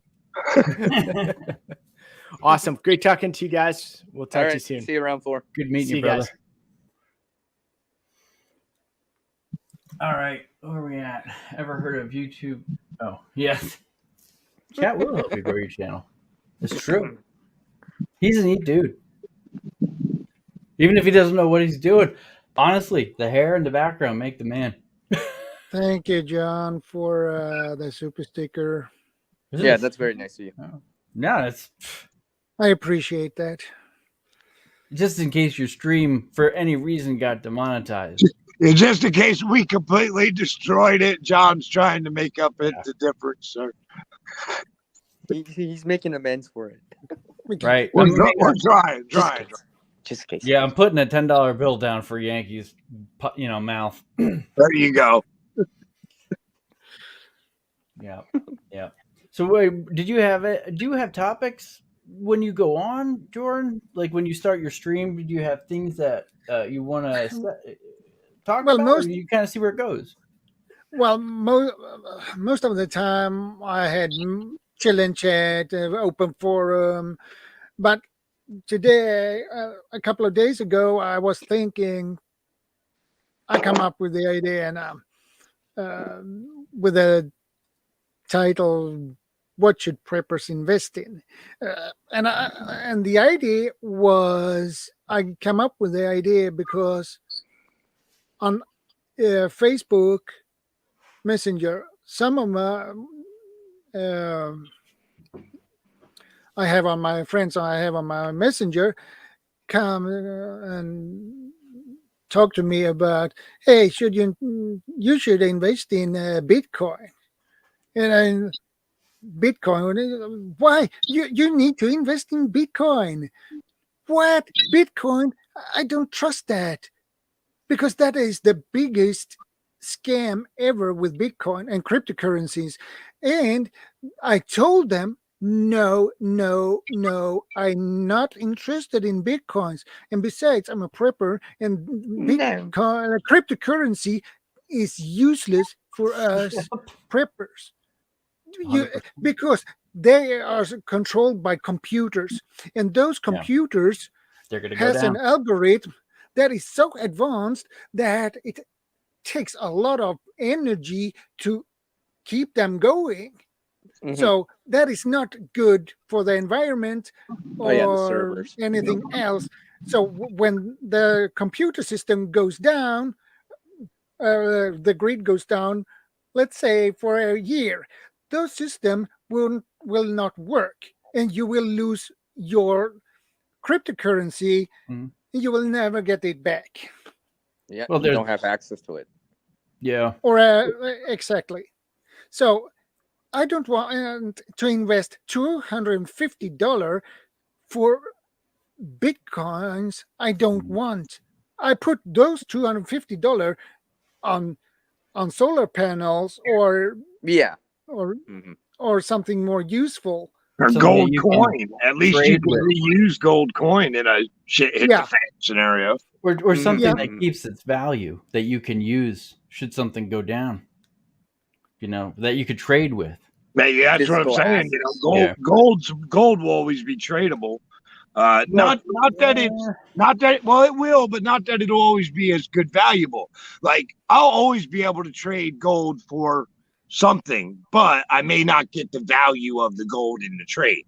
Yeah. That's not a guarantee, but the fact that it's tradable, that's a guarantee.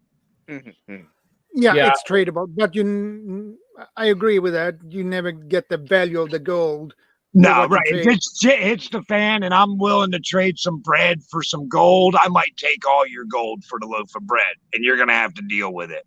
But it's still tradable in that aspect. Yeah. The same with silver.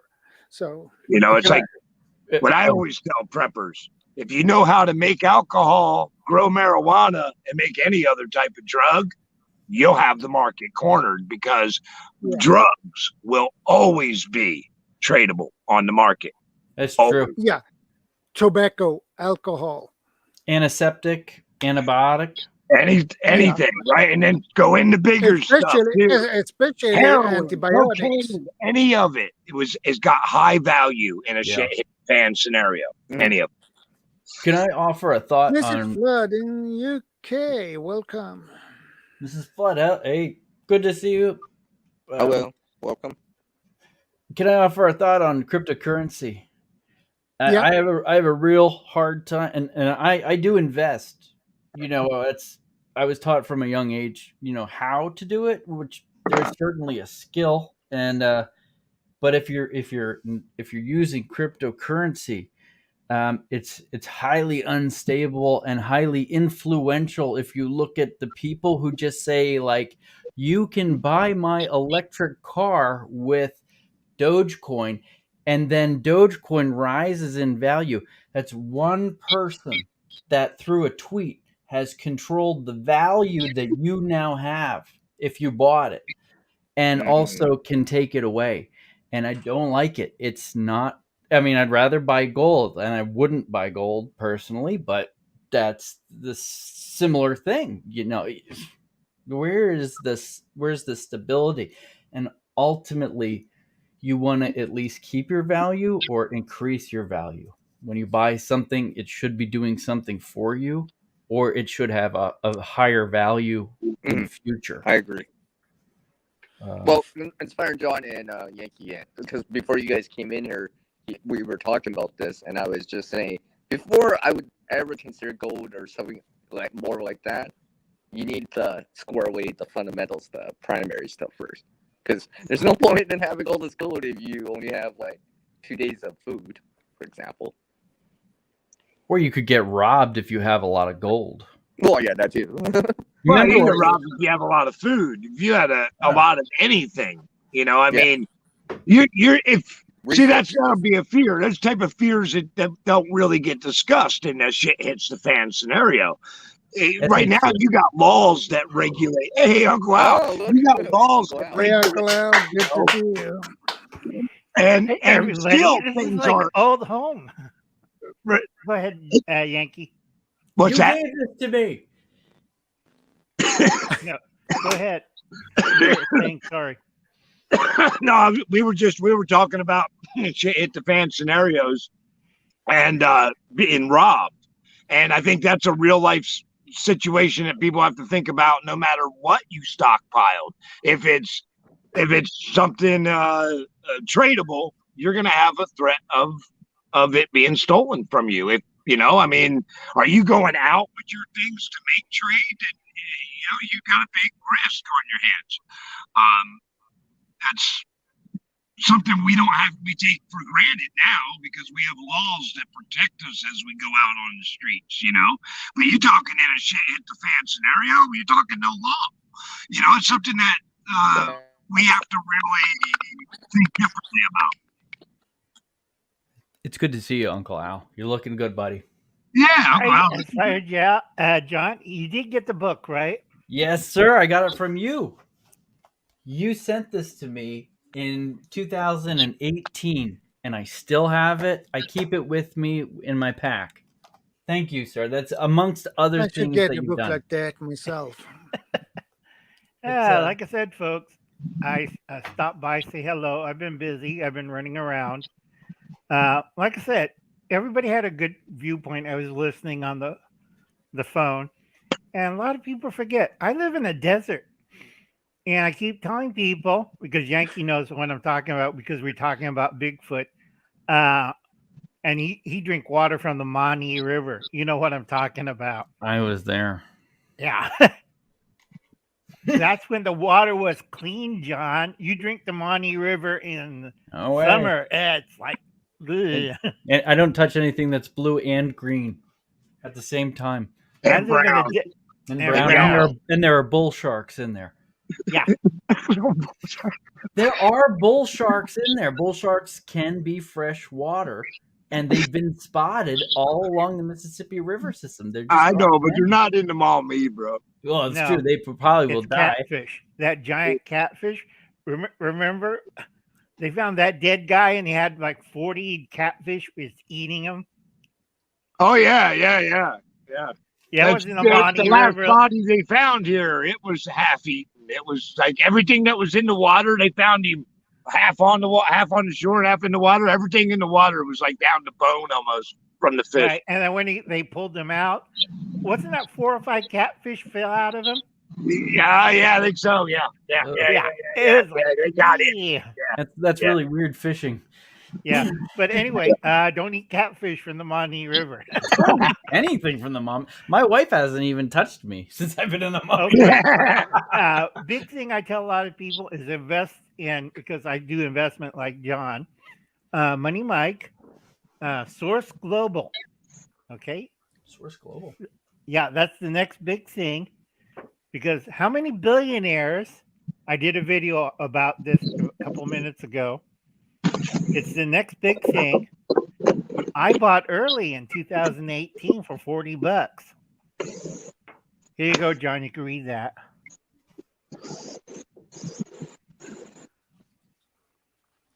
Check out Money Mike's channel, Source Global Water from Solar and Air, the next big thing, March 23rd, 2021. Go for it. I'm pulling it up. Go ahead. Guess who's investing in it now? Is it Elon? Everybody. There's 9 billionaires investing. You got Bill Gates, The guy from Facebook, what's his name? Married to a Chinese lady. Oh, everybody. Yeah. Mark Zuckerberg. Yeah, Zuckerberg. Yeah. And whatchamacallit, Amazon guy, Steve Bezos, Warren Buffett, Elon Musk, everybody, and the guy from Mexico, I can't pronounce his name. Techie billionaire. Is this going to help stuff in California? Because it says it's I know I've seen this in Arizona. A guy set up one of these. Yep. And I know I can't share my screen, but it's interesting. I'm looking at source bottled water, source Southwest. So they're photo. What are they called? Photovoltaic. And they I guess they collect the water underneath from the nighttime. It's different. It's a solar hydro panel. It's not a dehumidifier. I keep telling people because dehumidifier uses a different set of thermodynamic laws. I don't have a chalkboard, pens, and 2 hours explaining thermodynamic laws. I understand. Yep. Okay. It's simple. What it does is how much moisture is John's area has air? How much moisture in your air, John? Currently? Or in general? I don't know, to be quite honest with you. During summer, should be anywhere from 30 to 40%. Yeah, humidity. Yeah. What's your humidity level? Well, today it's high, but we were low for the last few days. We were unseasonably low. Actually, we were at like a 60% dew point, so that's really low for here. Okay, here it's like 10 or 12% dew point. I live in the desert. There's no water vapor, but this device sucks in, because it sounds like a vacuum cleaner, sucks in the water vapor. It processes it, put it under pressure, chills it, and then you get 2 gallons of water per day. All right. And if you live like John or Yankees area or even Jordan's area, that water, 2 gallons a day. It's clear. It's basically distilled water. You have to add a mineral tablet. Okay, I figured they had the solar, they use on these water mills here. There's a solar array. Yeah, and it does all kinds of things to the water, and purifying it and stuff, right? So it's similar principle, but it's different for that one. I know what you're talking about. It's a little bit different. But the nice thing about it is a lot of countries been trying it. The biggest customer they had was United Arab Emirates, because they're a desert country near an ocean, and they don't have a river. It's dirt, just like where I live. Dirt, lots of dirt. So I got a question though. Couldn't you see in the future them claiming that we're taking too much moisture out of the air and it causing trouble for plants? Or no, you don't think so? The ocean evaporates all the time. Right. So what you guys do? Sue the ocean? It's but we could change the dew point, but we could change the dew point by doing it. Right. But only if you have an area that you can encapsulate. People forget that there's winds, there's oceans and lakes. So I got I'll tell you what though, my drop for that is cow farts. Methane. Yeah, methane. Because we have air, we got wind. Nobody's got to worry about cow farts. It's out in the wind, but that's not true, right? So I'm just saying I could see a problem down the road where activists are holding signs saying, "Shut down these water hydrators. You're making our skin dry," or what? I don't know, whatever. But I just say, fine. We'll just turn off your tap and see how long your skin gets really dry with no water for 3 or 4 days. I know, but we're a country of people that'll cut off our own arm to save an owl. You know what I mean? So remember that little owl in the tree? Yeah. They taste good. You shoot them with a 12 gauge. Hi, CR. He's back. You guys can hear me right. I had to reboot the router. Welcome, graphic motion loops. Good So to guys see you, can review brother. There you go. So here, if you okay, want, I'll okay. just do it for 2 seconds. This is sort of the way it is. This is solar energy powers the panel completely off grid, which solar power, but then the fans draw in ambient air, and they push it through a hydroscopic or a water absorbing material. Okay, that traps the water vapor from the air, and then the third part is the water vapor is then extracted and passively condenses into liquid, and it's collected in the reservoir. Okay, yeah, this makes sense. And then they add the minerals to make it drinking water as opposed to distilled or whatever. So Right, because I use a CPAP, John. John I does, do too. Yep. And we need distilled water. We can't have minerals in it. It's like, don't use distilled water in a CPAP. Next morning, I don't even use the water anymore. I just use the nose thing. But yeah, I'm with you. That's ugh. But the big thing, folks, is John showed that it's a simple thing. They did it in Peru. All they had to do was get a water absorbing material. Dehumidifiers don't do that.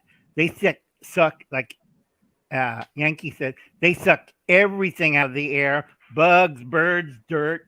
Because I used to clean apartment dehumidifiers. Do you know what the water comes out of those things? Well, it's collecting a different way too, because like what John was reading, it's using a material that's specially designed to collect really low amounts of moisture. So this stuff gets wet just by air going through it. Yeah. Where a humidifier, doesn't it use cooling? Yeah. It freezes a coil, and it runs through a heater, which blasts into a collector. So that'll turn the air in the liquid. But unfortunately, in the liquid, everything else in the air goes with it. Yeah, bugs, dirt, grime, pollution, and you gotta cow filter that farts, out. You name it. Yeah. And then, unfortunately, Uncle Al used to work in a apartment building. What do you mean I have to clean out the damn stupid dehumidifier? Well, it's part of the central air and AC. I'm going in there with everybody's listening to their vents. Like, I hear a Japanese person cursing in Japanese and Italian. I didn't know the vent was that deep. and cold, it's cold and deep.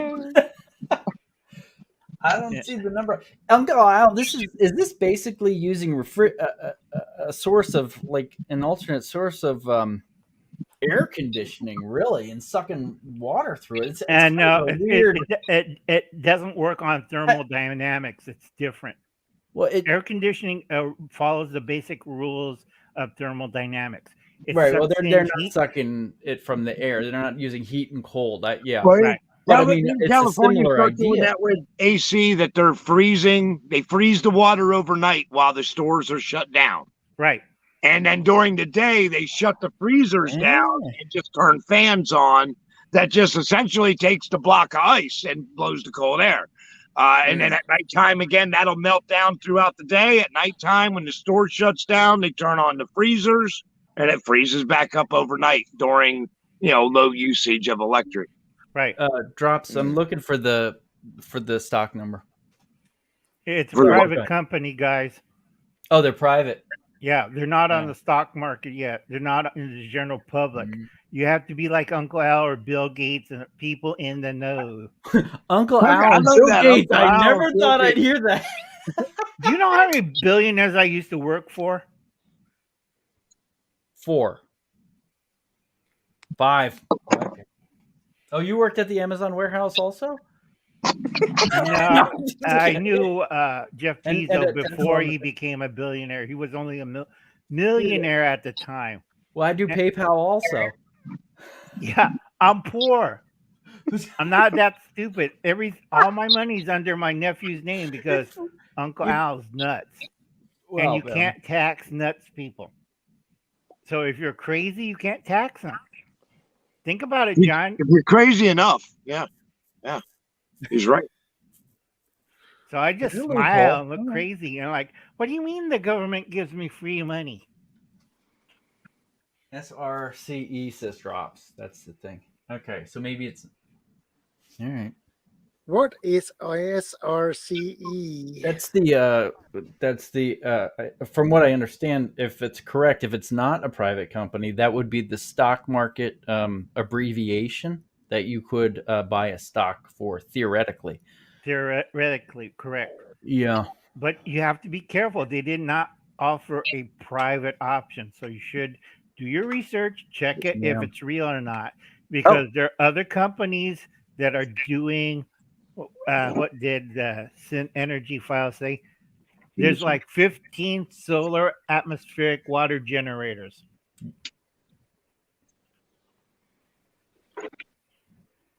Oh. See, I did my research.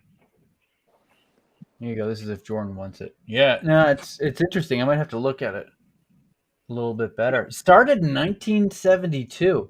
Yep, out of Arizona, out of used parking lot, or used car lot. No. That's the wait. This is the wrong number. SRCE. That's a bank. No. It is. Oh, is it? Is it? That's I the think owner? it's a bank. Or is it a sub company? No, I think it's a bank. Okay. But it's at $46. I'm looking at the 5-year trend, the 1 year. Yeah, okay. 1 year. Year to date. 6 months. That's NASDAQ, is it? That's NASDAQ, yeah.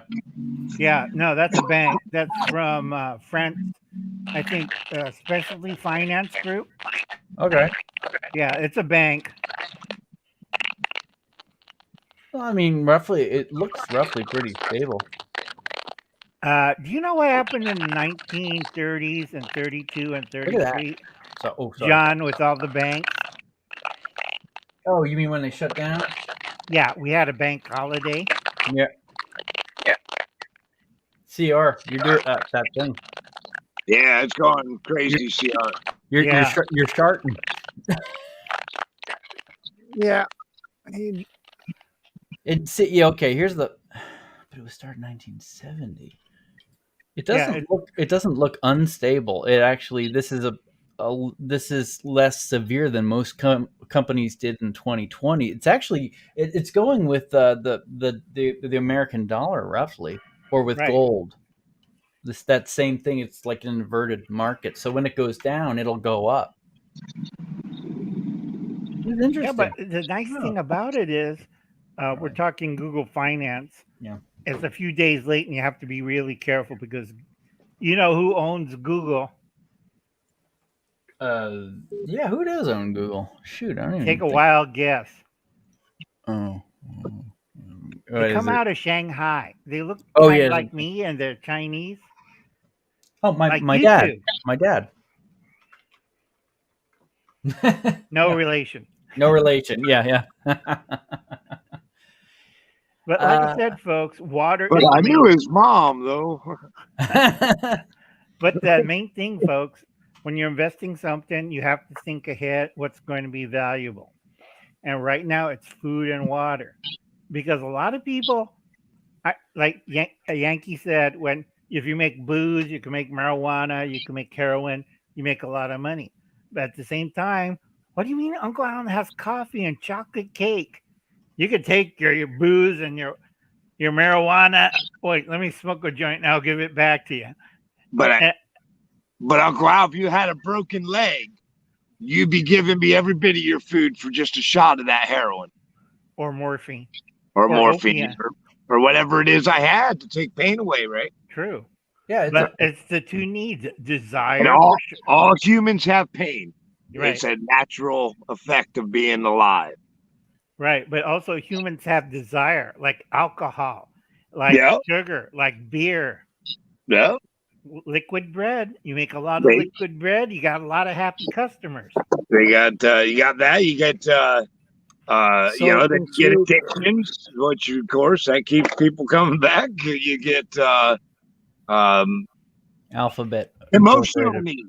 Like shit. That's why I smoke a joint to make emotionally feel better. So it's emotional need or whatever.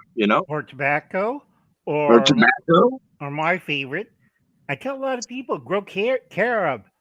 Tobacco's harder because you don't get as much yield for the crop. Right, and you have to know how to grow it right. Yeah, and you really don't. You don't get, one tobacco planting, like one marijuana plant and one tobacco plant produce two different yields. I mean, right. Immensely different yields. So yeah, tobacco's not the easiest thing to have, but yeah, but like I said, it's talent, and I know a few people that does it, which is very good. But the big thing is, what cracks me up, everybody loves chocolate.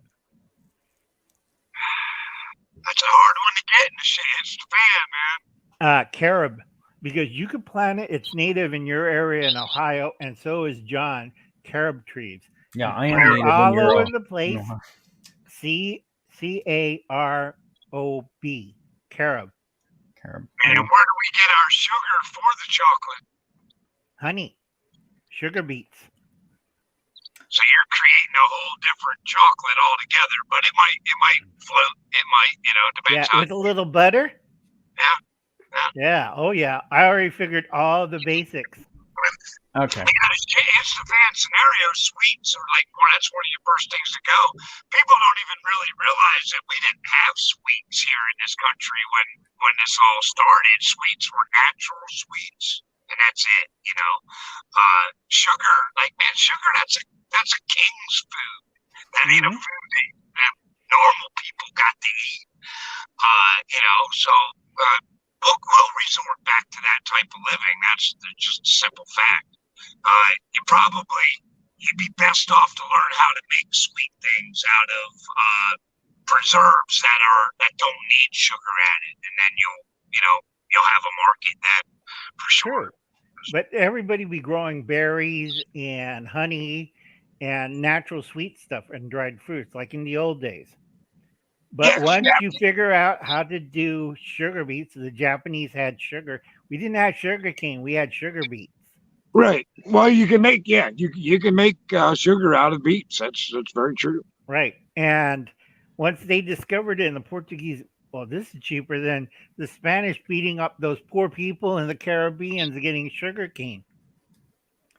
So we made a deal like, that's kind of interesting. You give us these, what do you call them? Arquebuscos, shoots bullets. Yeah. 2 years later, oh my God, we shouldn't have did that to the Japanese. They got better guns than we do.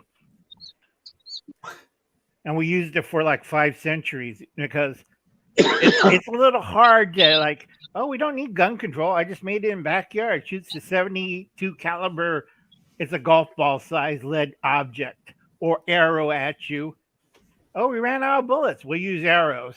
We ran out of arrows. We'll use gravel. Because 72 caliber, we ran out of stone and everything. We'll use wood.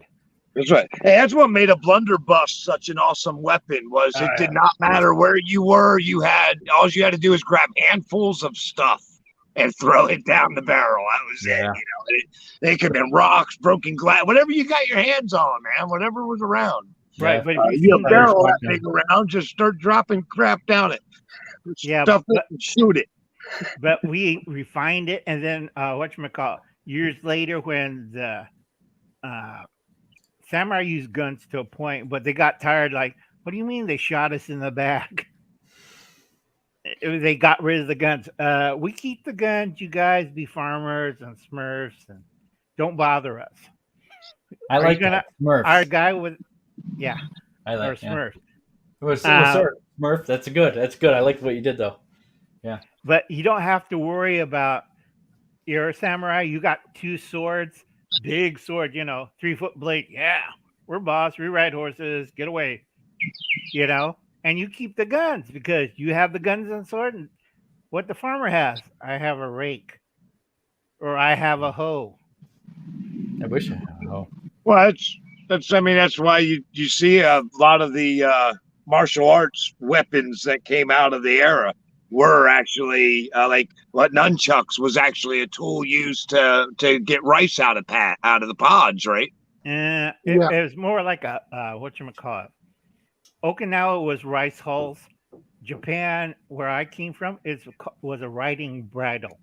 The rope holds into the teeth, and the two wooden ends hold back the horse's head, and you ride the horse. So if you have a bridle, nobody's like, "Oh, what the hell he got beaten with?" I don't know. I got my bridle with me. You know, you whack somebody with hardwood bridle, you're like, you're not getting up. The most you got to remember, bows and arrows were cheaper and quieter, didn't make that big noise. True. And a lot of samurai you could repair them yourself too. So. Yeah, and a lot of samurai use yari. That's the long spear, or nagi. That's the samurai sword on a 6-foot pole.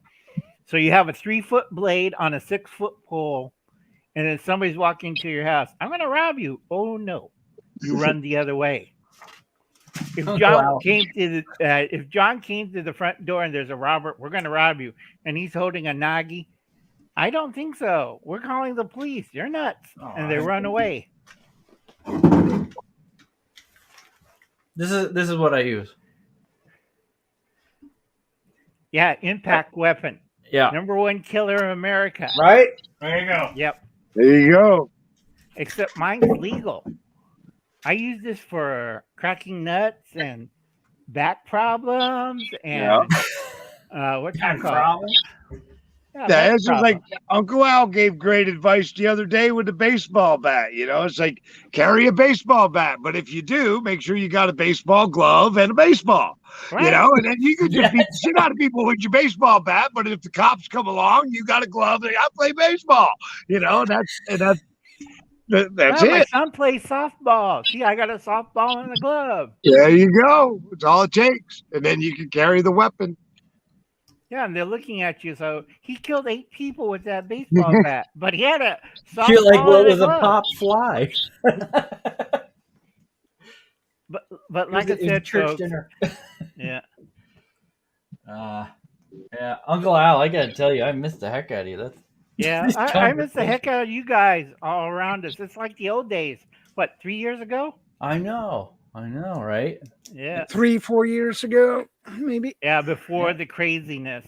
Oh. Uncle Al, how did you do? By the way, if I may just ask, I don't mean to, I just want to ask real quick. How did you do through the whole thing? Let's see. I went down to 200 people after I reached 5,000 and went. Oh, no, I know. I mean, you personally. I'm sorry. I meant you personally. Yeah. Yeah. Work at church, hang around with women, preach the Bible, go camping, garden a lot. Okay. But you didn't get too sick or anything like that, or at all? From what? Like COVID or anything like that? Oh, heck no. You know what I eat? I'll make you. I know for a while your nephews were over. You know, you were trying to help your. You know. And, I was just thinking. Yeah, I haven't got the shot either for the Red Dragon. No, I use natural remedies that I personally make myself. You need some lizard, and you need some squirrel, and you need this, and all the natural remedies. Of course, my family looks at it. It's either garbage or soup, and they run away from my house. It's medicine. It's good for you. You should drink it, John. You get nice and healthy and tan. And tan? Yeah. I don't want. It's like my niece always. I don't want to change the pigment of my skin. I mean, you know. Yeah, you do. Yeah. Yeah, you do. But like I said, it's like my grandnieces complain about the cookies. You're terribly cracker looking there, John. Yeah. I got it. Pale looking, not shaven. Excuse me while I get into my Ford. Like I said, my grandniece. No, man, because you'd have, you know what, if you were a hillbilly like that, you'd have some tan on the outside of you, at least a farmer's tan going on. Yeah. That's true. That's true. That is true. But what's kind of funny is I'm doing insect powders. I'm raising insects like crickets or beetles and stuff. And a lot of my family kind of look at me and let's see where they have it. Don't tell me they look at you funny, because they always have, Uncle Al. Well, they always do. White cheddar, yeah. See? Oh, cool. Yeah, you can also put, yeah, fair enough. But people don't realize I grind these up. I catch my own, feed them a little oatmeal, some cornmeal, and clean out their guts. And then I dehydrate them and grind them up into a fine powder. Okay, there's one time I didn't grind it too well, and my grandnieces were all freaking out at school because I made them, I think, bran muffins, with the sweet kind of muffin. And they said, Uncle Al, there's like a leg sticking out of my muffin. Yeah, You ever seen 60 kids drop a muffin going, what the hell's in here? I told them it's dried fruit, bran, brown sugar, all the good stuff for you young kids for your morning snack. Yeah. And they said, not really kid friendly, are you, Uncle Al? No, like I said, it provides 10 to 15% more protein in those wonderful muffins. It's true. Of course, it helps you poop. Yeah, and also my grandniece says, but Uncle Al, I don't want to grow hair on my chest. You're gonna grow hair in your chest. But ain't like the movies. You're not gonna shave it. Like I said, I'm always experimenting. Yeah, I'm having fun. I love the stuff that you do. I mean, it's so creative and innovative, and you come right on and just put it right out there. Right. When I do shorts, I show people what I've been growing in the backyard, what I've been experimenting. If I had a better setup, I'll do better on YouTube. Only restarted because I got back on the good graces of YouTube. I'm now out of the ghetto, so I have to watch my language. Oh, did they cut you off for a while? They cut me off until May 23rd, 2022. What did they say the reason, Al? They Carefully. Oh, they just said they didn't like what you were saying. Yeah, they were. You kind of got that Donald Trump kick, right? And now I think it was other things. They say I was a radical, instigator, threat to world. Yeah, you're trying to get people to baseball teams and stuff. Yeah. No, it's more like take over the world. Yeah. Simple stuff. So I'm back. So whatchamacallit? I'm back on YouTube. Okay. And I just got to figure out how to get onto AdSense. I'm still figuring out that one. And so far I made like $31.15. Cool. Because everybody start watching all my older videos. Yeah. And they said, Uncle Al was right. He was right about disease. He was right about Captain Crazy. You know who's Captain Crazy? Yeah, he's right up there. No. Oh, sorry. I missed White House. Oh, well. That's the guy everyone's Captain Crazy in the White House. Yeah. And we have the red one too. That's John's hero. Don't talk about John's hero like that. I'm President Camacho. If you guys have seen that movie. Yeah, I know. Drinking the beer. But John voted for Biden 4 times. Oh, Lord. Yeah, it gets crazy. 4? I wasn't even 4 times. All 4 of them counted too. Oh, geez. Yeah, but terrible like situation. I did, and I'll admit I did. I have no problem saying it. Yeah, but like I said, it's going to be a rough summer and then a dark winter. Because usually when I say it's going to be a long winter or a dark winter, everybody says, it's not going to be that cool this winter. And I told what happened to... You say it's going to be a dark winter, and everybody was like, what's going to happen to the lights? And I was like, that ain't what I meant. It was funny. Yeah. It's like the long winter. Nobody understands what I'm talking about.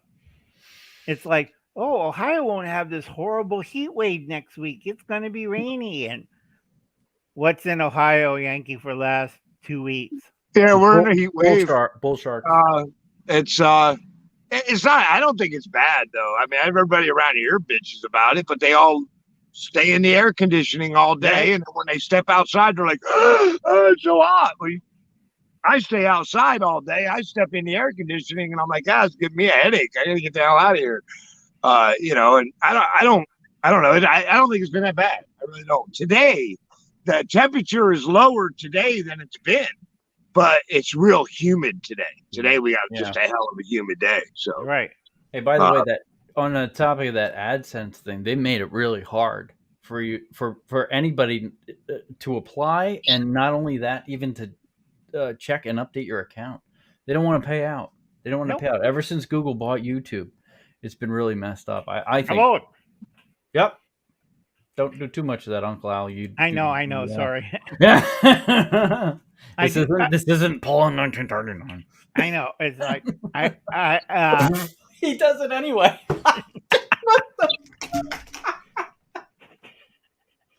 Uncle Al.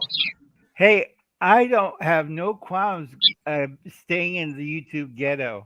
Yeah, but not on Jordan's channel. Yeah, true. Sorry, Jordan. No problem. Poor Jordan, dude. He's just sitting there all quiet. That does destroy his YouTube career. Everybody support Jordan up here. Send him some cash money. Send him cash money, because it'll be a long time before he's monetized with guys like us on here. So we took care of it. We're good. We're all good. We can go forward. Any thoughts, Jordan? I have many thoughts. Any that you'd care to share? I just was thinking about, I heard on the radio that the coffee price on 1 year here in Sweden has gone up 40%. Yeah. You guys are getting hit with the inflation more than we are. Yeah, and the inflation we have here in Sweden now is 7.2%. That's it. And that's high for the highest we have. That's not bad. Really? No, I was going to say, we got it worse than you then. Okay. Yeah. Because I hate to say it, because John knows I follow economics. Once Russia had put in got the sanctions from America, ruble was doing really bad and lousy. You know, it was going, and after the sanction, it went back up, and now they got their own virtual money, stable coin, backed by the ruble, backed by real gold and silver. Backed by China too. Backed by China. No, China. Nope. China is worse than us. China bought a lot of Russian debt. Have you been watching that? It's I thought they were really not the government though. Right. They were really bailing out Russia big time. Right, but you got to understand China. China overextended, like America, and their banks are yelling at their leaders, "You have to slow down. Don't invade Taiwan," which kind of cracks me up, because if they do, all the people that makes money for China, and they're going like, "Okay, we warned you guys. You're going to have a war against Beijing and the rest of China," because they're going to go like, "What do you mean you took all our money?" All right, I'm not kidding. They're taking all their money, because the yuan's just like the U.S. dollar. There's nothing backing it. It's like Fort Knox. No, there's no gold. It's a house of cards. Right. There's no gold in. I can't think of the town that's supposed to hold China's gold reserve. It's like Fort Knox. They have all these soldiers, but there's nothing in it's China's gold vaults. Where's the gold? Well, where is the gold? Go ask India. Go ask Russia. I mean, gold doesn't dissipate. It doesn't evaporate. It doesn't. So where is it? But China has a different system of corruption, though. You have to understand that. They don't corrupt with money. They corrupt with gifts and things like that. So you're not talking about a lot of monetary gold or any kind of backing. You're talking about you give somebody a Monet if you really want something. That's their version of corruption, as opposed to us in the U.S. or in Europe. They give cash, they give stocks, they give all sorts of options. China's they flat out give comfort gifts to people. Right. Like a society. It's an interesting, or a house in Miami Beach or Costa Rica, like that. And then they just say the yuan is this much today. Right. And then whatchamacallit, before they shot this finance minister of a certain area of China. That's He had a really nice beach home in Costa Rica, right next to the Democrats. Mhm. And then they shot him. Why not? No, because the way- it's like it's not in China, and we want to know what happened to $1 billion won. And he went, what won? Won went that way. Won went this way. Old won joke. Oh my God. By the way, drops. Yeah, I'm with you on that one. Yep, they devalue. They were kind of on the. They're still actually on the verge of bankruptcy. Yes, But they they are. But the thing with China is that there's more government than money, so they just control everything, and they can stop. They can devalue. They can do whatever they want. The government is so in control. Right. And as opposed to the United States, believe it or not, we really have a lot of freedom. People say no, but we don't right. set anything. They set Right. stuff. Yeah, but China, it's like, ooh boy. And like I said, China is broke. Sorry, B Savage. It is broke. They're like us. How many trillions of dollars we have in debt, John? Us right now? I don't know. I think it was 23. Okay. I remembered 16 from a number of years ago That under was 4 Trump. years. Yeah, that was 3 years ago. Is it 3? Okay. Yeah. So it was we kind of 16. doubled it. We had to double it though. Everyone had to go into debt to get out without losing everything. Right. But China is twice as more than America. I think they're 46% trillion. The whole world yuan. economy is one giant house of cards. Everyone's Well, borrowing based everyone on- else's, buying everyone else's debt. Who's China owe? Us, and we also owe China. And Right. then And Japan. everyone owes everyone else. Right. And Japan has debts on both countries, and they're still mad at, because they bought. Good, Jordan. I like that. That's a good graphic. Yeah. Because Japan bought China's debt. And that's why we're in, unlike the rest of the world, we have we bought too much debt from other countries, America, China, Russia. So we're in a deflationary spiral in Japan. That's always fun. How much is the yen? What resource do we have that China that China owes us for? What is it they owe us for? Hold on. Well, I'll tell you. Well, go ahead. I'm sorry. I'm looking it up right now. Yeah, I'm just curious. I'm just curious what trade we do in that direction that benefits them. In that way, that Usually it's food, because a lot of farmers around here grow soybeans, cotton, corn. Well, I mean, ultimately, because everyone knows everyone else's debt, ultimately it becomes down to the trade goods that a country produces. Like you look at Ukraine, Africa's having a hell of a time, and that's just obvious because of they create most of the food sources for the poor countries that feed Africa.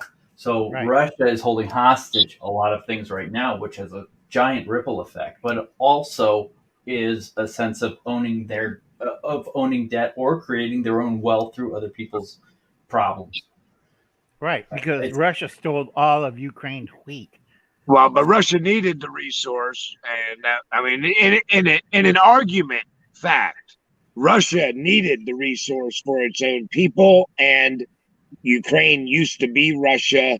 If it was still Russia, they would have had what they needed. Instead, they chose to take what they needed. Right. Okay, there's an article. Oh, sorry. I'm sorry, guys. There's an article right here that says, and I didn't think about this. It's so obvious. China's foreign debt, you have to add the debt that they bought of ours. China has $27 trillion in debt. Part of that is our debt. I know. Right.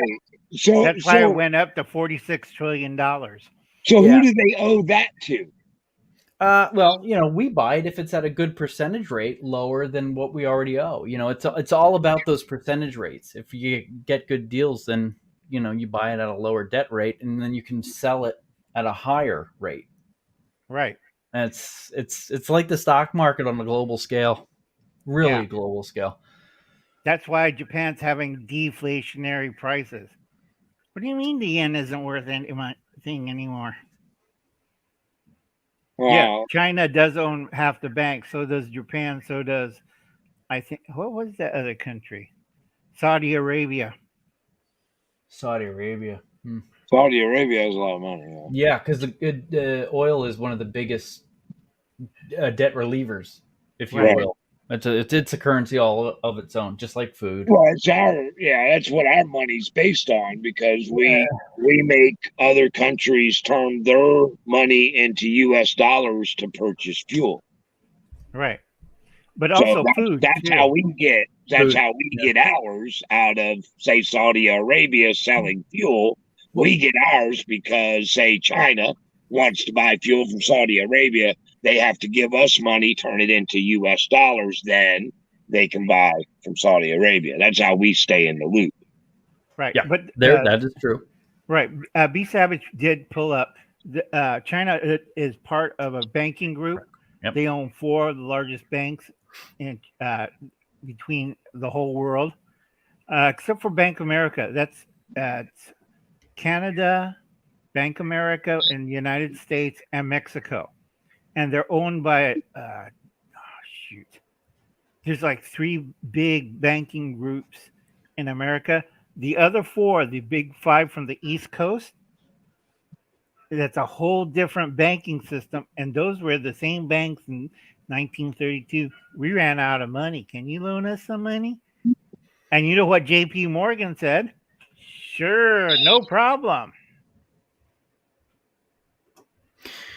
One of the things that is messing with debt and causing inflation is the supply chain issues, because that's sort of like not having access to your own credit or your own money immediately. So when you see these supply issues and supply chain issues, that almost lowers your credit rating if you can't get it out in time. China shut down Shanghai, they shut down Hong Kong, they shut down all these things. They're doing a disservice to themselves by trying to control this sort of quote unquote COVID outbreak area. The zero. Okay, I got to be right back. I got to check on my go mom. Go ahead. It gets really detailed. You know what I mean? But the bottom line is, oil is a currency, food is a currency. How fast you can get there devalues it or doesn't. Does that make sense? Yeah, that makes sense. Yeah. So China kind of screwed the pooch, or kind of screwed themselves a little bit by having this particular, like shutting down Shanghai. It's not good for them. So they're really making a particular stand with their policies, and it doesn't oil the machine well. But the machine's still intact for them. It's just not doing good. I don't know. Anyway. Keep going, Jordan. You were talking about debts in terms of cryptocurrency or buying cryptocurrency, but you say no. Anything further on that? I'm just kind of curious. Uncle Al took us for a swim. Yeah, deep dive in the big ocean. Yeah, it's probably something you weren't expecting today when you're like, "Oh, live stream on Saturday." Well, my son says that the cryptocurrency, especially Bitcoin, is going down really, really. It's almost it's dropping. So, and I don't know why people want me to invest in Bitcoin. I get the same question on Instagram as well. I got one woman who said that you should invest in Bitcoin. And why should I do that? And why should I do that? I said, well, you invest $250 and you get rich. Don't you want a luxury car and things like that? And I said, look, I told her, look, I'm a prepper and I don't. You're not trying to get rich. No, it's not in an interest. I'm not interested in that. So you're looking at self-preservation. And that's I said, your goal. Yeah. Bitcoin is no use for me as a prepper because, and I told her, when the grid goes down for a long period of time, or basically forever, the computer system will not work. Not work. Yeah. Oh yeah, and you know what I got for an answer? But she said, you and I know that will not happen. Oh yeah. I don't know about you. These people forget that after 9/11, only in the United States, I get, and I'm saying half of the north or all of the Northeast, for the most part, the electrical grid went down. We went dark. Yeah.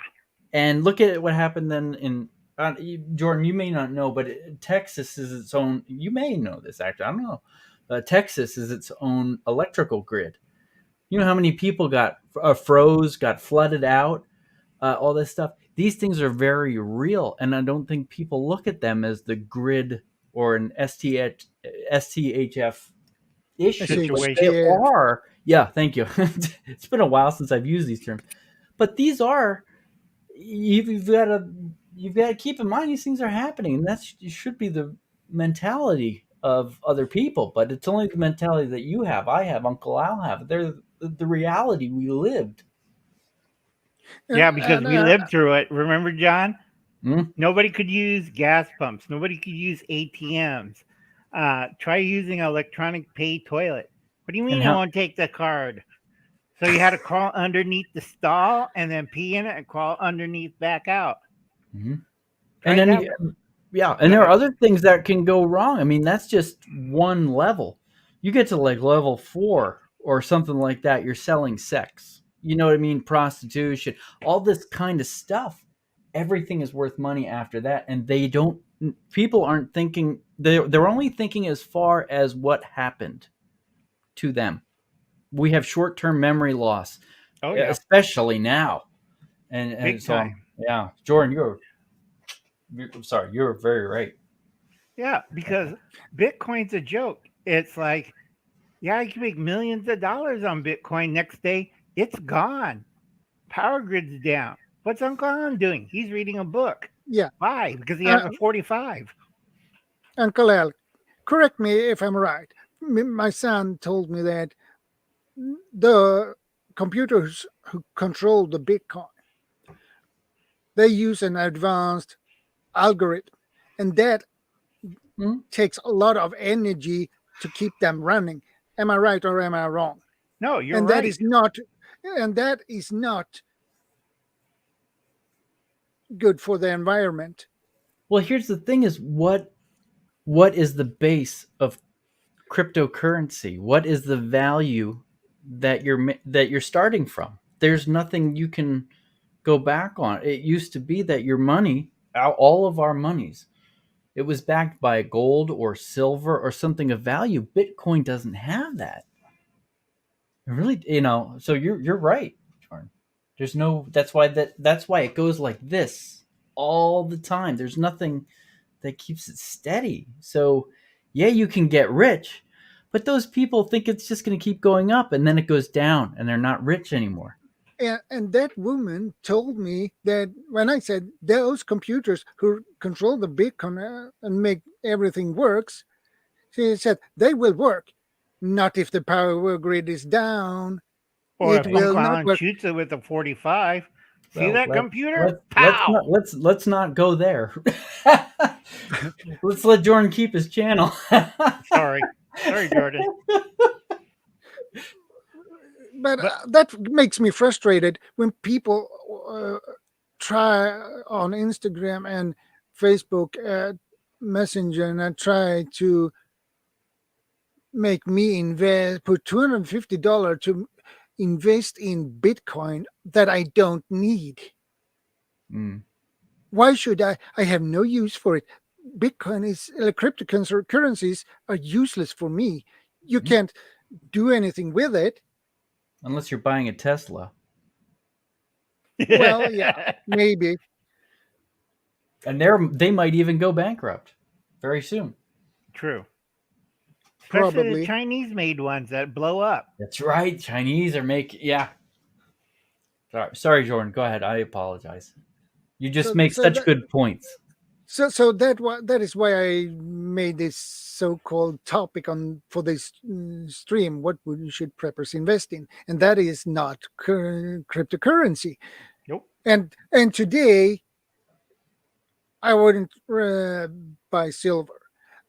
I would probably put more money on my food and in water and to purify water or things like that. Instead, I put $250 on Berkeley water filter instead on Bitcoin.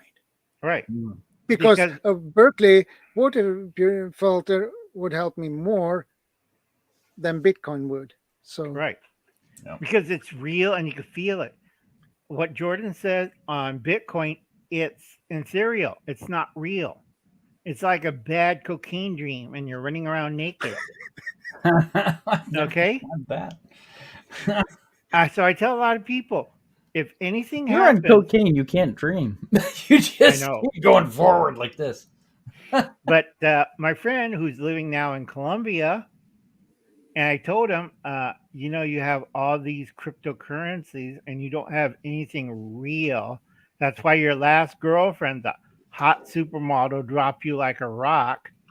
Yeah, and he's living in Colombia with 12 women. I'm like, once they find out that you only have crypto and nothing backing it, they're going to drop you like a hot rock. And then people in Colombia will be chasing you down the streets with machetes.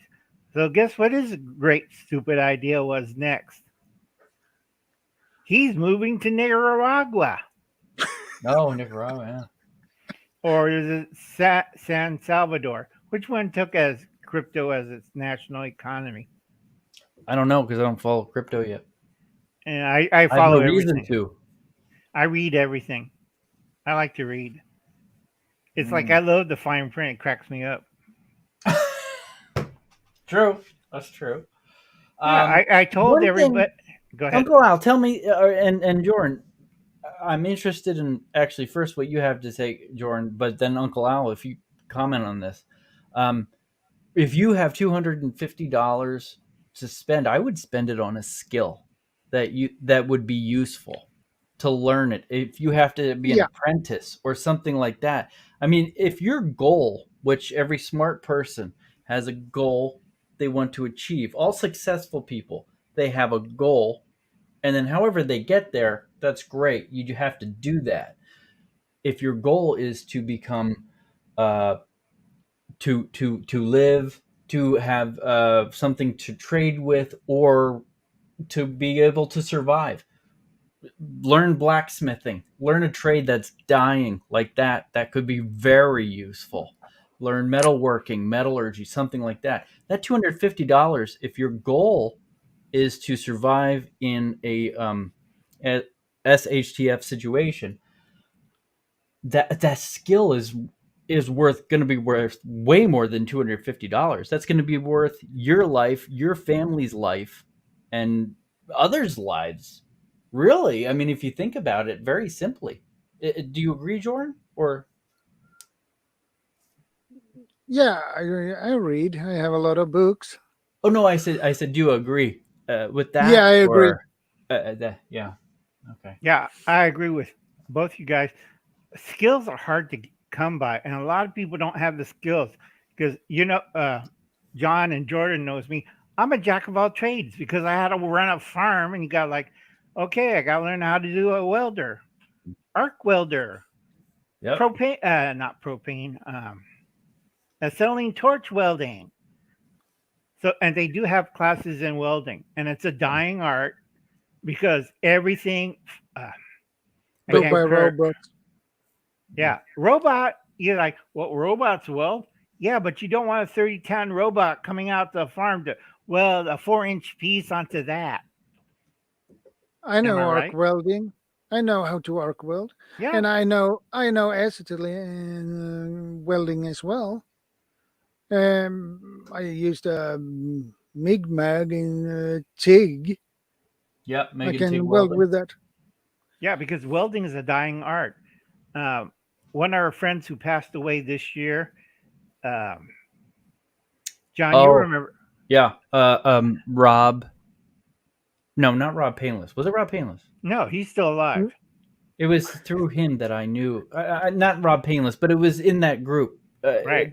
Yeah. I can't think of his name. Have a memory. You know who I'm talking about. Every Saturday we all get together and he spins the wheel. Oh, you're talking about just-in-time prepping. Right. Will. Yeah, Will. He was a welder and he made a good trade after he got out of the Navy. Mm-hmm. And leather work too. Yeah. And he said he had to quit because it screwed up his hands. That's why he went to leatherworking. No, okay. Okay. By the way, Yankee sent me a message. His phone died. I figured. Yeah, he's outdoors. He's, all solar, so he's charging it up. Yeah. See, if it was Bitcoin, Yankee's phone's dead. No longer you can't use Bitcoin out of the phone. True. That's very true. But like I said, folks, a skill is worth money. And I picked up a lot of skills. So it's like I tell people, have you learned to butcher yet, John, or not yet? No, I'd like to. I don't. Yeah, they have a course in your area at community college. You could either take butchering for cooking, butchering large game animals, which is kind of gross. Well, it's deer hunting for us around here. Yeah. That you learn how to do it properly. Because a lot of people can't butcher deer nowadays. Uncle Al, can you help us? Great, let me get my knives. You don't need a chainsaw? No, put that away, Well, you can use the whole part of the deer if you want. A whole part of the animal. No, it just makes a big mess. And it's like, my neighbor's looking, what the hell's wrong with your nephews? They're idiots. No, but you're going to have to, right now, you look at people who do hunt. A lot of people don't use as many parts of the deer as you would need to use. I still use every part of the deer. You eat the asshole? That's in the sausage, yeah. All right, fair enough. Yeah, you grind it all up in the sausage, fair enough. Yeah, asshole, penis, testicles, whatever. Well, I don't do the musk glands because you don't want to ruin the meat. No, you don't want that, yeah. Yeah, but venison's really good once you grind it up. You can't tell. It's like my nephew, Uncle Alan, the summer sausage, is looking at me. Oh, yeah, I didn't grind up the deer too well. Yeah, true. I still grind my own chuck. Make my own hamburger. Yeah, I have a machine. Just shove the meat in there, add some lard. Half the neighbors freak out when I make hamburger. So, do you guys ever discuss? I know preppers sometimes preppers in general, or survivalists, as Uncle Al would corrected me a lot on that. Is there a skill that anyone in chat? I know we're talking, but we're not talking to the chat, and I feel that that's inappropriate because it's Jordan's channel. But I'm curious if anybody has is there one skill that they're really good at that they'd be willing to share? Not the skill itself, but I mean, not how to, but what they, is it welding? Is that the skill you offer? Like if we all of a sudden we're stuck here together, what would be the thing that you could offer? Or is that something that nobody wants to answer? Does that make sense? To survive? Yeah, what's the one thing you have? You know what I mean? That you think is like, this is this is my number one thing. This is what I can really do 100%. This is the best I got. Remember, I'm retiring in a couple of months, so Well, see, yours would be your knowledge, I think, Uncle Al. Would you yeah, agree, Joran? Yeah, I would agree with that. Yeah. yeah. But you got to remember, both you guys are city boys. You haven't been on a 60-acre farm trying to manage everything, fixing Oh, that's true. everything, Yeah. shoveling everything. None of you buried the dead cow that's been out in the field for 3 days. Yeah, that's True. I can't say I have. Yeah, I can't say I okay. have either. I have But to I drag have that helped on a thing. farm when I was a kid, but No, not the cute goats and chickens and stuff. I'm talking there's a rotting corpse in the back 40, and you have to get the backhoe, dig it up, and then you have to, well, it won't go down. Bring the chainsaw. Then you have to use the chainsaw. Yeah. And that's horrible because the cow's been swelling for 4 days. Well, it's gonna explode on you. Yeah. Yeah. Well, and and it's gonna be uncomfortable for everybody. The less uncomfortable we can make it for ourselves, that would be great. I mean, if you got to butcher a cow, you got to cut up a cow. There you go. Right. I make wine. That's a good one right there, making wine. But if you can do it from beginning to end, like grow the grapes, to the harvesting, to the squishing, to the barreling, to the fermenting, if you can do the whole thing, that's one heck of a skill because alcohol is going to be a premium. Right. But also bread stuff and yeast and stuff Bread. like that. Because Yeah. a lot of people don't get from Palmetto Prepared Anthony. He's learning how to grow wheat in his area, but he lives in a high humidity area and they only grow a certain type of wheat there. Okay. And you have to know a whole bunch of things. You have to space it out. You have to know fungal diseases, a whole bunch of stuff. Or like, hey, this black mold on the wheat. We're all kind of feeling funny and we see witches and we're flying through the air. You get end rot. Oh, okay. Well, that's your knowledge would be the It's like thing. it's basic farming stuff. Yeah. It's like you don't want to be living in caves. Like, what's today on the menu? Another rat. No. What's Uncle Alan's eating? He's drinking beer and having chocolate cake. What are we having? Raccoon dog. Okay. Yeah, well, because nobody's going to kill Uncle Al with with all that information. Yeah, Yeah, I mean, but there are some people that don't know to poop downhill of where you drink water from. True. You know what I mean? Like these are. Yeah, but I know how to make something else out of potatoes: vodka and gin. Yeah, vodka and gin. Hi to how do you pronounce that? Liselette? yeah, Liselot. Yeah, Liselott. Lisa. Okay. Hey, good to see you. It's a great. I'm reading the chat. I love it. I love what they're saying here. It's interesting. I often think, what if everyone here, just us, we were a group? How would we survive? Nobody practices it, as far as I know. Maybe some people do, and they don't tell anybody. But right, and I'm the only one with practical experience. That's why I'm retiring. I have so many injuries. It's not even funny. It's like a lot of people think growing fruits and berries is simple. Like you just put the seed in the ground and there's a berry tree or there's a fruit tree. It takes 5 or 7 years to get any fruit from one tree. And if you want to, like what you see in the grocery store, that's a 10-year-old, from a 10-year-old tree, fruit's been pruned and everything. 10 years. Good.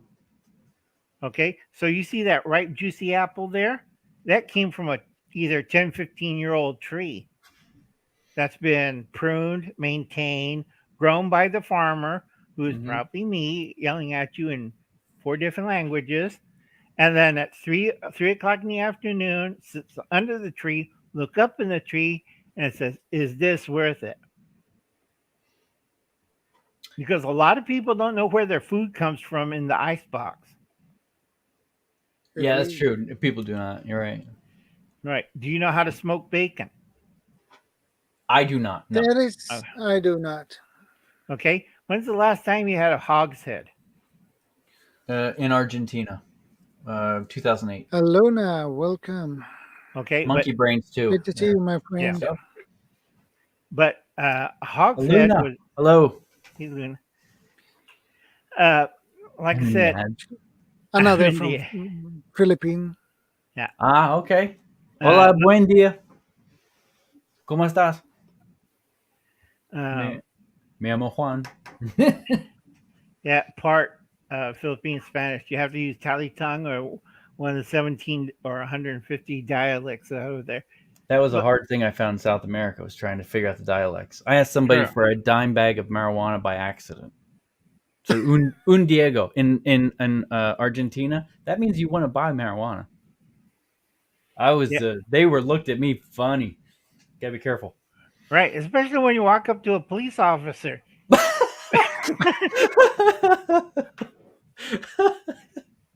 Good one, Al. Yeah, but like I said, folks, a lot of people don't know where their foods come from. It's like I tell people, true, you always put the pork belly on top of the smoker. The big problem with a lot of processed food, it's like everything's come in plastic bags or packaging. And a lot of people don't know when it takes from the pig looking at you, going oink, oink, to your refrigerator as nice bacon or sandwich meat. Fair enough. They do. Sorry, hold on. I'm reading the chat here for a second. I just want to catch up. Say goodbye to pineapples, bananas, and citrus for a while. Yeah. It'd be mostly pineapples and bananas. Citrus, it depends what part of the United States you're at. I'm surrounded by about 40 citrus farms. We grow everything from limes, lemons, and oranges. Yeah. If you can get water there, though. Right. So. Yeah, and I mean, you look at stuff like like Roman society. I don't know if you guys study Roman society, but look at the aqueduct system. They did some phenomenal things, and that seems to me like a more attainable goal. Right, but also they had but you forget, John, Rome also had slaves to do all the work. Everybody has slaves. Africa, they had slaves that were white. I mean, everybody. That's a human thing, though. Everybody has them. Right, but had them, I should say, and now has them. But early civilization, depending where you're at, it'd be either a Smurf, a slave, or a peasant. Yeah. Yeah. So, and then you had Japan, which. What do you mean the peasants are armed with muskets? Yeah, that was a big shock, right? Yeah. Yeah. Especially when the samurai okay, that's a bad idea. Our job. Yep. Yeah. We'll take it back. That's like when you come back from vacation and your desk is all in a nice box and someone else is sitting at your desk. We're doing your job. Yep. Yeah. But it's like, it gets hilarious after a while because samurai's nobility or lower class nobility. Yeah. That's true too. Also, they brush their teeth with urine. Yeah. Yeah. But that's more than Roman culture. They did that all throughout. Correct me, but I thought they did that Asia, Europe, everywhere. No. Scandinavia, all. No, it's mostly Greeks and Romans. Really? Yeah. We use salt. I thought there was so much trade that went on that it was not really. It because Rome and Greece are in that little whatchamacallit, from tip of Italy Eastern to the Mediterranean. Yeah. Right. But it stops there because everybody's looking at it because of Alexander. We don't brush our teeth with urine. We brush it with charcoal or salt. And we use little sticks. We don't take a towel soaked in urine and rub our gums with it. It works. It did, but a lot of people thought it was weird. Well, I mean, it is weird. I mean, you die of starvation without teeth, or shove some urine in your mouth, and wipe it around. Yeah, lemons and limes. Yeah, you have to wait a few years for some. Well, for Be Savage and guys, tell me, you have. Goals and plans are so important, not only in whether you're the richest person in the world, but in society falls apart. you better have short-term, medium-term, and long-term goals. You got to have some people who understand that and they're on board with that. It's the only way you're going to get back after the whatever happens. I think people forget that. I see a lot of preppers that are alone, and I think big time. nope. Or Community. Up until like the 1900s, it was community that got things done. You knew something was wrong, the community came together to help out. So the more you get together and have your long-term goal be a sustainable community.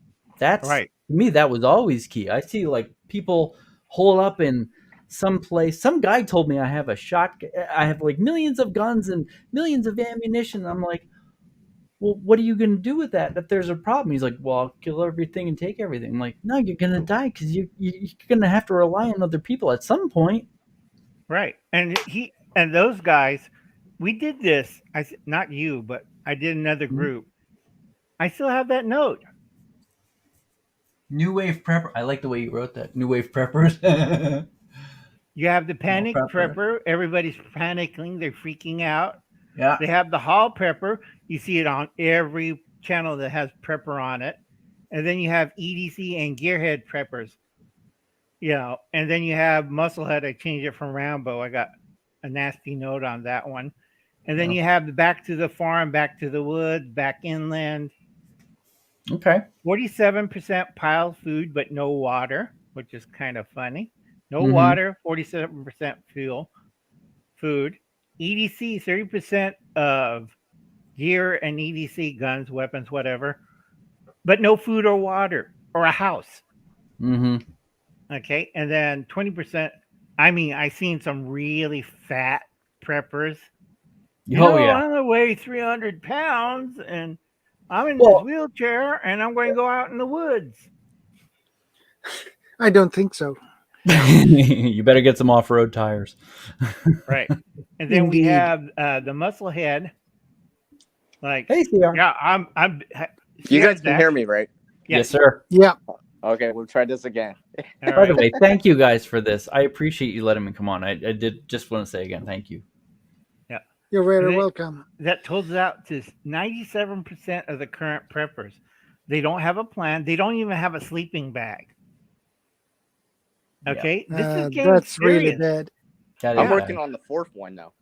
Which one is that? On your list, I think he's saying. What was number 4 on your list? I'm sorry, Musclehead prepper? Why the heck you want to be that? Oh, he's working on. He's saying, CR. Are you saying you want to build up your strength? Am I breaking up again? Oh. Possibly. Maybe. Hopefully not. No, I hear you. Good. Yeah. Oh.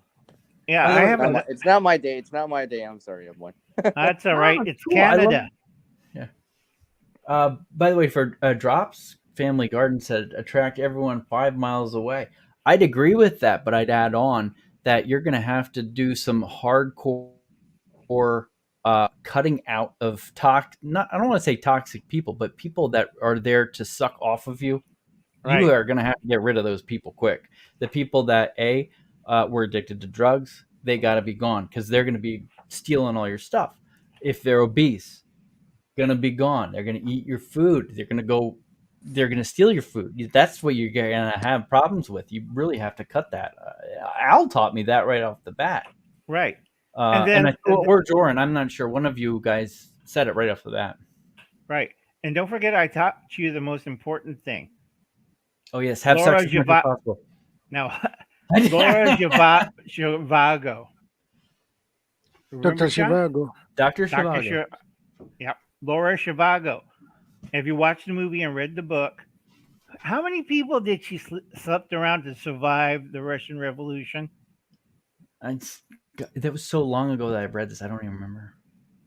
Yeah, she had sex with her bourgeois lover. And then she had sex with a general, sex with a captain, sex with a prison guard, sex with, I forget who. And then finally, Dr. Zhivago. Yep. And don't forget disease. It was going to take... Sorry, go ahead. I'm sorry. Yeah. And then I think CR showing his garden, which is good. Yeah, Everybody should have a garden, or at least everyone should know. You should be practicing. right? Even if you're not using it, you should know how to do it. Yeah. John knows me. I'm paranoid. I have 3 gardens. Well, you're paranoid and a little crazy, which is why I like you. Because I have the farm. I'm crazy garden. too. Yeah, I have. Yeah, the but farm you're crazy. garden. More sane With though. a CR, like a box. Yeah. The CR, that was a great raised bed planter. Yeah, I'm working on it. Yeah. And then I got my patio garden, and I got my farm garden, and I got a guy I hired because I'm old and I'm not stupid. I'll just hire a guy for $700 a month, and he grows me food. I sell the produce. Go ahead. No, I just want to drop statement right there. Drop's Family Garden. It says most preppers I see on the internet will be dead in 4 weeks or so. When a major STHF, yeah, you need as much as you can get until you can start sustaining your own. Yeah, right. I mean, anyone on that one? I'm just trying to keep the chat involved, Uncle Al. No offense to you. That's all right. Well, it's good to engage the chat, right? Yeah, Make them feel involved, right? That's the point. Well, that's the point of this live stream. You need enough to sustain you until you can sustain yourself. Yeah. Well, that's why they say the 6 to 1 year supply until you can get something going. And don't forget barrels below the frost line. I did not know before I came on here how deep the frost line was. That's how green I was. I learned that from, Mr. Chit Chat.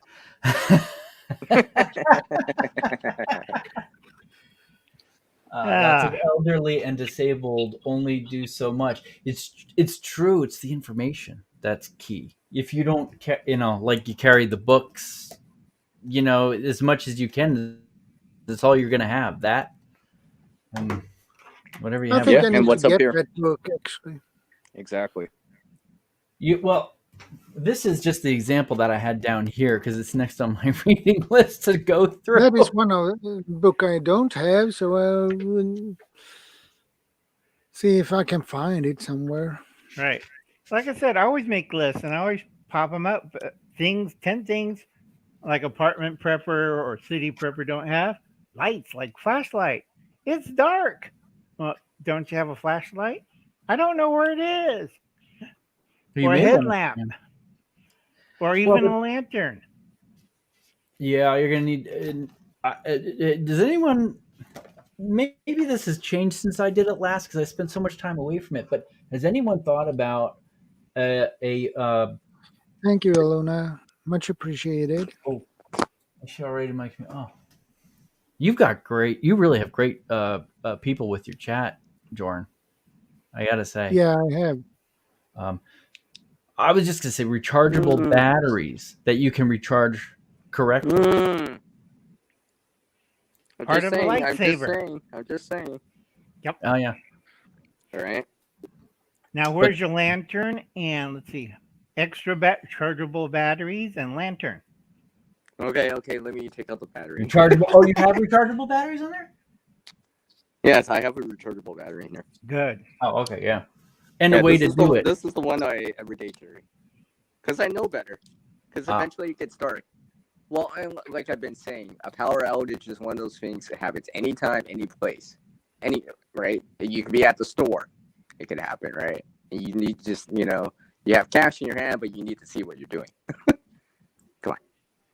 Right. And if you don't want to crash into a person like, sorry, ma'am, sorry, sir.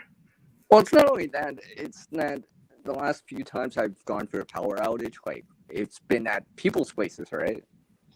You know what I mean? And it's been sometimes at night, right? And, sometimes your phone's not nearby and I don't want to stumble in the dark or stub a toe because I can't see what I'm doing. That's when true. A flashlight or even a lighter would be nice to have. Did you ever see those solar power nighttime motion sensing lights that come on? A small compact one. I have 4 of them around when I had the ducks for the duck cages. they're still going off every time something moves. That buying a quality one, not a cheap one, because those just die. But some of those are real good to All right, keep you should hold put of. it around your house. I have those too, but they're lousy. Yeah, Will Russell used to have a giveaway on the good one with remote control and siren. Yeah. It's like, how many Lutons is that? It 2,000 Lutons that focuses its beam and it has a siren. So you're out there in the middle of the night, cat's walking around the front yard. Let's scare the cat. And then you hit the front light, the solar power thing. Big 200 Luton beam comes out, and the cat like meow. And here's the siren. Meow. That probably chased away 9 of the cat's lives. These are the 2 things I always carry. Lighter fluid and lighter, yeah, a Zippo. There you go. Yep. And you know what? Buy tons of those Bic lighters as much as you can. They're my barrel. But those things leak. I like these because I go put any kind of flammable fluid in it, even moonshine. It works on moonshine too. See if I can make it through the winter without heat. Yeah, I bet it does. Yeah.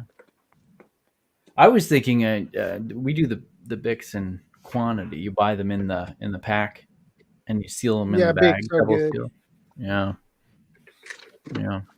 I still use wood matches, flint and steel, bow drill. Oh, and my favorite one. Sure, the easiest one of all. Yeah, magnifying, yes. Yep. Yeah. It's hard to do the bow drill. I was showing my nephews. I said, Uncle Al, how long is it going to take? An hour. Because I have to build up friction and powder so the char cloth catches on fire. Mm-hmm. And that takes about 30 to 40 minutes before I get it going. And they say, Uncle Al, you're going to die from a heart attack. Give me time. And then an hour, when the hour's almost up, I caught it on fire. Uncle Al made fire with 2 pieces of wood. Yeah, and it's hard. It's really hard. I don't know. Yeah. I don't know. That takes you burn a lot of calories on that. Oh, heck yeah. If you fail the first time and you have to do it the second time and you fail that and the third and fourth and fifth, and you might success the 6th time, you will be pretty exhausted. Mm-hmm. Right. But I seen guys and Survival Lily, they practice this all the time. So they got it down pat. And if I had the same kind of cedar wood that's been dried in the oven, because there's a trick. If you dried cedar in the oven at 275 degrees for 2 days, the wood's really dry. If you get wood out in the woods, it's damp as hell. Try to start a fire with that. I tried that. It didn't work. That is really no. It did? Jordan, did it? Did it work? Or no problem, Alona. No problem. Yep. Thank you. Thanks Alona. for stopping by. Actually, I'm with Thanks you. Thanks for hanging out. I'm with you on that one, Uncle Al. We were out with, what was it, Budget Bushcraft, when Yankee and I and Budget Bushcraft got together for the meetup. They were selling wood, and I thought, well, let's just buy a bunch of wood. It was cut that day. It was live wood. It wasn't dried at all. It didn't even work, and I was so pissed off. And Yankee told me the obvious, like, that's not gonna light. So embarrassed. But you're gonna also have to get used to being embarrassed, and get over it. You're gonna fail a lot. So you're gonna fail to learn how to do it right. Right, exactly, and that's how that's just good life advice. Yeah, like I said, well, it's just like gardening, right? You can grow stuff. Yeah, it's not that hard, but eventually you will have that time where it fails, hail hits it, you got insects, the wasps, and then you keep going on. Or worse, your grandnephews run through it and like, look, fruit, tomatoes, and they pick everything off the vine. You, Aluna. Luna, it's good to see you or talk to you. Thank you. Yeah, she works in Dubai. Oh, really? Yep. Yeah. Wow, cool. That's one mega city that I worry about, because Dubai also has a water condensers like we talked earlier, and that whole city. Yeah, let's see, compost, isn't it? No, it's just coffee grounds and eggshells right now. But if you add a little vinegar to that, it helps the coffee grounds and the eggshell merge together better. About 2 tablespoons. Oh yeah, the acetic acid. Yeah. Right. Yeah, to dissolve the calcium out. Yes. Yeah. Also, it breaks down the coffee grounds too. Yes, you are alone. Yeah, Dubai is a beautiful city. It's been built in the last 30 years. Yeah. And really some of the older folks there says, my grandfather rode a camel, and then yeah, I wasn't exaggerating. I got a lot in here. Oh yeah. Yeah, just fry it in the oven and then pound it with a golf club. Well, no, it's already dry. Okay. Yeah. I make sure it's dry. It stores better. That's why. It stores better. Because I can't just put a whole bunch out. Need to space I find it a lot out. easier to put it through the blender. That's actually but the thing is about a blender, that's when you have power and you need to be on grid for that. Yeah, well, yeah. But you could just use it. That's why I figure out. There you go. I figured out that video about me doing it with a different way. When you don't have things like blender, stuff like that, or a mortise pestle. pestle. Right. I just put it in a sock and beat the living hell out of it. Well, because one of the things I used to use those for was for the ducks. I had ducks I was raising, and you got to give them those either oyster shells or whatever it is.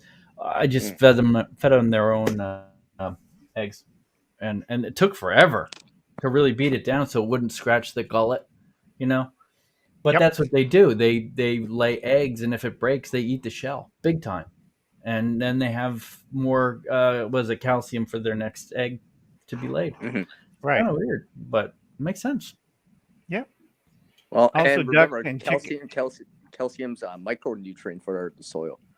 Right. It is needed too. I forget what it does, but I know it's needed. Right, but it doesn't work if you have high, limestone areas. Then it's counterproductive. Oh, okay. Dubai is an open city, yeah. Guys, I got a little note here from the ball and chain that I do have to go. Okay. I just want to. It was nice talking to you, John. It was great talking to you guys. Thank you very much. Do a live stream.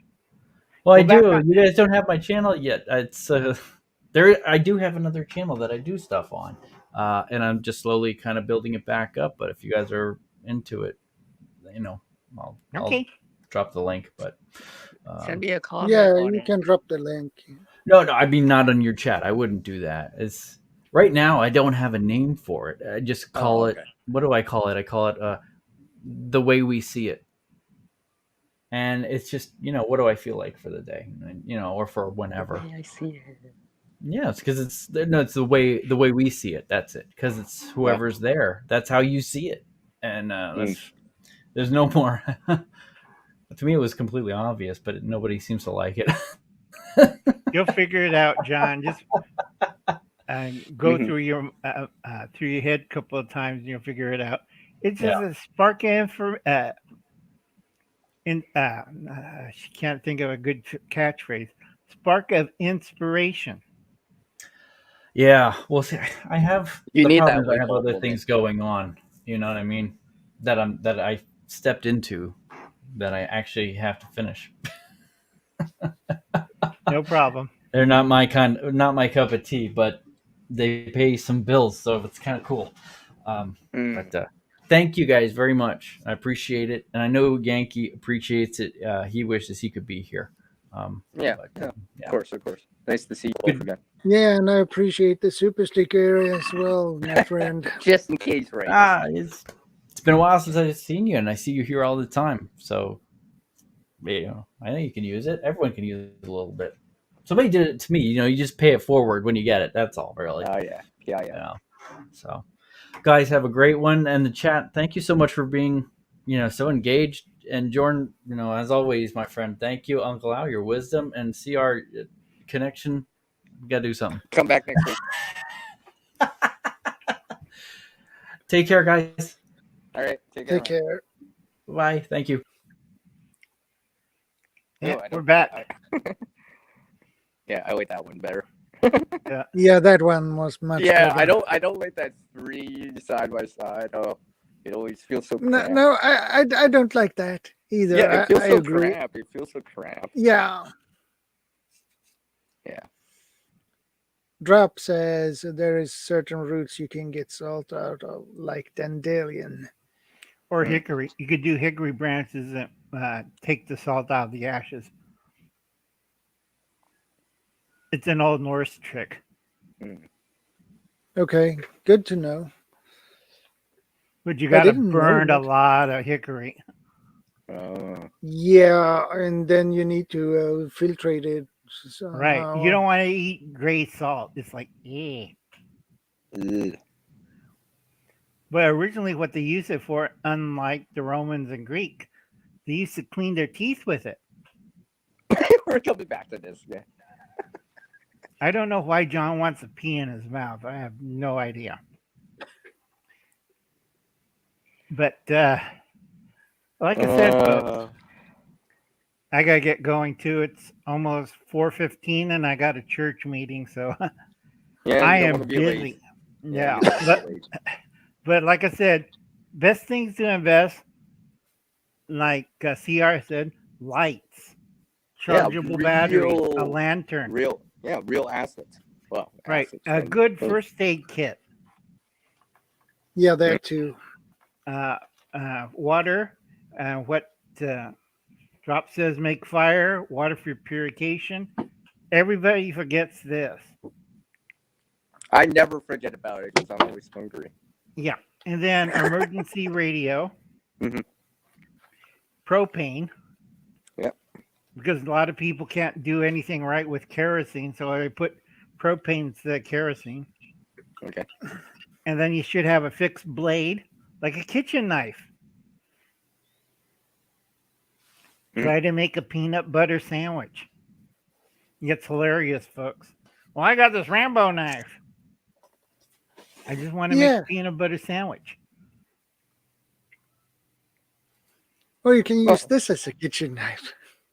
Yeah, but can you make a peanut butter or a sardine sandwich out of it? Probably not. Yeah. But you can cut up a steak or fish. You have one of those? I don't think you wanted to use that to peel potatoes, Jordan. No. So tools in general, I guess, right? I guess we're saying tools in general. Right. Like you did, I forget, one of your videos, how you use different types of tools and stuff. Yeah. Yeah. Okay. The same features, but you don't want to get stuff like you see all these other prepper channels. If you buy this amazing Rambo knife with a secret whistle and a flashlight no, I just want to make a peanut butter sandwich or peel potatoes or gut a fish.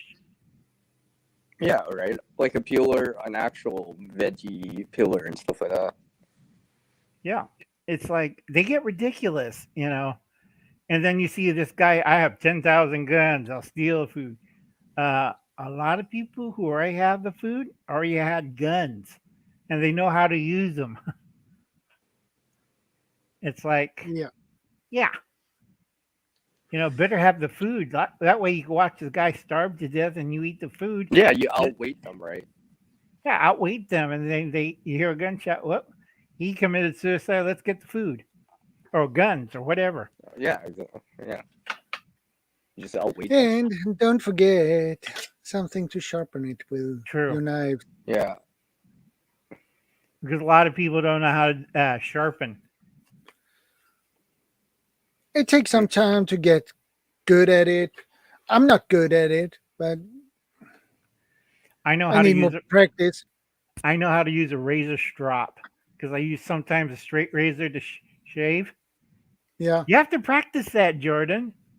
Say, Yeah. dear, I'm getting a Norwegian old style shaving blade. Then here's all the bandages. Like now, the first aid kit comes in handy. See, they go Yeah, hand when in you hand. cut your throat of yourself. Yeah. But like I said, a few preppers ever shaved. And I told this one prepper, you know how to do the balloon trick? And he says, no. Well, get your razor out. If it's really sharp, you put shaving cream over the balloon and you slowly scrape off the shaving cream off the balloon without popping it. And he practiced, he got a few good, removals. And then I guess he nicked what you want to call it? The balloon, and he's covered in white foamy stuff when the balloon exploded, and he's holding a razor. I don't think you want to get a shave from that guy. Pass.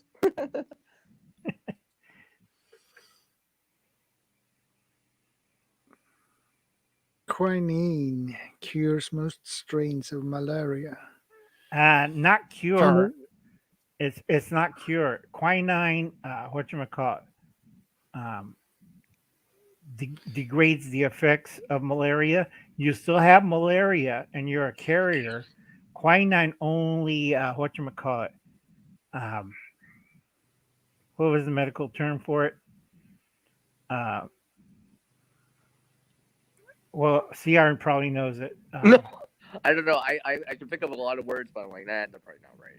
Yeah, quinine is what it does. It masks the symptoms. Yeah, I was going to say mask or something like that. Right. You still have malaria, but you don't feel the shakes or the fever or the vomiting. Yeah, or yeah, peeing it's in just the covering bed. the symptoms. Yeah, it doesn't cure. You still technically have it. Yeah.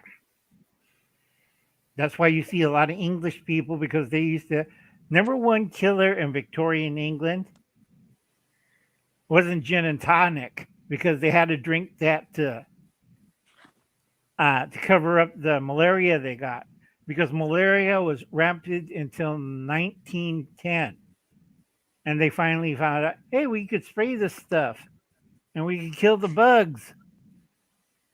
1910, folks, you still get malaria in London. You still get malaria in, whatchamacallit. Sweden never had that problem. No. Because Sweden is cold. The damn mosquitoes freeze to death. Especially that type of mosquito, yeah. Yeah. Okay, folks, I got to get back to church. Nice Take talking care, to Uncle you, Al. Jordan. Nice talking to CR. Do a little bit more of the videos and try to post it. If you have a phone, there's a button on the bottom where it says post. You can post a message. You're holding a video on a certain time, and then you could just refilm it, and then it's all ready and set to go. Bye, folks. Later, Uncle. Take care, Uncle Al.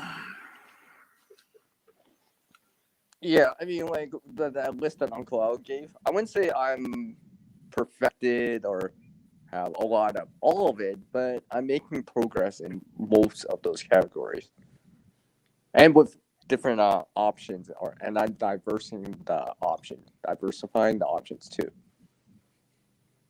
Yeah. You know,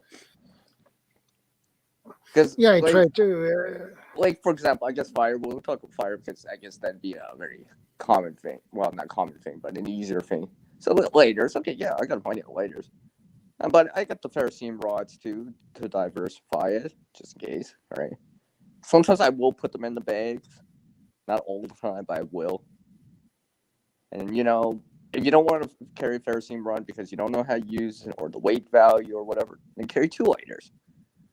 One lighter that you keep sealed or cover over it and stuff like that to keep it dry, and this other one that you can use right away. But you have that option. You know what I mean? Yeah. Matches and stuff like that, right?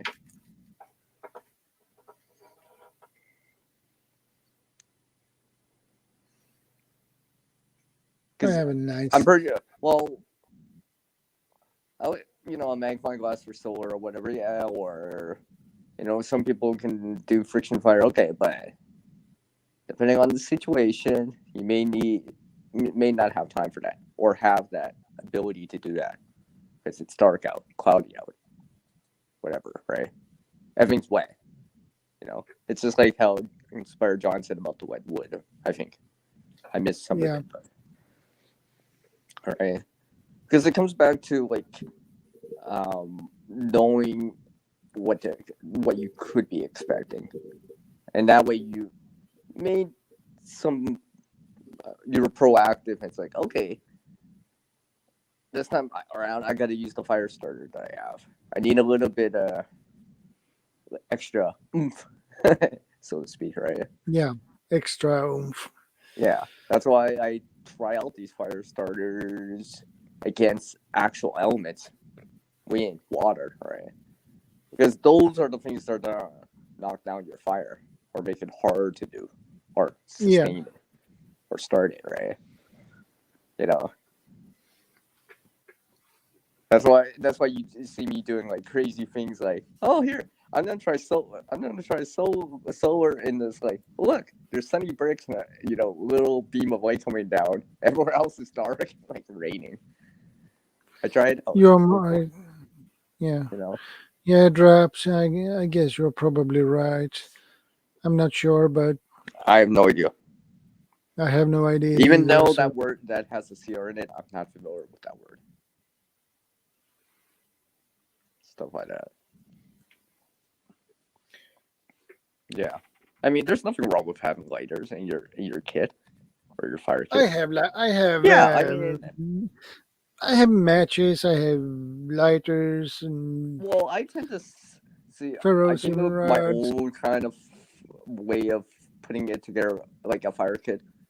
Like certain categories, I want to check off, right? So you want a source of a flame source, right? Because like lighters, let's say matches, a blowtorch, Zippo lighter, stuff like that, right? Because you get that instant flame. Okay, as a backup, you can have more of that, or you can have a way to generate sparks, like a ferrocene rod, right?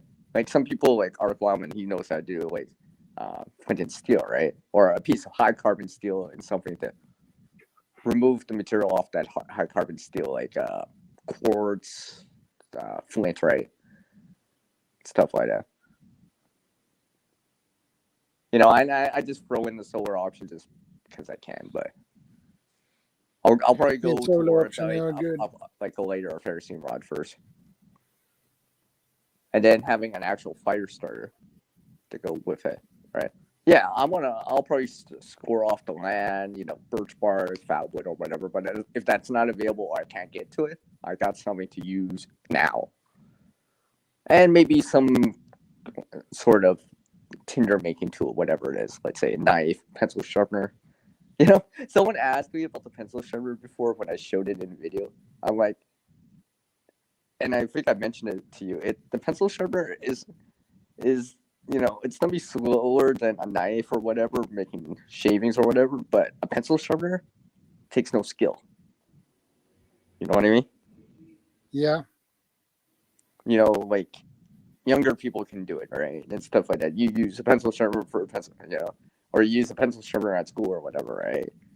Yeah, plastic ones, metal ones, right? I have some metal ones too, right? Yeah, I use the pencil sharpeners, plastic right? and metal ones. And the thing is about pencil sharpener, if you were doing that, I could be sitting, let's just say, hypothetical situation. I could be sitting in a vehicle doing that, just sitting now, and I need shaving or for whatever the situation is, and I don't have to be in a more, because feather sticks, you gotta be in a certain position.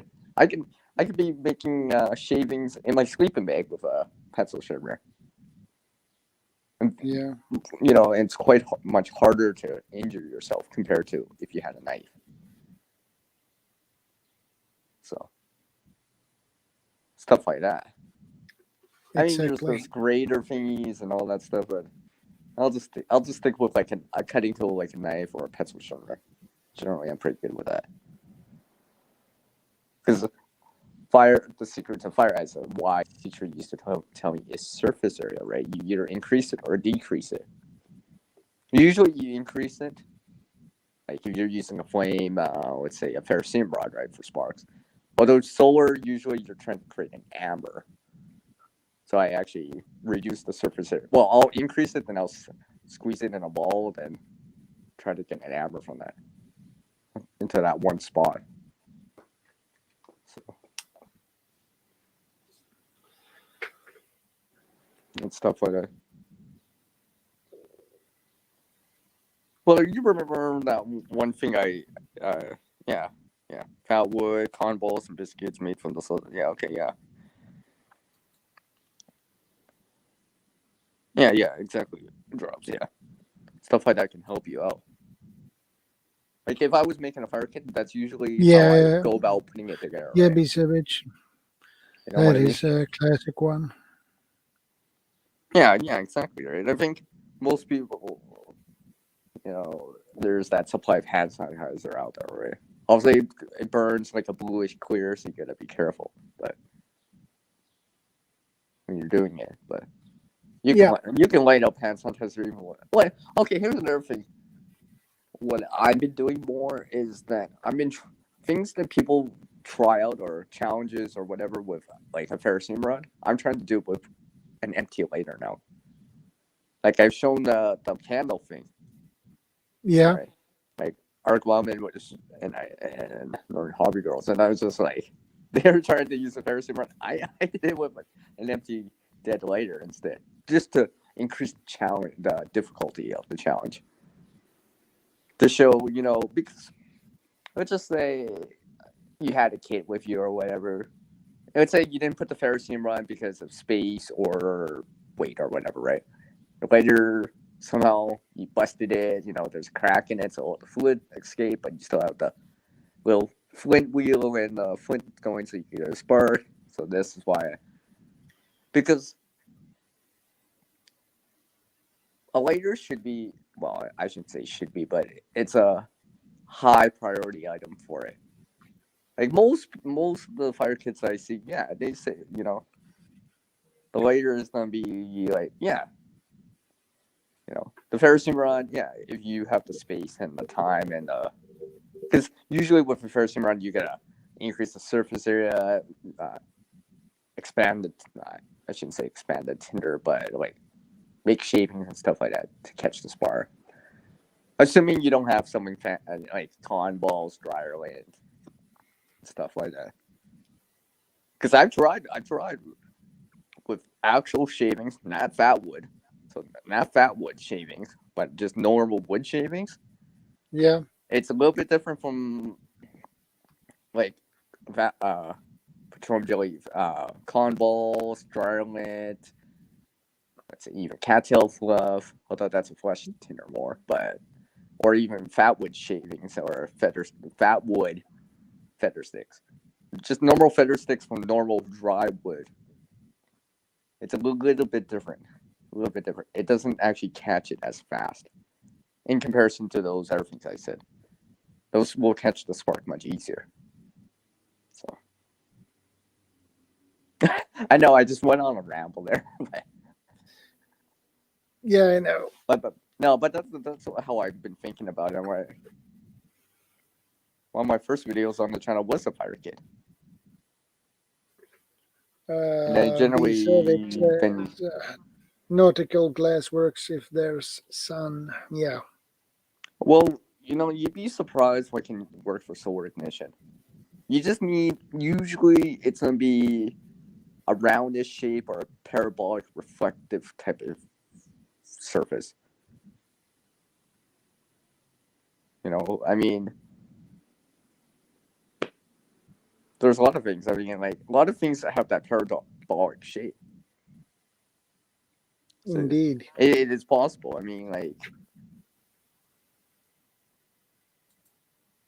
depending on the nature of the situation. I'll try. I think Yeah, I I agree. try for solar first whenever possible, but I have these other options like later matches or fair sim rod for when the time is I need the fire right now, or there's no sunlight, or it's dark out. Then I'll go to those and stuff like that. You know, a few years back, I was trying out doing solar ignition at like 8 o'clock in the evening, like an hour before sunset. So I have like minimal amount of like this ain't midday or anything like that. I did the exact same thing that I said. I took some bark, I should say rub it, but I shredded it apart in my hands, then squeezed it back together like a ball. Put that under the lens I had, get that amber going, blew it in the flame. My friend just came out of the corner. He's like watching me. He's like, "How long you been standing there?" Just for 5 minutes, CR. What? You didn't say anything, but you were concentrating. I'm like, and I just did that as a challenge, right? I wasn't really trying to make a fire all the way, but it's just that okay. It's closer to sunset or sunrise, right? Because obviously the sun's lower on the horizon. You know, midday, 12, 4 o'clock, afternoon sun. Yeah, you're pretty good. You're pretty good. Yeah. You know, as long as it's quite bright out. Because remember, at least for me here in Canada, I can't speak for everywhere else. In the wintertime, at noon, if it's sunny out, it's bright enough out for solar. That's awesome. Right. It's just that you have that time limit for solar. That's the thing. And usually it needs to be bright enough. And how much you collect in terms of the light, like either a magnifying glass, lens, or reflector, determine how much you can get away with having a little bit of cloud cover, haze, smog, you know, stuff like that. Yeah, I heard about that too, Drop. Some bottles are better.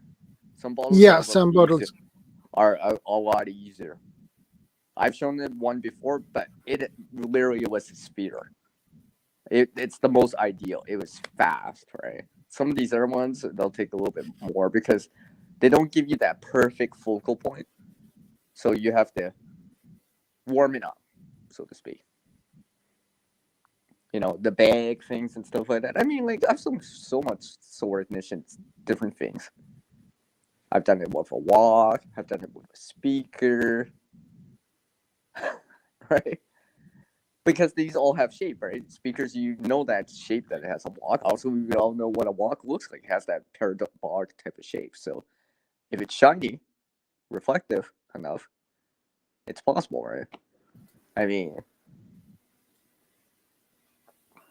I even took a almost like a kid's toy because it had mirror on it and stuff like that. So think you're gonna think like that openly, and it's like, oh yeah, all right. And I have some ideas for solar ignition, but that I've never seen anyone do. But I just want to see if it's even possible. I know it's possible, but I want to be able to be like show it, right? So I'm not just saying it. I won't say what it is because I want to keep it a secret for now because I want to see if it's possible to do it. I have some ideas that I've been thinking about. Just thinking about it. And things that might be available randomly. And stuff like that. So.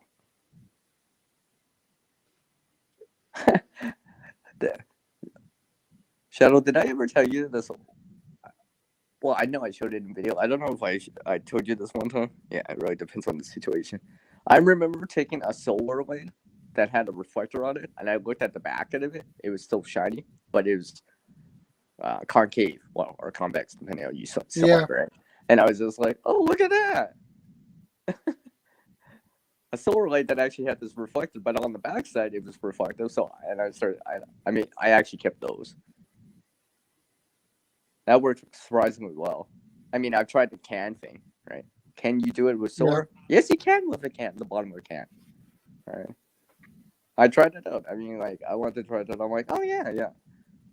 I think some of the cans that are a little bit wider work better just because you gather more light compared to a standard size can, but I know it's possible. It's at least for me here, where I live in this latitude, it's not as fast as like a glass magnifying glass, but in a jam it could work. It could work. You know. Obviously, you want to have a dark surface, char cloth, char punk wood, stuff like that might be more ideal if you got access to that. Yeah. Yeah, because it does there is a difference when you start darkening out the surface. Because obviously it's just like the dark car compared to the white car in the sun, which heats up faster. Yeah, right. So I think this is why usually in the summertime, a lot of people tend to wear lighter colored clothing. I say tend to, but yeah, and stuff like that. Like even in wintertime, I tend to wear darker clothing. That's why I won't buy like a white jacket or something. I tend to enjoy like browns and black colors or navy colors in the winter for me personally. Or browns, right? Darker browns, tans and stuff like that. Yeah, compared to like a white or a pale jacket. Because in the sun, I could actually feel warmer. Even though it's like minus 20 out. Because the jacket's actually absorbing that energy a little bit better for me. So.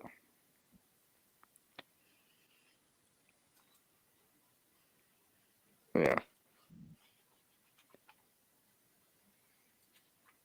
Oh, okay. Hey, Jack. What's up, boss? I didn't see that. Sorry, I missed some of the chat. She was asking, which would you do first, build a fire or shelter? That's, it's situational dependent. I know Drop said that, but I wanted to see the question. It depends on the situation, what you have in terms of resources, gear, and time. You have to make that choice. It's a judgment call. Yeah. Because I've seen people say shelter, some people will say fire, and some people will be like, but if you build a shelter, then it takes a lot of energy compared to a fire. That if you have a lot of firewood, maybe you might go towards that just to keep. Because making shelters can be not time consuming. Well, it's time consuming, but you need energy to do that, right? Whatever it is, move sticks, logs, whatever it is. Make a quinzhee and stuff like that takes time. However, if it's raining out, you might just have a little bit of cover, right? To protect your fire from the rain, right? Stuff like that. So. Yeah, that sounds. So, I mean, and like I said, it depends on the resources you do have with you, right? And the nature of the situation. And how cold or hot it is outside. So. A basic English. Welcome to the stream, my friend. Welcome. Hello.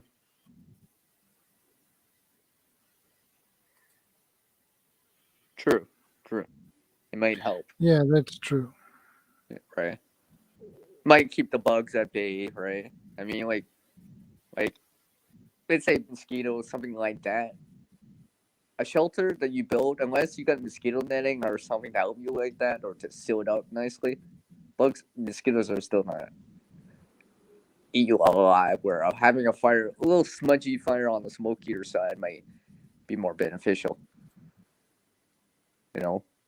Where you're not expecting rain or it's clear skies, the night's clearing out or whatever. Yeah, I'd probably go towards a fire and just a little bit of a shelter.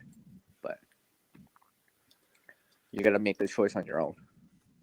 Because like I said, that'd be a judgment call that you would have to make.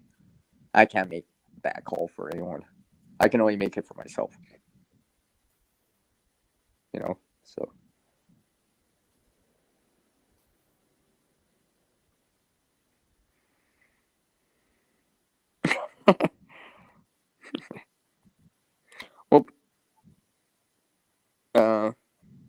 You still there? Yeah, I'm still Okay. here. Remember, I had issues earlier. I'm sorry. Sometimes I Yeah. just have to ask because I'm not sure. Because I'm like, I'm still here, right? Yeah. Okay. Yeah, I'm still here. Yeah. Ever since I went to a phone for streaming, never had this issue with a laptop. That's for sure. Yeah, something like a tarp will save you lots of time in shelter making, right? It's hard to waterproof a natural shelter if you already had those materials. But something like a garbage bag tarp will help you a lot more, and you'll save some time. Indeed. Yeah.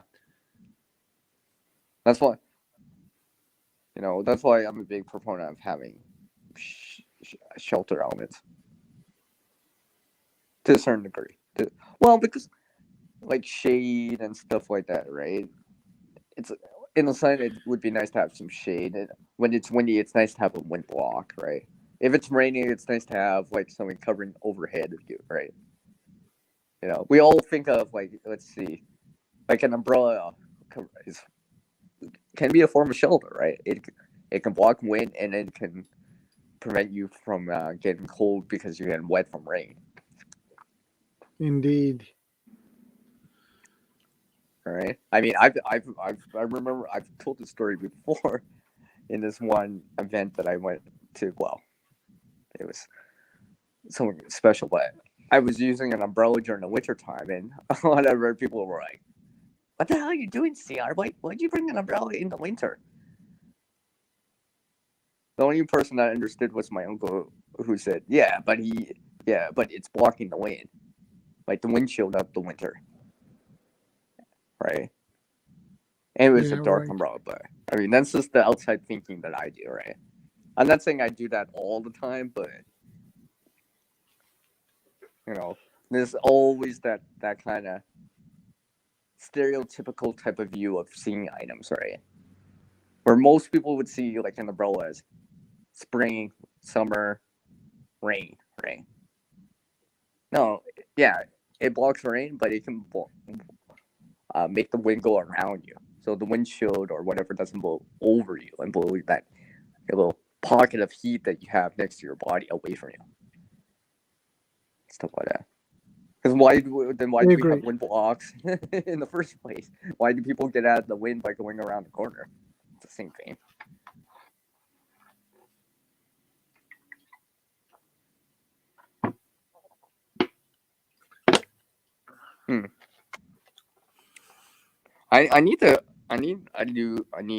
Eventually I need a more hardcore winter sleeping bag in time. That is good, they always say like, oh, for the lowest temperature you expect to see. Like, yeah, so that'll be like minus 40. That's expensive for me. It is. Usually the lower it goes, it's a lot thicker, bigger, and stuff like that, right? So, and heavier and usually more expensive. So, it's one of those. I mean, the spring, summer, fall. Yeah, I'm pretty good, right? I got something that'll go for sure to like 0 Celsius, 32 Fahrenheit for sure. I'm good on that. I know I am, right? Especially if I have like ground pad and stuff like that, right? Or maybe I'm in a tent or a tube tent or something like, or a tarp, A-frame, or a lean-to or something like that. Yeah, to stay dry or keep the sleeping bag from getting wet if it rained or whatever, right? But winter time's a little bit different for me, so. Because I actually have to keep like winter stuff and summer stuff. Just the way it is for me. It is. Right. So. Yeah, I'm glad my phone's not acting up. Like it was earlier. So, yeah. Awesome.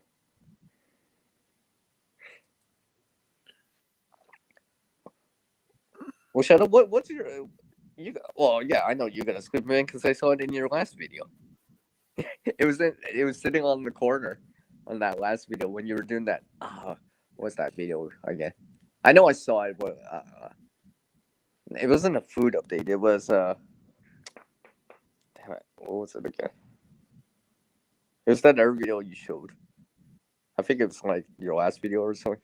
The Swift Meg was in that. What was that? Oh, come on. Really? I should remember it. It's on the tip of my tongue.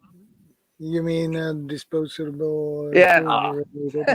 Honestly, I disposed of the thought because I couldn't figure out it. Like, I was just like, really? It's on the tip of my tongue on the plate. I'm like, oh yeah, right. I saw it in there. So that one right there. What's that kind of either rated to or were you comfortable with that in terms of a temperature? Like 0.32 Fahrenheit or something like that, or lower. I don't know.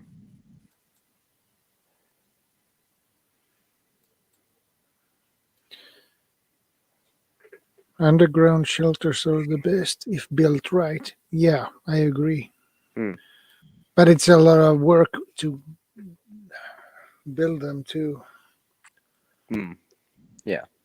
Where having something like a tarp or a swimming would save you a lot of time. If you can afford having that bulk and weight with you all the time. Let's say you go hiking, day hike, or something like, for example. I think on a multi-day hike or overnighter, you would for sure have a sleeping bag, right? You'd be more likely to have that because you're planning for it. You know what I mean? Yeah. Right. You need to plan for it. Yeah, so I'm trying to eventually in time get a. I'd be even a minus 20 Celsius sleeping bag would be nice. Yeah. That'd give me at least some wiggle room if I needed to.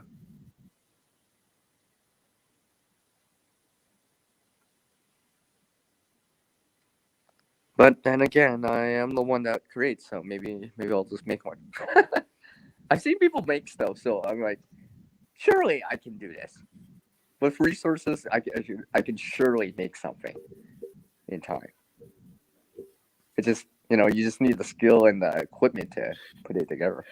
Yeah, and the right tools too. Yeah, once you actually have that, it's actually possible, right? Usually it's not the limit of money per se, but it's like I don't have the tools or the resources, the material to make it, right? Where people just throw money at it to buy something that's already been made, sewn together or whatever, either by hand or by machine or both. So, but I just want to do it to learn, just to see if I can do it, prove to myself I can do it, and be like, hey, look, I put this together from scratch. It's just like the pouches I've made in the past. Those are just not only just something to show on the channel, but to prove myself, hey, I can make something almost from scratch from reused materials. So if I can buy one, maybe I can make one, right? Something like that. Well, because even right now, right? I guess inflation's going up, right? Cost of everything's going up, right? So. Yeah, indeed. The prices are going up, and I think it will be much worse. Yeah. Well, because then it's got to come back to homemaking or making it on your own, making it on your own, making it from scratch or reusing stuff to make it out of, right? Yeah, exactly. Well, because they I think if I remember right, they did that during the Great Depression, or when people illustrated ideas from it or things that they did. Yeah, they reused everything. So, because it really does look like we're repeating that. Or it looks like it. There's a lot of things coming together right now, right? Multiple fronts. We're all facing multiple things coming together and stuff like that. Maybe you'll see it, right? I mean, like this, right? It just takes that extra little thing to be a catalyst to like put it over the edge, where it becomes, you know what I mean? Yeah. Whatever it is, right? Because we haven't. Well, it's not that we haven't heard much about it. We just haven't heard a lot of it. There's a few minor things, but nothing that takes center stage for a long period of time. Right? Because right now in the U.S., in the U.S., on the eastern side of the U.S., or on the continent as a whole, right? This includes Atlantic Canada, and, places like, I guess, New York, Boston, Washington, places in Florida, like Miami and stuff like that. It's storm season, hurricane season, so, right? That actually hasn't really come to center stage yet on the major news networks, right? Because there isn't one yet, right? Who knows? Maybe I want to get lucky, and it'll be a minimal hurricane season, right? But it could be like next week. It's like, oh, something's coming. Oh, right. One of those things. So, because that'll be in their front of attack against, metaphorically speaking, to people, right?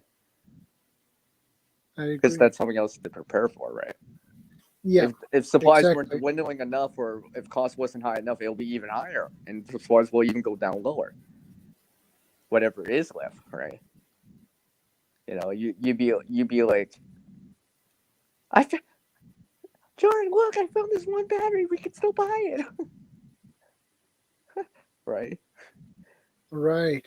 Something like that, right? Where it's already added the package, and it's just like, oh, I found it. Right. Or something like that. Because it hasn't come to that yet. It hasn't come to something like that yet. There's been storms and some power outages, but I mean, like, something that it hits a more statewide, regional to statewide area or provincial area, right? Where it's a little bit more grander in scope. Well, because there's always that last minute shoppers, right? So, will it happen again now? Probably. Probably, yeah. Well, yeah, the power shortages. Yeah, drops it ever. Yeah. Sorry. Sometimes I forget to check the side chat. Yeah, it drops. Yeah, repurposing stuff helps keep the junkyards from filling up. Yeah. And I'm not saying you can reuse everything, but there's a lot of stuff you can. You can. With some skill and some knowledge and some experience and obviously some tools to help you, right? If you knew how to weld or whatever, right, you can do stuff like Bob does.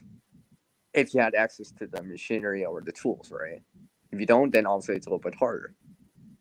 Especially if you don't have anything like a grinder, welder, and stuff like that, right? But because you can't fabricate or manipulate metal items. But yeah. Mm-hmm. Do you have anything to add to that, Shadow? About that? About those power outages? You know what? I've actually saw one. Well, I shouldn't say saw one, but I've seen someone post a video on it.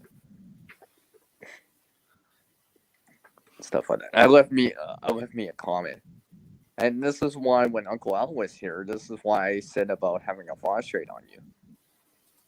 Yes, most of us have a phone that has a light, right? You do, probably, right? Yeah, you have. Yeah, but the thing is, that's got to be on you or nearby so you can actually find it. If it's in the middle of the dark and you're trying to find it, it could be like some silly thing where it's underneath the couch or whatever. Then that's gonna take a long time to feel it out, right? And stuff like that. Let's say you're trying to clean at that time and just like, or something like that, right? So yeah, right. Having something like a lighter or a flashlight or torch, depending where you live, would be useful. Morning. What's up, boss? What's up, man? Hanging in there. Yeah.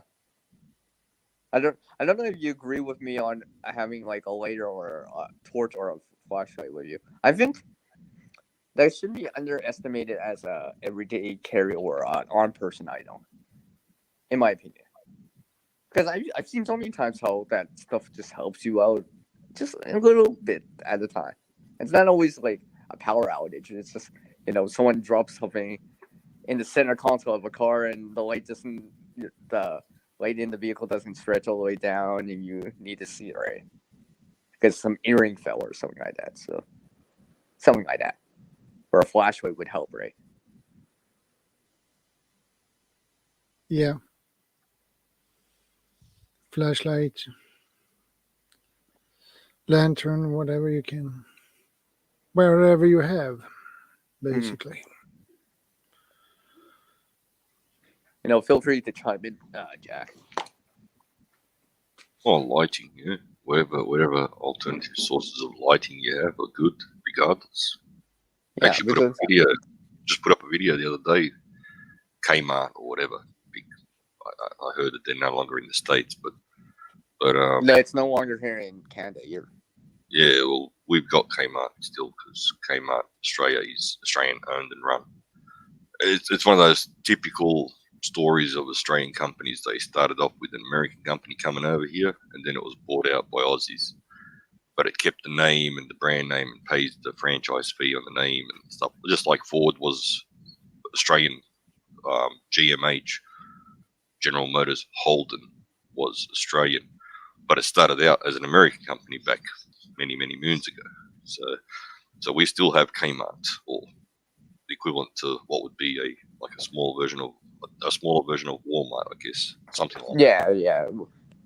Yeah. Kmart's like 90s. But anyway, I put up a video where we have at our local Kmarts, which are all over the country, little LED lights, which are one battery or one AA battery, or the other version which is a switch light, 3 AAA battery for $2. Okay.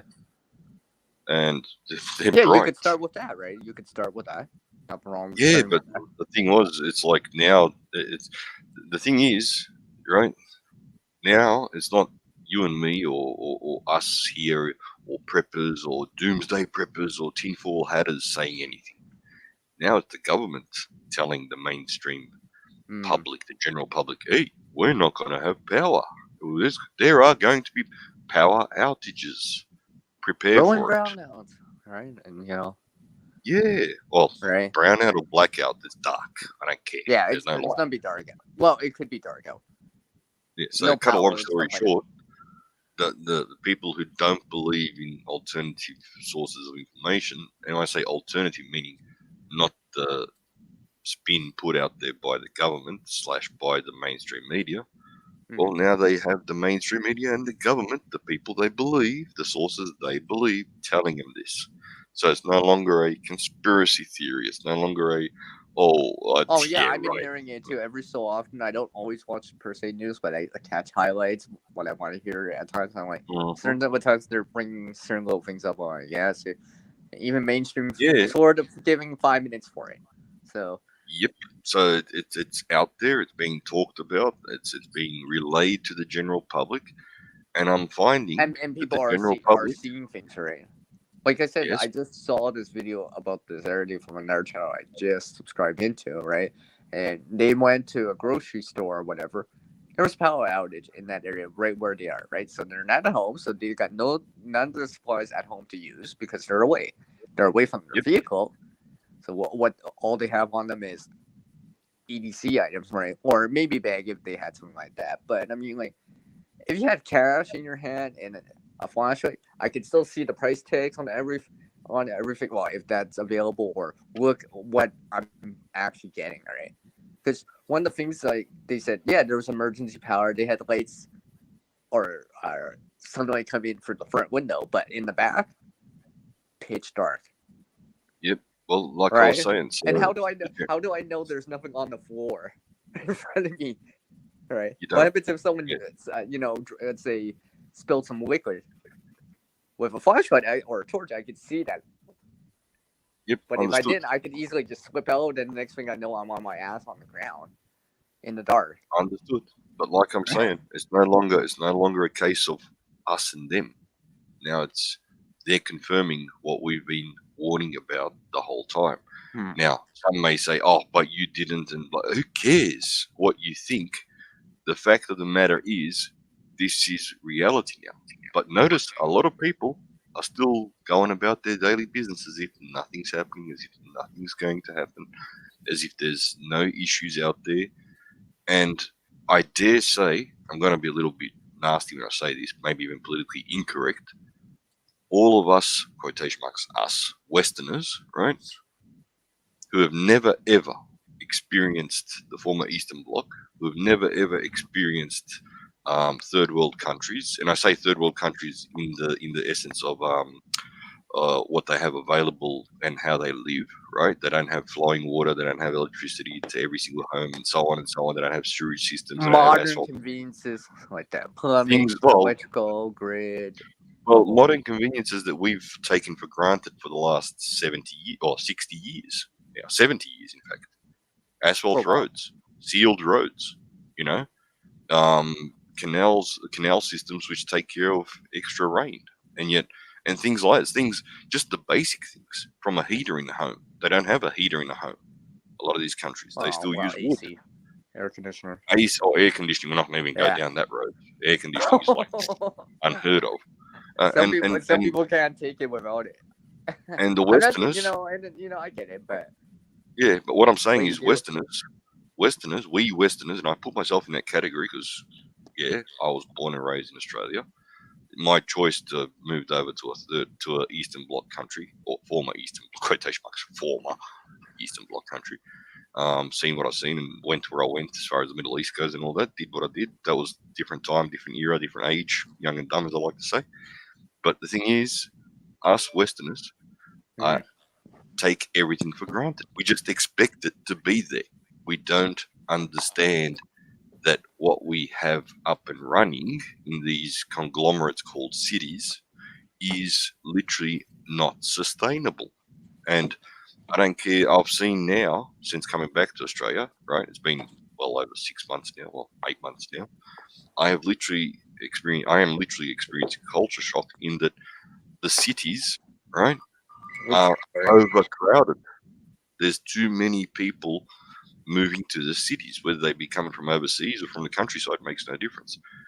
The numbers are, the amount of units, what they call units here, flats, units, what we're going to call them, small houses with practically zero backyard, zero front yard, zero parking spaces, zero anything. Tiny house. And they're all hooked up to, tiny house, but a tiny house that costs $1 million in a city. Yeah, exactly. Now, don't get me wrong, but that's not sustainable.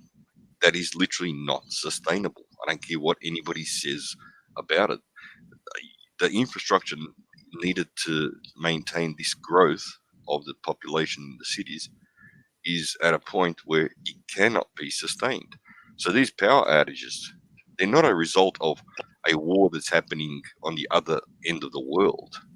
They're not a result of, no, it doesn't help. It doesn't get in the way either. It does not influence. It's a demand for more. Okay.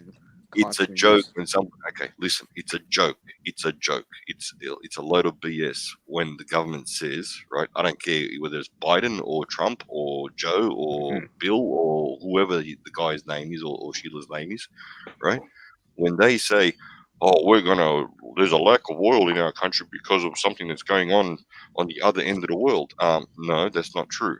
You have your own oil supply, you have your own gas supply. The fact that you don't use it, the fact that you don't have access to it anymore, and I'll pick on Australia. I won't pick on the US. You can pick on the Canada. You can pick on the North American bloody countries.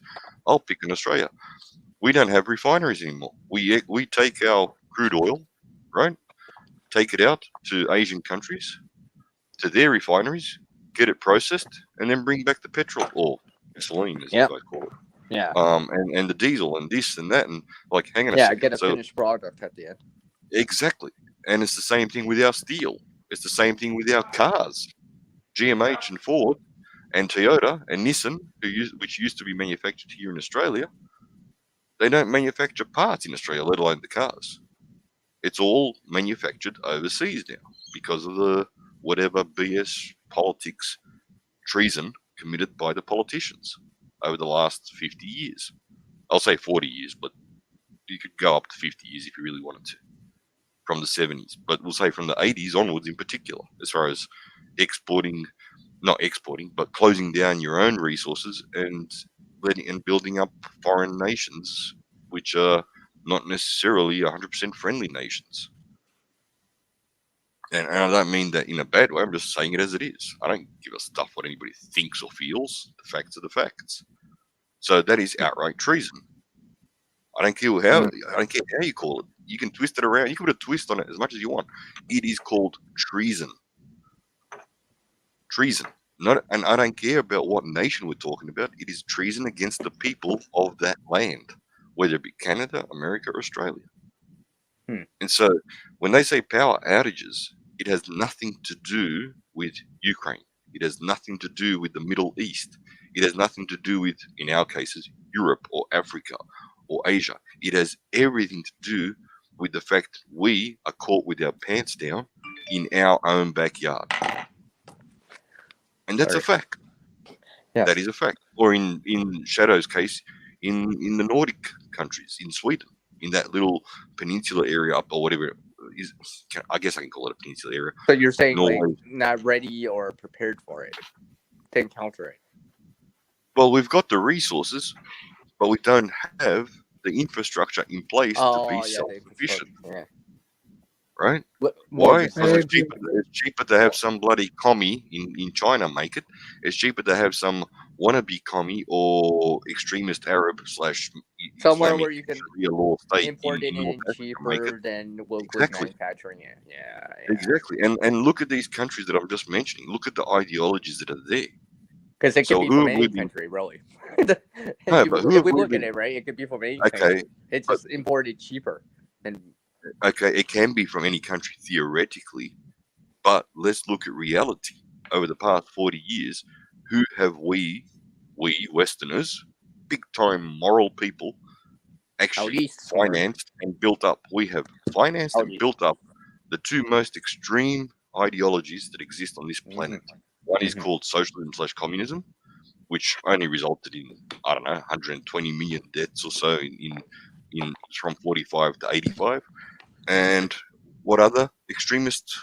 The Islamic states, who want to subjugate the whole entire world, who don't give a stuff about anybody, not even themselves. If and it's a cult, because by definition, because if you leave that, if you become an apostate, that you have a death penalty put on your head. That's it. End of story. So that by definition is a death cult. It's a cult.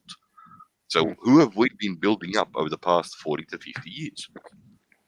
Cults and the most deadliest, most extreme ideologies in the world. We've been financing them. We've been building them up. And at what cost? At the cost of us becoming what? Dependent on others and losing our own independence. Because, you know what? I love it when I hear... And now we're less resilient for... Well, I love it when somebody's... Okay. I love it when somebody mentions the history of the Second Amendment in the USA. Okay, let's compare the USA when the Second Amendment was brought about and USA today. Will that yeah, sure, self-defense on the level of self-defense, meaning self-defense against a tyrannical, treasonous government, 100% agree with them. They are fully 100% correct. Even on a self-defense level, on a humane individual level, the fact that you have the ability to have the equipment that you need in order to defend your own life and the life of those around you against somebody who wishes to take it or harm you is 100% spot on. I fully agree with that. I'm fully 100% backing them on it. But you know when I start sort of like smirking and think to myself, you silly little person, when they start talking about the 2A is going to save them. Save them from what? Hunger? No. From blackouts? No. From a lack of oil? No. You see what I'm saying? It's like even among our own niche of people out there who want to be self-sufficient, we are seeing people con themselves, not others, but themselves, into believing something that is definitely not true. A rifle cannot feed you. A rifle cannot secure food for you. A rifle cannot, or any type of weapon for that matter, cannot secure electricity for you, cannot secure oil for you, unless you use it in a manner which is not appropriate, meaning you go out and take something that's not yours. Mm-hmm. You see what I'm saying? Yeah, you acquire it by force. Correct. So, I've seen that, I've heard that way too many times, and yeah, I've picked on the 2A, but that's where it's most common because a lot of people are actually conning themselves into believing that just because they have the ability to defend themselves from a physical attacker, whether it be government forces or whether it be a criminal, a person who wishes to harm you, right? Or a group or whatever. Yeah, it makes no difference, right? Mm-hmm. That is independence. No, it's not independence. It's not independence. Think about it. Self-sufficiency on an individual level, sure. But on a national level, or even on a state level or regional level, whichever way the country may be divided that we're living in, guess what? There's no independence there. We are conning ourselves. We are lying to ourselves, man. I mean, if you're still driving a vehicle that takes petrol or gas, well, you're still you're not making it, so you're still dependent on that. Someone else is making it. Yeah. I mean, don't get me wrong. I've been hearing about these. Not just things. You. I'm talking about the whole nation. No. Of course. I mean, I've heard of these other things. I'm like, wow, this is way more self-reliant than some of the things I've heard. Right? It's more than just homesteading. It's just like they're trying to generate the power or a fuel to use to run stuff on their own, like with solar, right?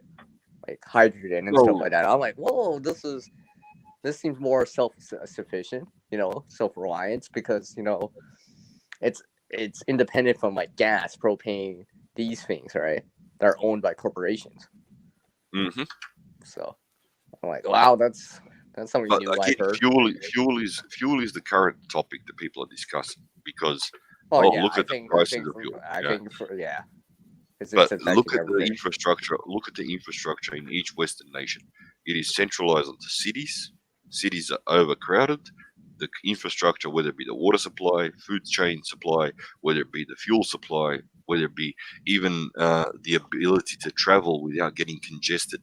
The roads, traffic. It just can't handle it.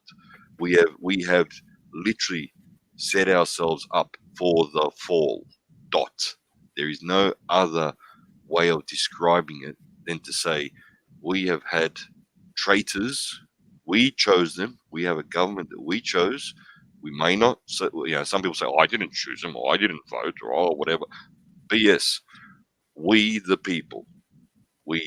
Maybe not myself as an individual, maybe not yourself as an individual, maybe not Shadow as an individual. We the people chose them. So hence, our governments are a reflection of our own inner being as a nation, as a group of people who dwell on that land. Although the current government may not speak for you, but... And if those governments... Well, more people did, though. Okay, I'm just going to go back. I'm going to close this loop. And if those governments over the past 50 years, half a century, have literally been going the easy way out by saying, we don't want to do the messy job. We don't want to have... It's easier and there's more money. We don't want to put that infrastructure. That'll cost tens of billions. Well, and the kickbacks and this and that and blah, blah, blah. And then we won't see a return for 40 years or something like that. Or it'll cost us more than to run it or whatever. Okay. But like I was trying to say, the politicians take the kickbacks and then certain little crumbs come back to the people who are voting for them via various little handouts or whatever, right? Guess what? That is a closed loop, meaning we, the people, have a government which is a mirror image of us, the people. And no person, whether he be classify himself, label himself or herself as left or right, will be able to say that the whole government is a mirror image of them as an individual. But guess what? If you take all of us together, and we have a look, and we'll see that the government is literally us. We put them there. We allowed for this to happen. We enjoyed the crumbs that were handed out to us. We enjoyed the luxury of having everything within 2 minutes drive from us, saying, "Oh, look at those stupid countries." It's the convenience store. Oh, look, I can get a fry. Yeah. Oh, you know, we enjoyed Drive-through. the fact that we don't have to learn how to start a fire. We enjoyed the fact that we don't have to worry about heating the place. We enjoyed the fact that we can fill up a tank of fuel whenever we want. We enjoyed the fact that if there's a pothole, you just make a phone call or send a message or an email and it gets fixed within a couple of days or weeks or whatever the case may be. We enjoyed or all it's that. scheduled. Yeah. Well, schedule it in. So those little crumbs that come back to us, right? The working class, right? The so-called not the so-called, but the former middle class, right? Which no longer exists because the prices of food, just food alone, now have turned the middle class into a lower class. I'm not going to say slaves, but into a lower class that is 100% dependent on those at the top who have been taking the kickbacks and doing what they've been doing with our approval. Because every time we vote blue or red, we are approving of the scam. We are approving of their immorality. We are approving of their treason over the past 50 years. We are approving it. And why are we approving it? Because guess what? We enjoy the little things that we've been getting, the crumbs that they've been giving us. And show me 5 politicians in any country. So just one hand's worth of politicians, 5 fingers worth, right? Who got into politics, right? On any level, whether it be state or national, federal, commonwealth, whichever way you want to call it. Regional, yeah. Well, municipal and regional, you do have local patriots, and depending on the size of the municipality, it could be that's a little too. Okay. Yeah, that's where everybody knows everybody, so it might not be so applicable to local council, right? Okay. Especially outside of cities, where everybody knows everybody. That's the key. Everybody knows everybody, right? Mm-hmm. In cities, in the municipalities within the cities, nobody knows nobody. It's still a city. It's not like the towns. You get what I'm saying? It's just too many people, and you don't know your bloody neighbor. Millions compared to thousands. Correct. So whether it be state level or whether it be national, federal, commonwealth level, right? Name 5 politicians who got into politics richer than when they walked out of politics. And when I say richer, I'm not talking about thousands or hundreds of thousands. I'm talking about millions, if not tens of millions. I dare any Westerner to name me 5 politicians through the last 50 years who walked into politics, who got into a position within some office level at the top there in those 2 tiers, right? State and national level, right? Who walked out equal to or poorer than when he or she walked into politics. And who can justify the jump in their personal value / assets / riches.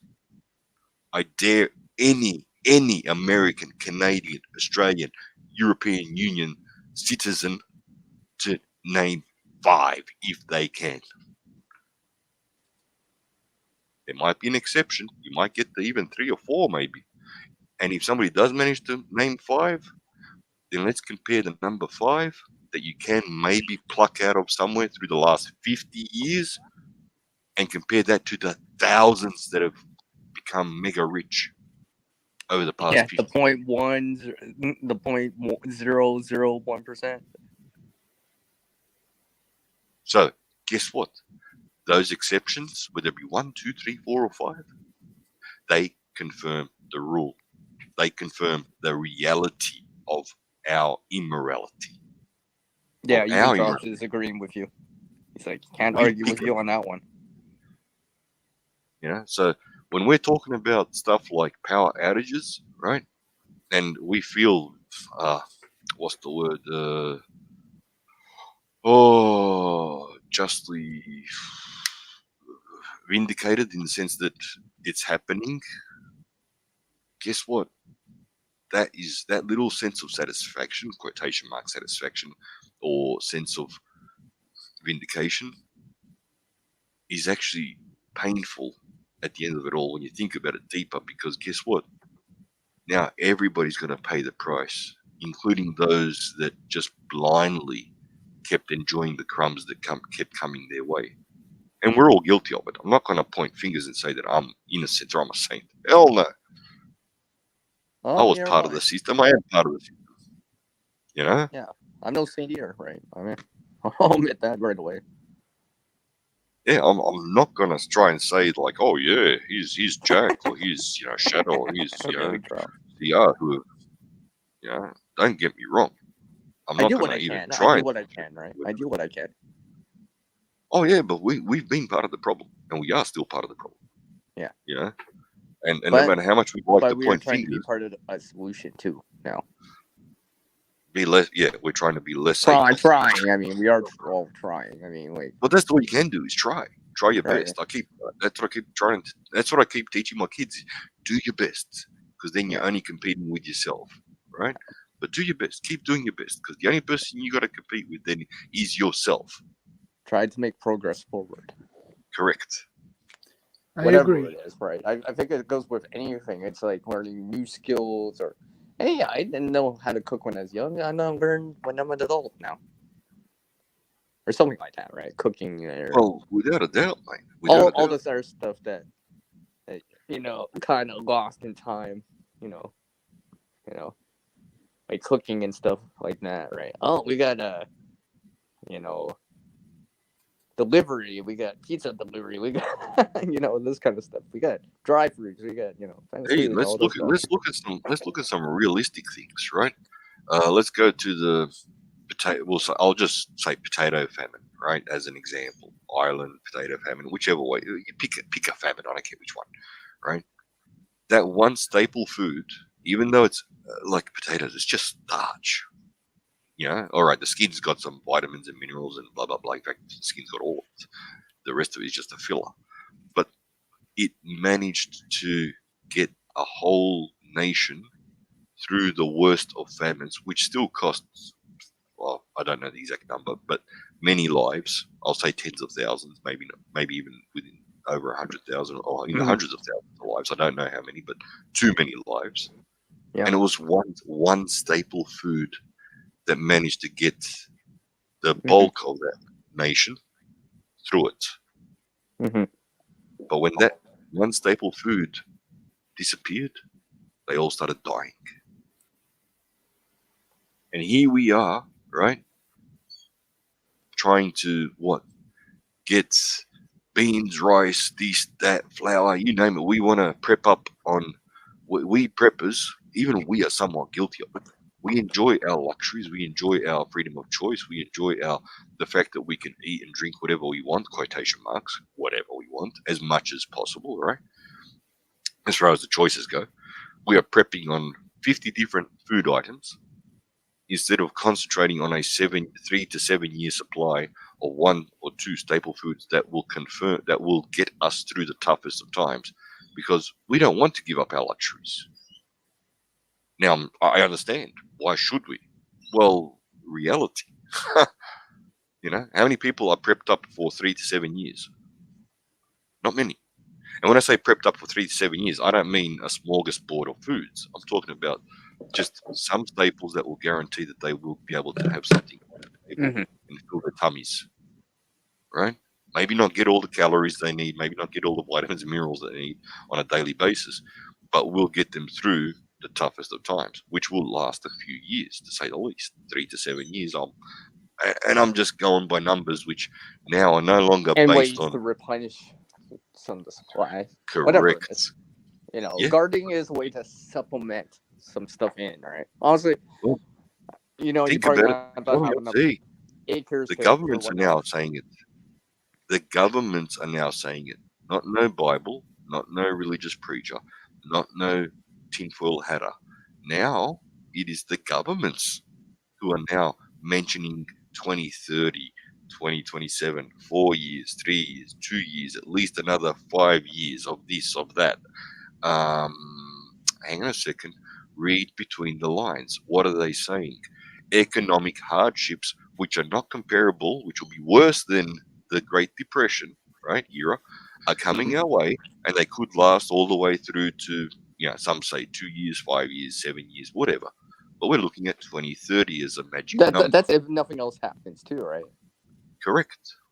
Right, because So, if you think, how many preppers are prepped up for these coming 2 to 7 years, depending on who's relaying the information and what they're going by, right? Mm-hmm. And I'm not talking about no Bible basher. I'm not talking about no tinfoil hatter. I'm not talking about no bloody survivalist or whatever. I don't care what category, what label people put on these people, right? That we're saying it for the last X amount of decades, that this is coming our way because we're heading in the wrong direction. We're doing things the wrong way, right? I'm talking about current day leaders, current day politicians, right? Who are literally telling us. And all you have to do is read what's in the mainstream news. I'm not talking about here and there 2 seconds news flash. I'm talking about the mainstream news that talks about the economy, that talks about the infrastructure. Highlighted. It's not just, it's there for like 5 minutes. Yep. Out of 30 minutes, how many people are understanding what's being said? 1 in a million, maybe. 1 in 100,000 there. I'll be generous. One person out of 100,000 people in every single Western nation / nation on this earth that has access to daily news or updates via news flashes and stuff like that, right? Who has access to information being pumped their way on a daily basis, is being told this, but only 1 in 100,000 understands what's actually being said. Not even understands, maybe that's too strong a word. That's too a general word, but is beginning to comprehend that this is not going to be nice or pretty for the next X amount of years, as per the government / the official sources, as per the banks, insurance companies, you name it, they're all saying the same thing. Yep. And when somebody says it bluntly like this, then we're doomsday preppers or we're tinfoil hatters. Okay, call me what you wish. What are you going to call your government? You chose them. What are you going to call the mainstream media? They're the cronies. They're the Goebbels propaganda machine of your government, of the government, of our governments. So, you chose them. You voted for them. You put them in there. Tell me, you're going to call them tinfoil hatters now? You're going to call them crazy nutcases or religious freaks or whatever else? You're going to label them? I'm not even going to go into the youth, into the generation, whatever, XYZ, LGBTQ, and all the other letters that go on there, right? I'm not going to go into the youth of today who literally, the quotation marks, educated youth, who have been programmed to come back with, well, we just change things, we just reset things. Well, who says we can't do that? Nobody says we can't do that, but every revolution does come with a bloody price to it, whether it be financial, whether it be whatever. Every single such change, some sort of price to pay. The price has been bloody, so bloody that humanity has recorded them as the most evil and worst times of our history. Every single time. Don't get me wrong. I mean, to do the same thing over and over and expect a different result, that is one of the pure definitions of outright insanity. And that's what we're doing. Now, again, that might all sound bleak and everything, but if we know what we're looking at, if we understand that the people around us literally don't want to face reality, don't want to accept the truth, don't want to believe, quotation marks, they choose not to believe. It's their choice. They see everything in front of their eyes. It's all there. It's all crystal clear. It's not like it's being hidden from them. It's right in front of them from reliable sources, right? Whether it be science, whether it be economics, whether it be politics, whichever branch you choose, right? Of the social structures out there, right? They're all saying the same thing now. They're all telling us the same thing. They're all predicting the same, not predicting, but they're all forecasting the same thing because it's crystal clear where it's heading now, right? It's no longer a theory. It is now, even by their standards, a fact, right? Mhm. The data tells them that. And guess what? People still refuse to accept and face that. And if we understand that out of every 100,000 people around us, there is possibly one person among them who is somewhat prepared to do what needs to be done, then we also understand there's 99,999 out there. Yeah, who they're will more depend- majority at the time. They will be dependent on somebody or something, and you and I and we will, in their eyes, be what? The enemy. Whether it be envy or spite or whatever you want to call it, or ego, pride that they can't swallow up, or why should he or she, or why should they have? Envious. Exactly. It's just, they've got what I want, stuff them. Their lives are worthless in my eyes because my life matters more to me than what. Or it their could be life. as, oh, no, my child here. Something And like that. this is where I back the 2A 1,000,000%. I back it. I'm 1,000,000% for it. And I say that every free nation should have a 2A. Every Western nation should have a 2A. And anybody who says different, I'll argue that point to high heaven and down to hell, all the way from the worst points to the best points about it. I will back the 2A on that level of individual security, individual integrity, individual safety, and protecting the loved ones, right, from those who wish to take what you have and harm you.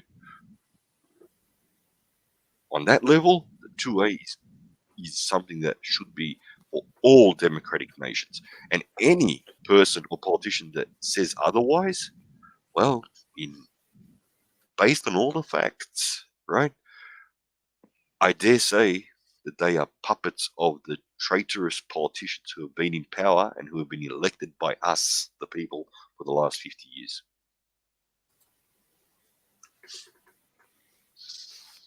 Yet the 100% drops, they will be standing in government breadlines. And that's the whole name of the game. Caesar, the Roman Empire introduced that system. Give them what? Circuses, entertainment, right? Entertain them with whatever it is that entertains them, whether it be social media, whether it be Oprah, whether it be music, whether it be this or that. Doesn't matter what it is. Entertainment is entertainment, circus, and what? Give them bread. Give them bread.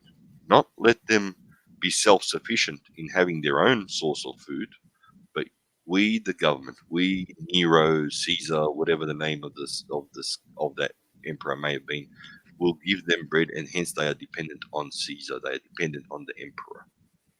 They are dependent on the government, on those in power. And I dare say, with the current food prices, every single person that is employed and works for a wage is now dependent on the government, because the current wages, I don't care what dollar figure they put on there, cannot sustain a family of 5, one home. And I say a family of 5, husband, wife, 3 kids, right? On average, or 2 kids and a dog. There we go. So it's still a household of 5. You got to feed the 5 mouths under that roof. Cannot do that, even on 2 wages. As per our standards of living and our expectations of a spoiled little group of people called Westerners.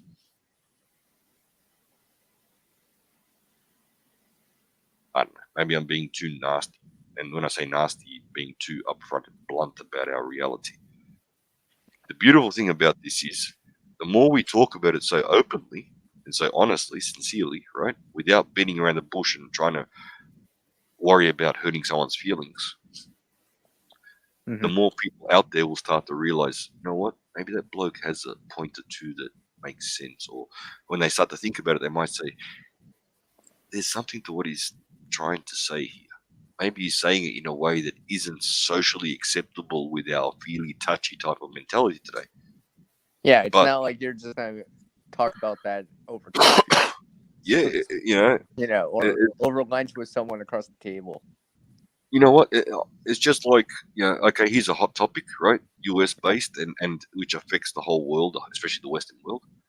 The abortion rights and all that. When a doctor, I watched the doctor just yesterday. Now we're not getting into this. No. I'm just giving you an example, a parallel of when a doctor talks about and explains in detail the process of an abortion, right?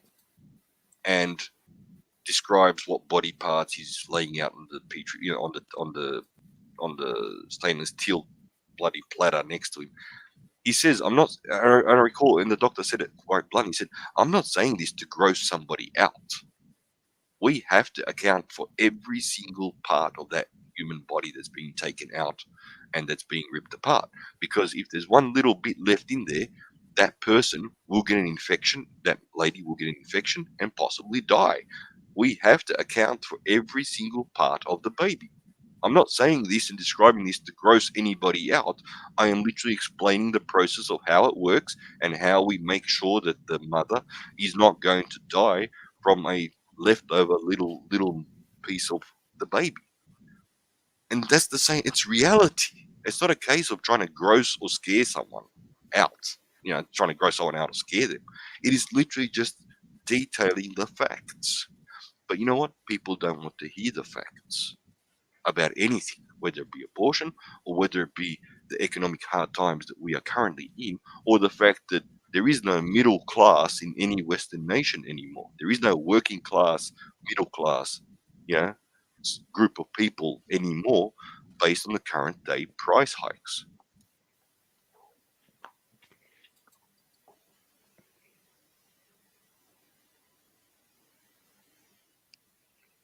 Yeah, the butthurt crowd. I love it. Yeah, that's exactly right. The butthurt crowd. Although don't forget, Drops Family Garden. Some people enjoy it there. They find pleasure in that pain. And yeah, I'm being a little bit nasty there towards those celebrating something this month, and they sure as hell ain't celebrating the Blessed Virgin Mary or the church or anything like that. Although they, just like us Christians, do consider the rainbow very important too. We consider it for reasons which are absolutely holy, and they consider it, I don't know, to be honest, I don't even know why they chose that.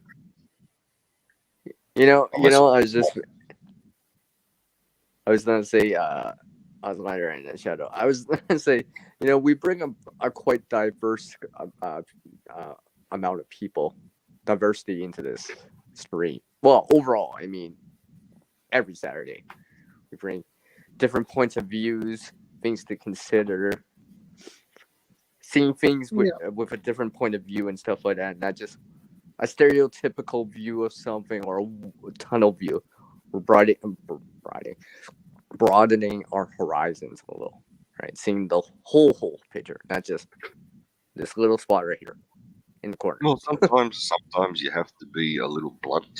You have to face reality, and we've all had different experiences. I mean, don't get me wrong. If I wasn't like this, I wouldn't be who I am.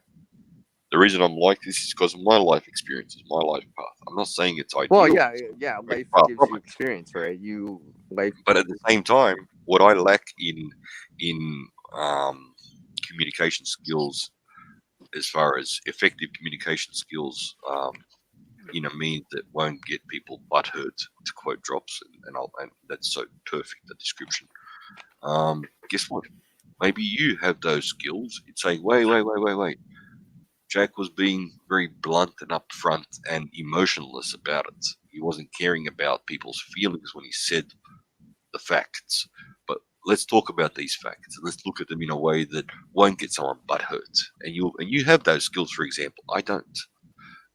Maybe I can have them, but me being me, it's like teaching an old dog new tricks. It's not going to happen overnight. You see my point? So we can complement each other, or we can butt heads and try to always show off who's smarter, or who's this, or who's prettier, or who's got the better vocab, or who can type better, who can get a better. Yeah, hang on a second. Facts don't care about feelings.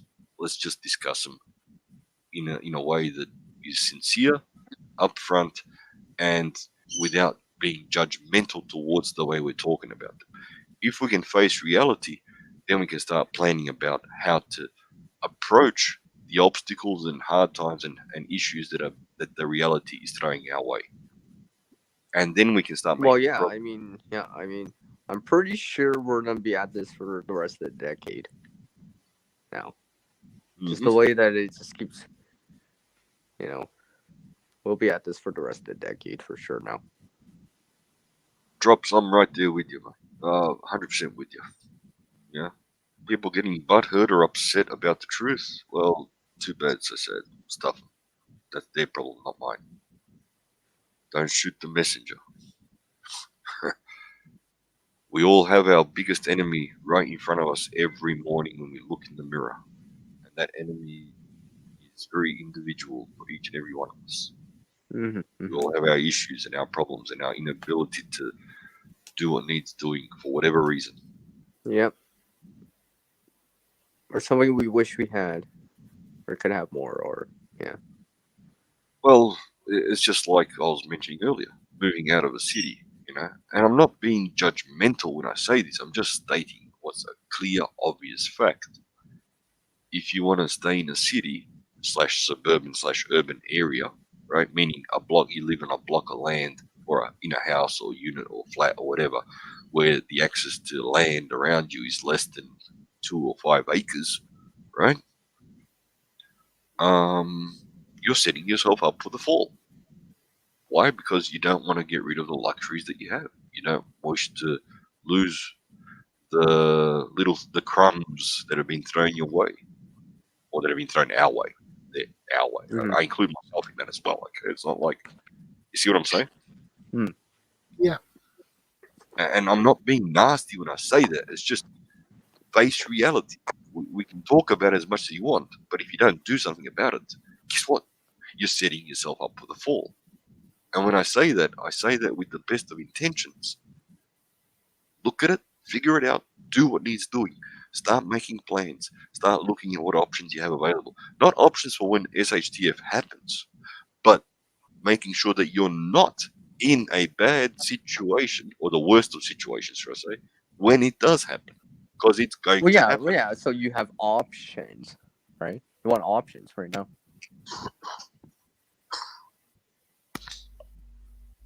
I mean, excuse me, I just, bit of a cough there. Yeah.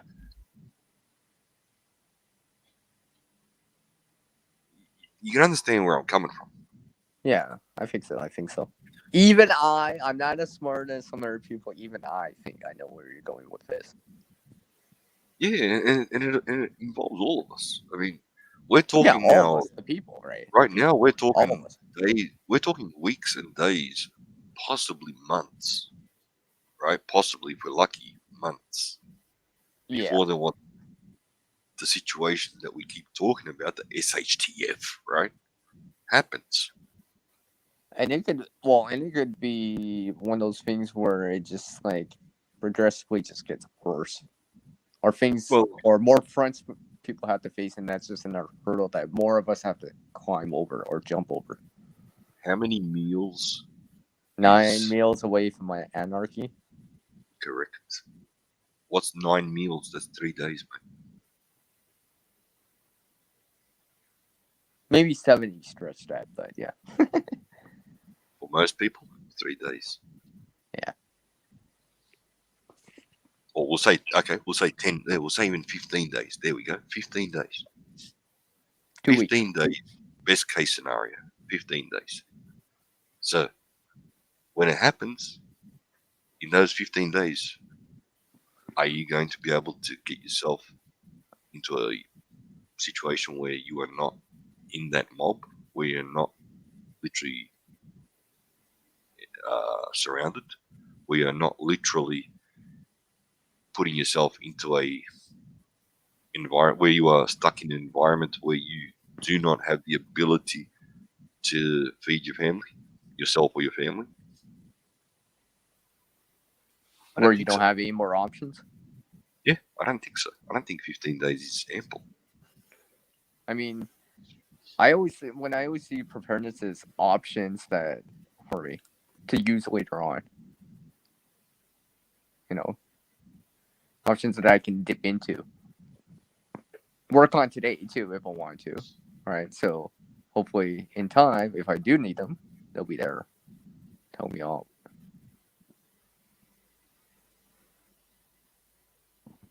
Well, Drops, you're in a place where you will not be surrounded by what we often refer to as zombies.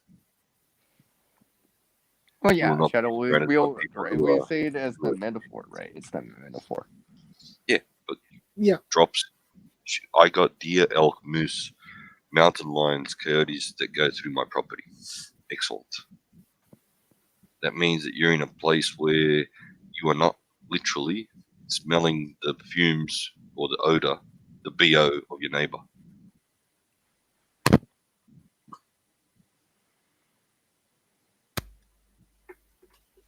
And that's the difference. You can't see or hear your neighbor. Guess what? You have a better chance of getting through the hard times. But if you can smell your neighbor's body odor and hear them turning and tossing overnight, you're in trouble.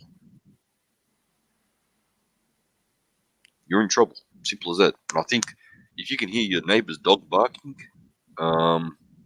without the wind carrying it, you're still potentially in trouble.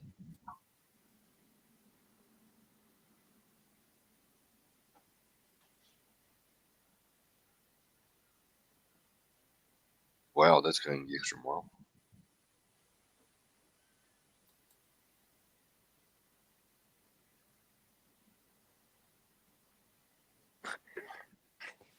I'm glad.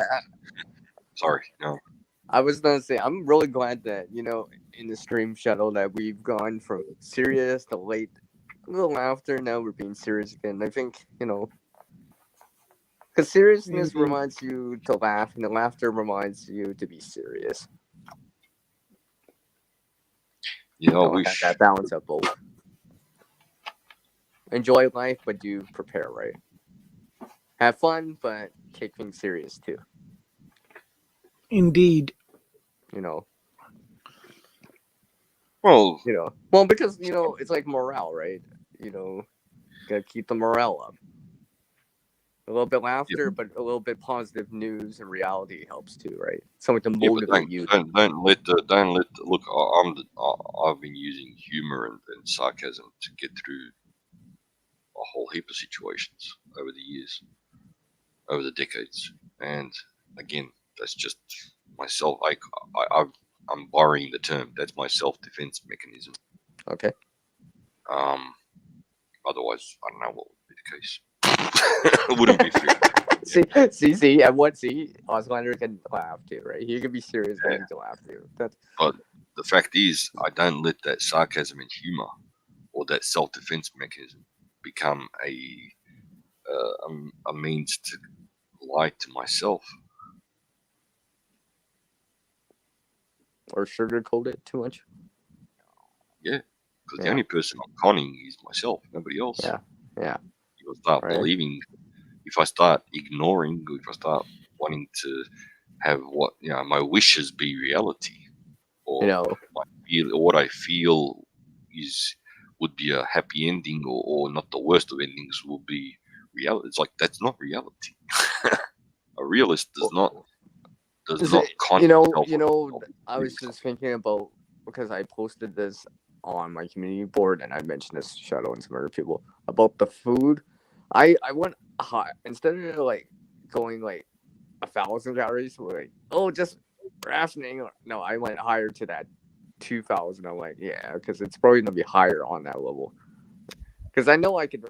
Yeah, obviously I can ration anything. Anyone can ration anything, but I want to see if I can go all the way to the 2K, 2,000 calorie mark as a benchmark to know where I'm at.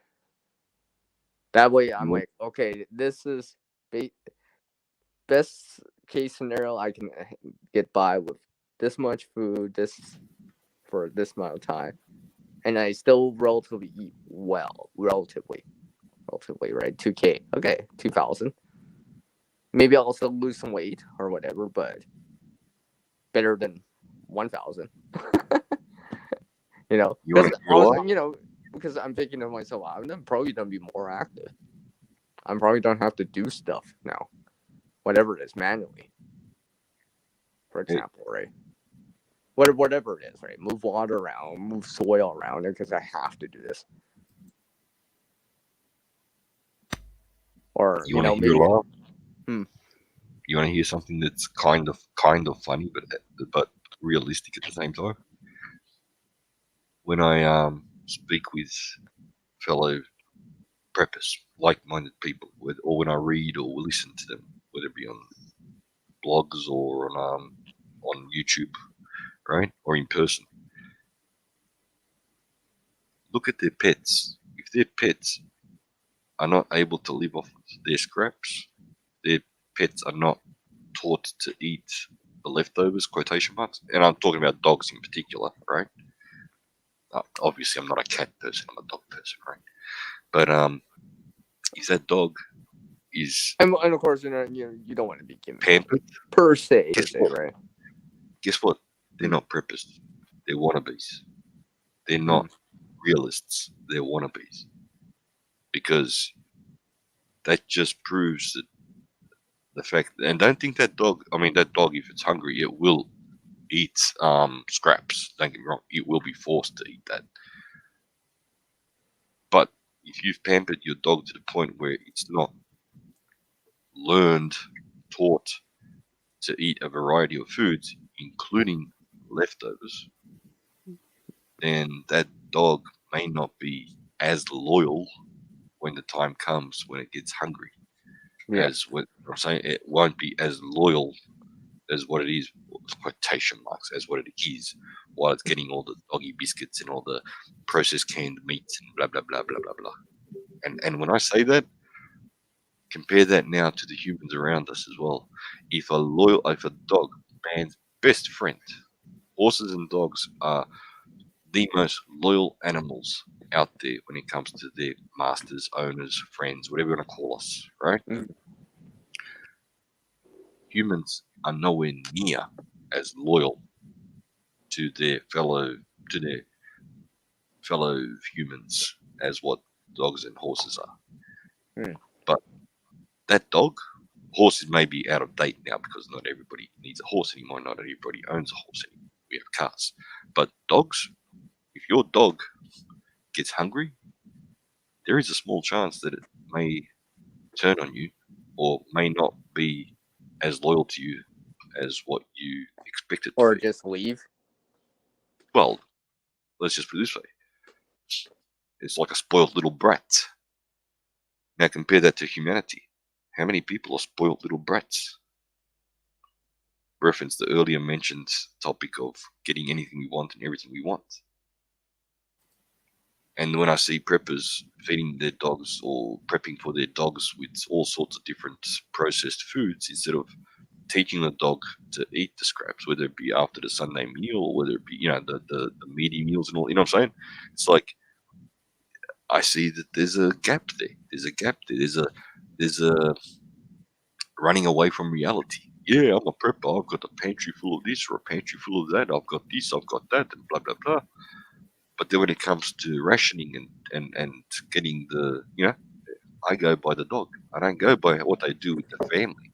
I go by what they do with the dog. Not always, but in many cases. Okay. And that's where I sort of see who's legit and who's not. Who's facing reality and who's just thinking that just because they have a full pantry, that they're safe and sound. Well, I mean, that's just gear. Supplies are another word for gear, right? you can only do so much with that. You don't have to diversify it, adapt. Yeah. In time. Drops. Is, right? I wouldn't. Based on what you're saying there, and I'm not saying that because of a cultural thing. I know that in some countries, dogs and cats are just protein. I understand that, and that they can be a source of protein. But I would rather have a loyal friend next to the family than to be eating that loyal friend. Because that loyal friend, believe it or not, is you can't buy loyalty. You can't replace that loyalty. As far as the cat goes, I'm all there with you. Last resort, right? Last resort. The cats, yeah, I'm not worried. Yeah, that would be a lot. I would hope so. I would hope you would take the time so you don't have to make that choice, right? So you don't have to. Although ShadowScoutSwede might disagree on the cat topic. I'm waiting for his expression. He's like, no. I'm waiting for him to say something. I'm waiting for the cat to dive at the screen there, trying to kill me for saying that. Shadow's cat go. It's just the camera would scratch all over it. And all we see is just like, what happened to him? He disappeared. So, he comes back online. He's like, sorry guys, my cat chewed through the Ethernet cable, or my Wi-Fi extender or something. What?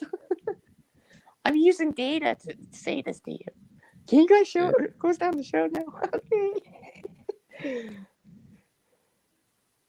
Yeah. Yeah, I'm not a fan of maybe you shouldn't mention the cat anymore. That might happen. Yeah. It's not tempt fate.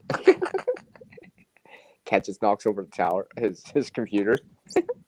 But again, like I said, going back to what was it? We said 2 weeks at max, right? 9 meals, 2 weeks maximum.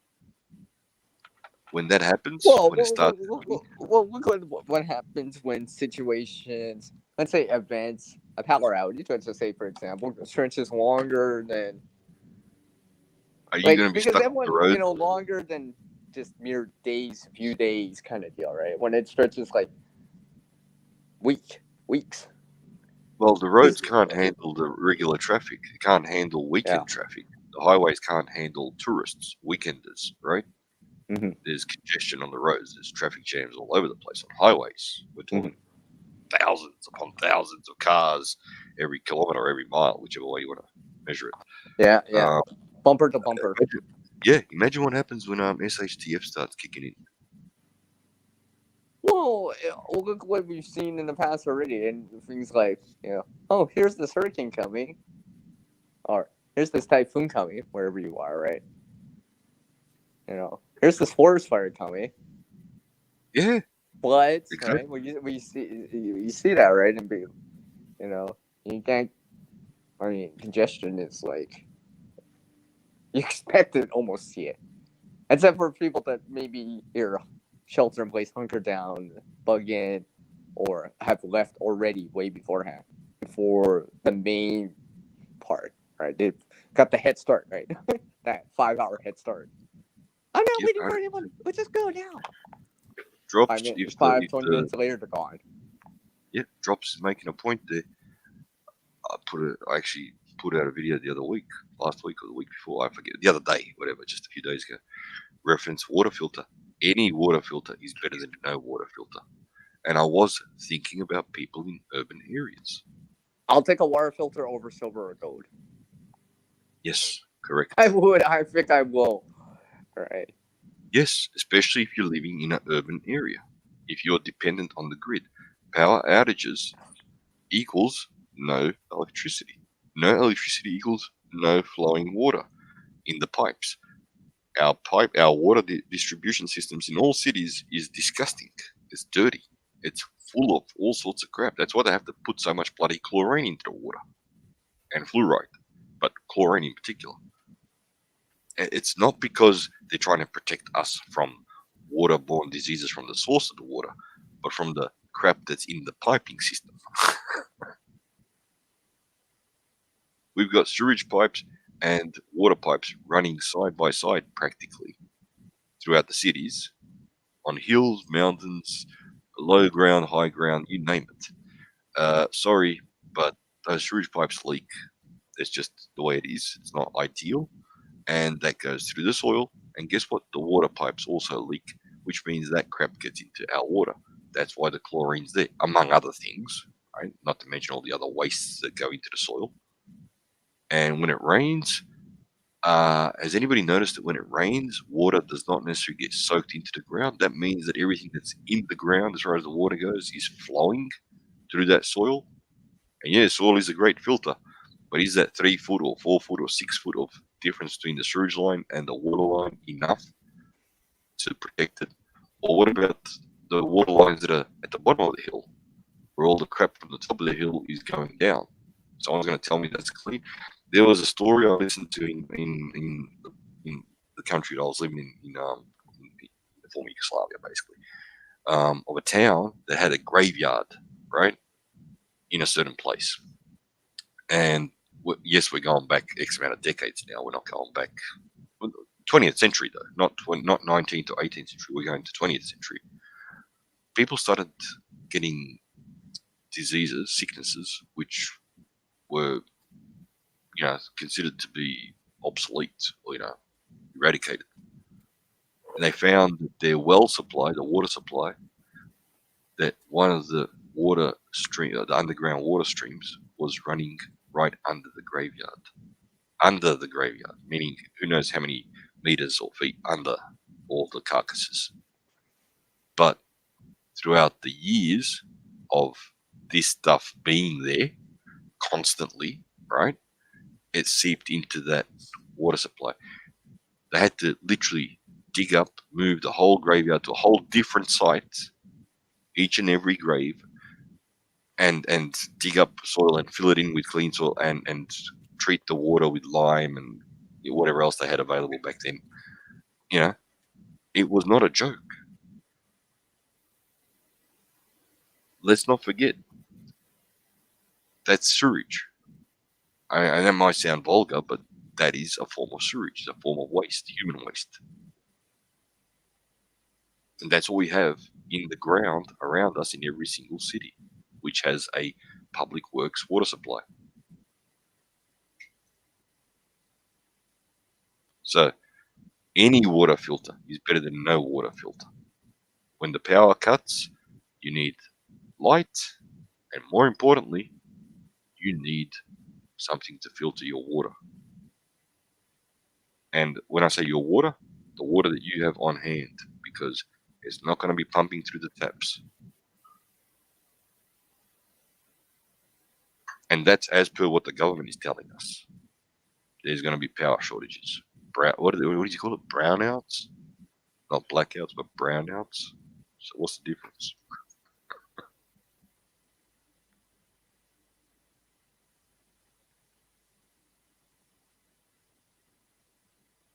And if that story freaked anybody out or grossed anybody out, too bad. It's so sad. It's a historical event. You can't change it.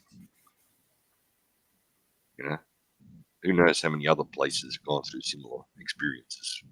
Maybe not the graveyard, but something else that caused it. Septic tanks being too close to their homes or too close to wells.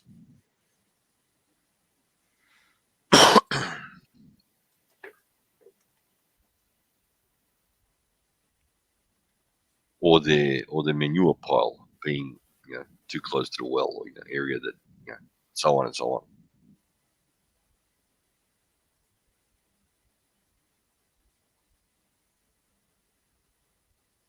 That's reality. It's not grossing anything better. It might sound gross to us who have been learned, who are used to having a flushable toilet and not worrying about where it all goes and what happens with it, not caring. You see my point? Yeah.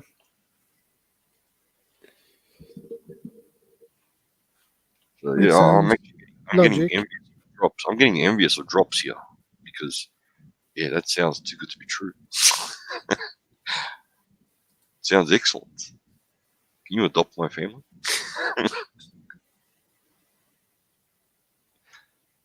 But the fact that they looked at the nuclear fallout map, that's going well above and beyond what most of us ever thought of doing.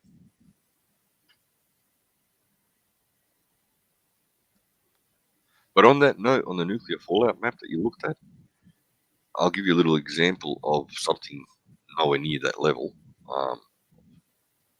We looked at all the flood maps. I looked at all the flood maps prior to buying our location up north. And in February, when those crazy rains happened and the floods were happening, little did I know that the landscaping of the property was done in a way, and basically what happened was the gutters and the water tanks started overflowing, and the landscaping behind the house was done in a way where the water started flowing in towards the house. So even though we're not in a flood area or flood-prone area, there's flood-prone areas around us, we get cut off, the bridges get cut off. But little did I know that a man-made, landscaping of the land around the house would result in a flood, would result in what it resulted in. So you can look at the maps as much as you want, but sometimes who knows what it could be. It could be a freak gust of wind that brings that crap to your property, and no matter how safe you think you are, there's always that unknown factor, that factor of surprise that you didn't consider. And you can't control. I mean, you can, but you can't. You can prep only so much. You can only, you know what I'm saying? Yeah. That sounds. We're on a hill too. Drops. We're on a hill too. But behind the house, it was the soil was lifted up and leveled out to the point where it was too level. In fact, parts of it had a bit of a slopish type of, I won't say a slope towards the house, but not enough of a slope heading from the house. It was practically flat, somewhat, some places even backwards. And the amount of water that fell, I mean, this was not rain like what is normal. We're talking IBC droplets coming down. We're talking, I've never seen that much rain in my life. Never. Seen it for bursts of minutes. I've seen rain fall like crazy for half an hour or whatever the storm may be, but not for days in a row. It was just abnormal. It was nothing that I've never seen it in my almost 50 years of life that I can recall.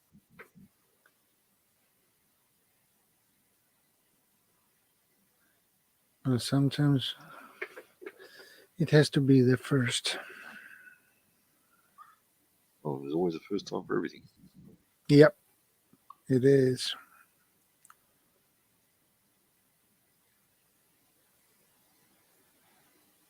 That's what I was thinking too, Drops. But like I said, the gutters and the water tanks just overflowed, and the landscaping was done the way it was. It is what it is. I never even predicted that. But no, it's a different situation. But yeah.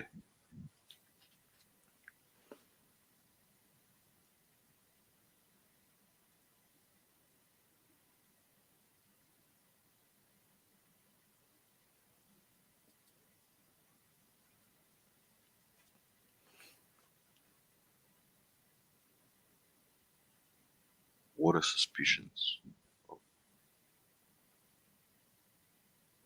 Oh.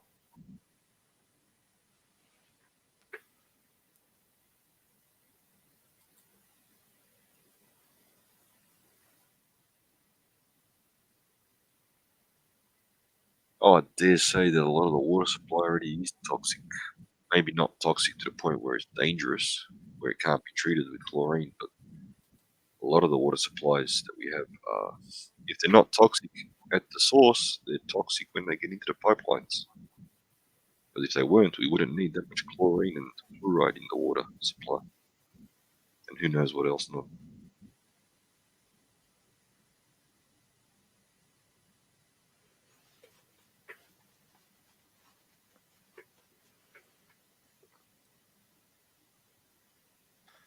Here's a bit of a interesting one. Again, when I was living in Europe, going to fuel, the price of fuel in Europe all the way up to last year, I'm not sure now, can't say firsthand, but up to last year was about roughly 1.5, 1.6 euro, give or take, depending what country you're in. But where I was about 1.5 euro on average, all the way up to 1.75, 1.8 euro per litre. And vegetable oil there, cooking vegetable oil in shops, was under €1. It was about 0.85, 0.8, 0.9, depending on the exchange rates, but roughly about 0.8 per litre. So I used to put vegetable oil into diesel, the little car that I was driving around in, right? Yeah. Well, now I'm trying to mess around with cook used vegetable oil here. Yeah. And what they call black diesel. I haven't messed around with black diesel yet, but when I get up to North Tower property, I will be messing around with that as well. Basically, motor oils, used motor oils as well, and how to convert quotation marks, modify them without going through the mechanical process or the chemical treatments processes, right? Just the filtration and dilution of them to the point and where they can be used in a diesel engine, whether it be for a vehicle or for a generator, and building up a supply of that. So if diesel's not available, guess what? Get your kerosene and used veggie oil and start mixing it. Get your used motor oils and kerosene or other spirits or other diluters, even if it be petrol, if you don't have access to kerosene or anything like that, or white spirits, and start learning how to filter, how to mix and all that. So Yeah. I'm messing around with that stuff again. But not in the sense of going to the shops and buying clean veggie oil. I'm talking about getting any type of oil that's available, regardless of how used or dirty it may be, and going through the learning process of the experimental process of doing all that. And another prep, even though I've said it in the past, fuel filters. Yeah. Fuel filters, start getting them, because with the situation being the way it is, even with the fuel crisis, quotation marks, right? A lot of the fuel that's coming our way now is not necessarily as high quality as far as cleanliness goes as what it used to be back when we were able to pick and choose. Yeah, I agree.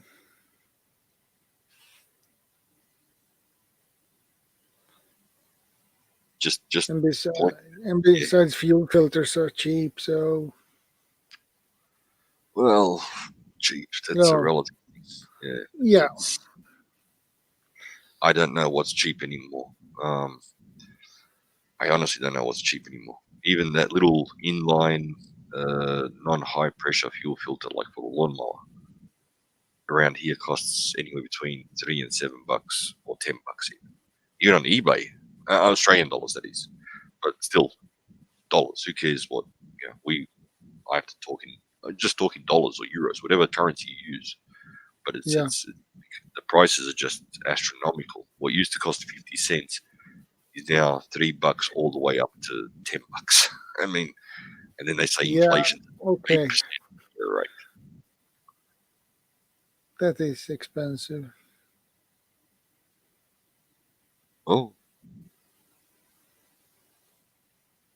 excellent.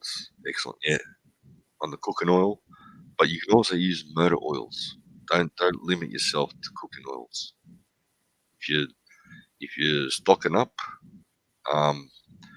you might be in a situation. This is just, I'm beginning with myself here, going from ourself here. One supply of cooking oil, and that's plan A for the vehicle, right? For the tractor and all that. Yeah. I'm using black diesel motor oils, having a supply of that as a plan B, not as a every, what I'm saying? It's like, heaven forbid, but even if you can't get to the cooking oils, because guess what's going to happen? Cooking oils are not going to be as available as what they used to be. But then there'll be an oversupply of what? Used motor oils, because there'll be a lot of cars that are off the road and so on and so on.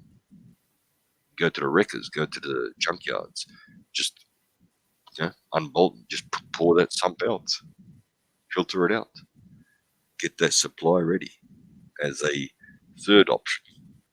Option 1 is the regular fuel, option 2 is the cooking oil, option 3 is the black diesel / motor oils. I'm not saying it's ideal, I'm not saying it's good. I'm just saying it's one of those things that, on the propane, I hear, but personally I'm a little afraid of propane being Australia and bushfires and temperatures. I don't know. I don't like having a big boom anywhere near my house, near the family. Kaboom. That's what that is. Well, our properties are bush, so the potential of bushfire does exist. And yeah, I'm not sure the tanks would be able to handle those temperatures. They won't, based on what we've seen elsewhere.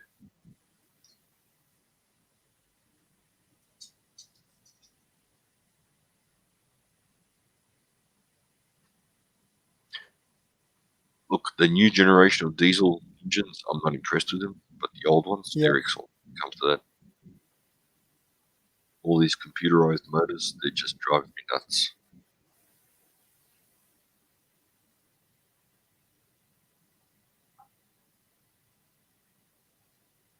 Europeans are kind of lucky that they've got the old PUCH, or the old Geländewagen, the G-Wagon, Mercedes. They got the old Mercedes-Benz engines, 123 series, for example, if you're looking at sedans, which have basically a tractor motor in them. You just can't kill it. You just can't kill it.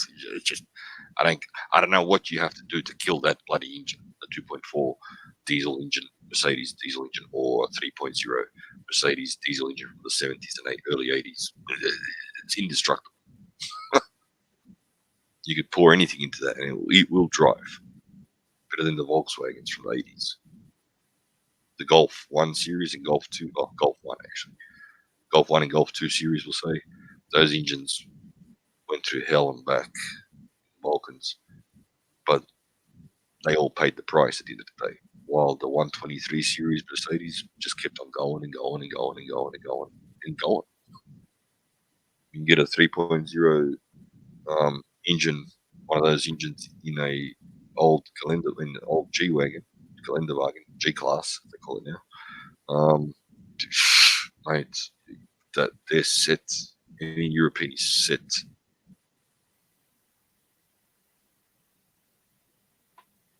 (1950s) trucks, jeepers.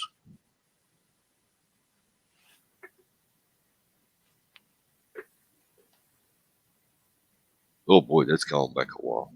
I'm talking Europe set. That's what we're talking 70s, early 80s.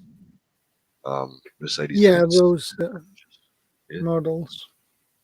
Yeah, the 123 series, it's a 2.4 diesel, and a 123 series 3.0 diesel.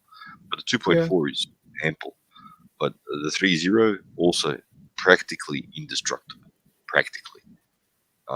And if you can get an old G-Class, an old PUCH, even the predecessor to G-Class, while it was still Austrian, with one of those engines in there, if you can get an old PUCH and install one of those engines in there, mate, you've got yourself a little four-wheel drive that will get you everywhere and anywhere without any hassles.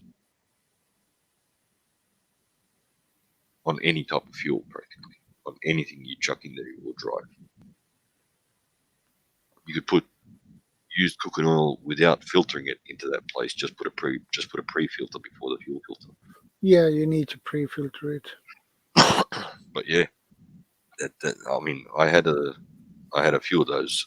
The G500 was the family car, beautiful car, but that was petrol. Had a dual fuel LPG, but the diesel one was marvelous. The old diesel one.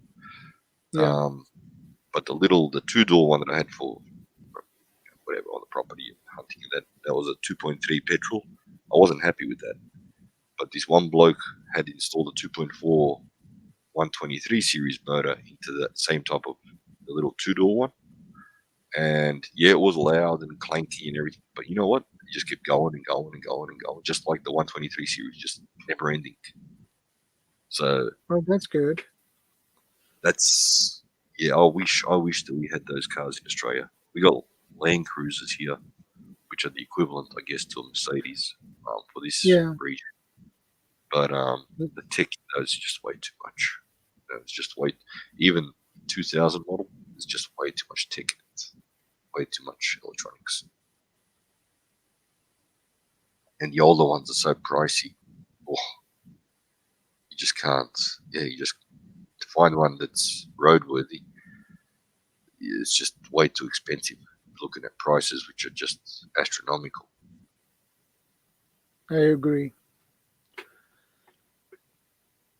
Not sure. What about Sweden? Do you have access to older vehicles, the old Volvos and the old Mercedes? Yeah, if you look at the used market, you might find them. Yeah, might find them. See, the important word being might.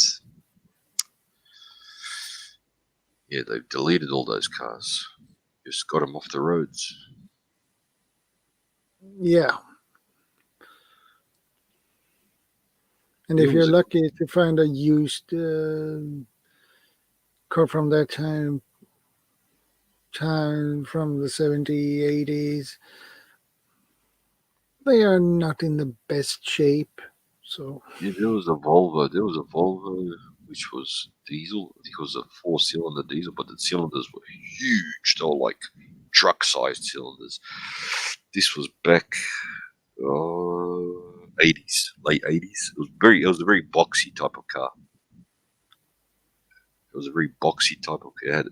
The engine was used also in don't quote me. I think Passat copied that engine or used the version of that engine.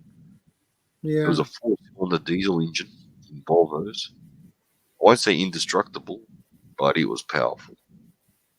It was very powerful. But it was voxy. It was boxy. It was like very straight edges. Looked very like, it wasn't no curvature, no nothing. Had front lights which were boxy. Everything was straight lines. The whole car was just straight lines. Oh man, what was the series called? Hang on a second, I'll tell you in a minute. Just let me.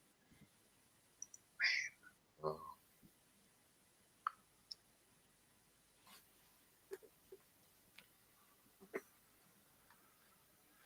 Okay, images. Here we go. Hang on a second. We're talking 80s, 1980s. okay. I think it might be the 240 turbo or something like that. I'm looking at one right now. That's the type, or even a 90. Here we go. The 1990. Here we go. 1990 Volvo 740 turbo. That series. I'm not sure what engine though was in it. I can't remember but it might be the 740. Might be the very one. But that boxy series from 1990. That the engine in those was just the diesel engine in those was just unbelievable. It was Now I don't remember whether it was I don't remember the exact engine that I'm talking about. It was I remember it was a 4-cylinder, and the cylinders were huge, mate. They were huge, literally comparable to small trucks. It was excellent. So that's one sedan that I could compare to the 123 series in its ability to survive anything and everything. They're in your part of the world. Yeah. But are those cars still available on the roads there? Yeah. You can see them from time to time. Good. Something like that with a station wagon, if it's still available. Something like that in a station wagon could be because there's not a lot of electronics in those. Very little.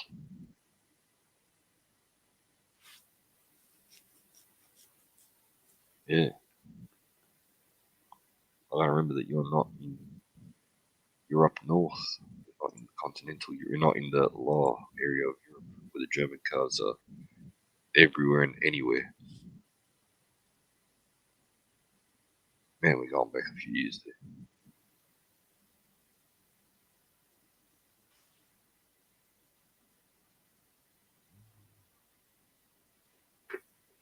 Yeah, it was definitely the 90s, late 80s, early 90s. That series, the 740 series, that line of cars. Yeah. But with the diesel engine. That's the most important part, is the diesel engine.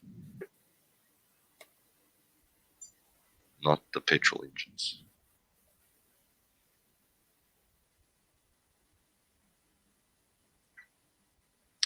Oh, you know what I saw here in Australia? I saw I think it's a Chrysler.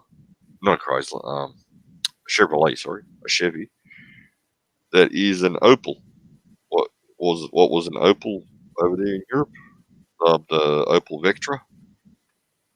I saw an American made Chevy. I was like, hey, that's an Opel Vectra. I recognize the car. It's like, but it's not called an Opel Vectra here.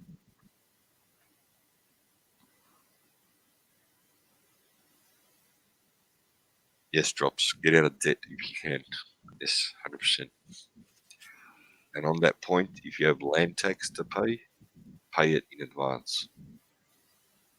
Pay for it so that the government can't grab a hold of it. If you can. I mean, I'm not saying you have to, but if you can, consider it. Yeah. Yeah, that I agree. It's the best.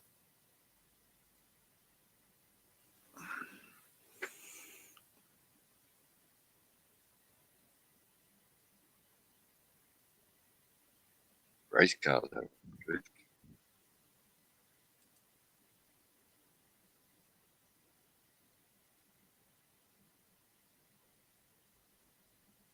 We talking the same thing here. Opel.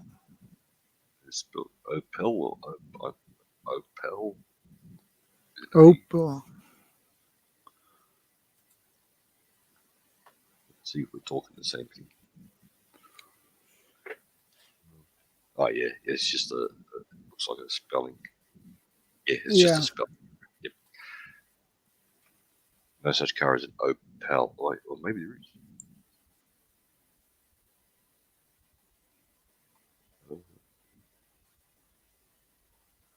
Oh no, there's a 73 Opel GT. Never heard of that.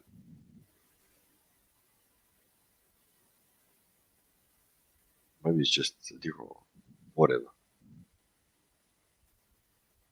Oh no. It's just a spelling error. Opel. Yeah, it should. Yeah.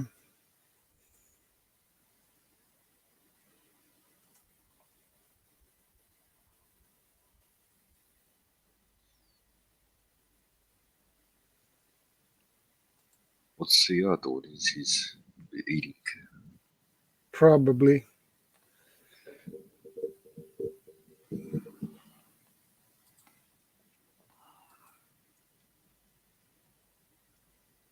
Turn his mic on. No, he's gone.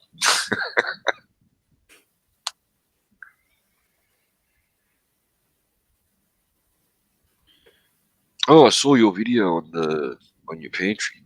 Slowly. Getting there. It's real. Yeah.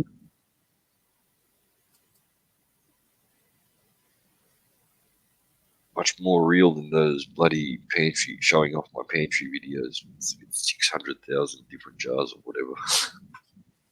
Yeah. Can you guys hear me? Yes. Yeah.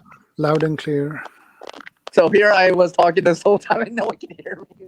I'm just like, either they're trying to avoid me or they can't hear me. I think they can't hear me. Again. No, That's so discouraging. No, because I wasn't sure, and I'm like, wait a second, I don't think they can hear me. Again.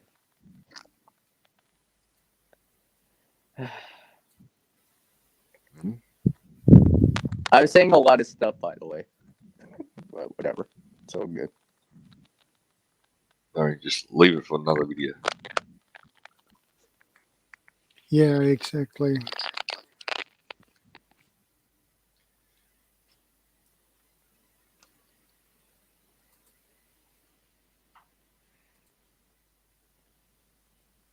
Okay, I have a few words to say. We're all Okay. ears.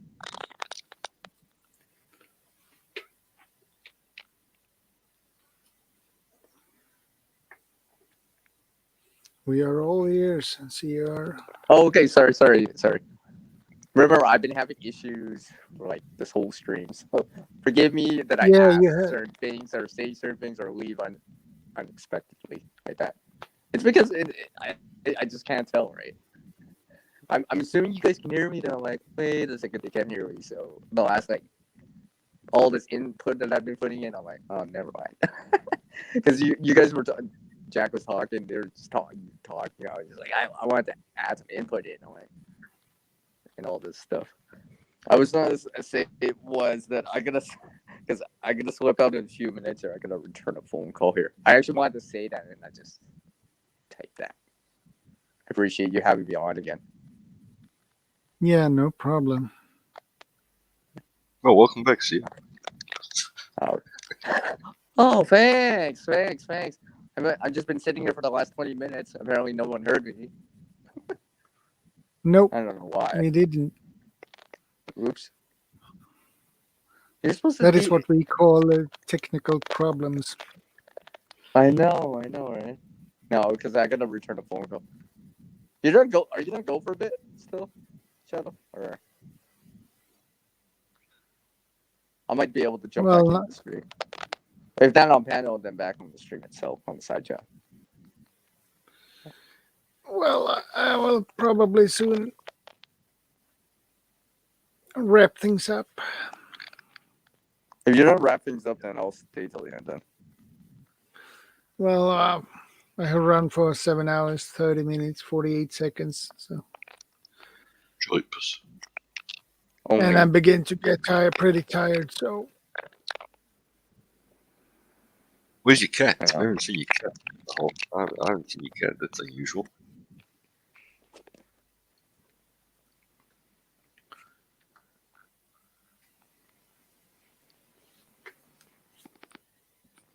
Yeah, where's the cat? The cat. It read Drop's comment about eating the cat and ran away.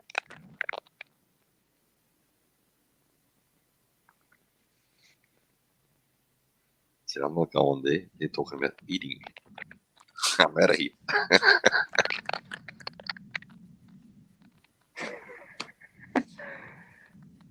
Well, if you guys are talking about eating, then I'm out of here to go eat.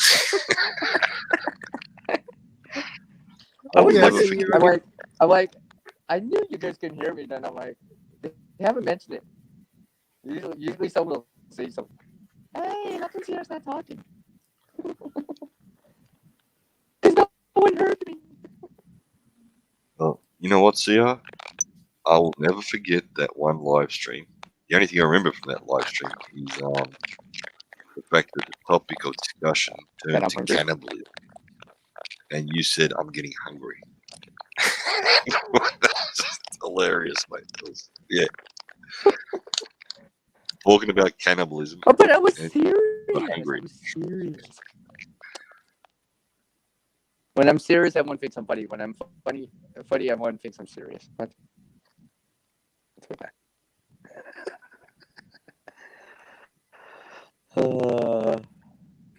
Amazing.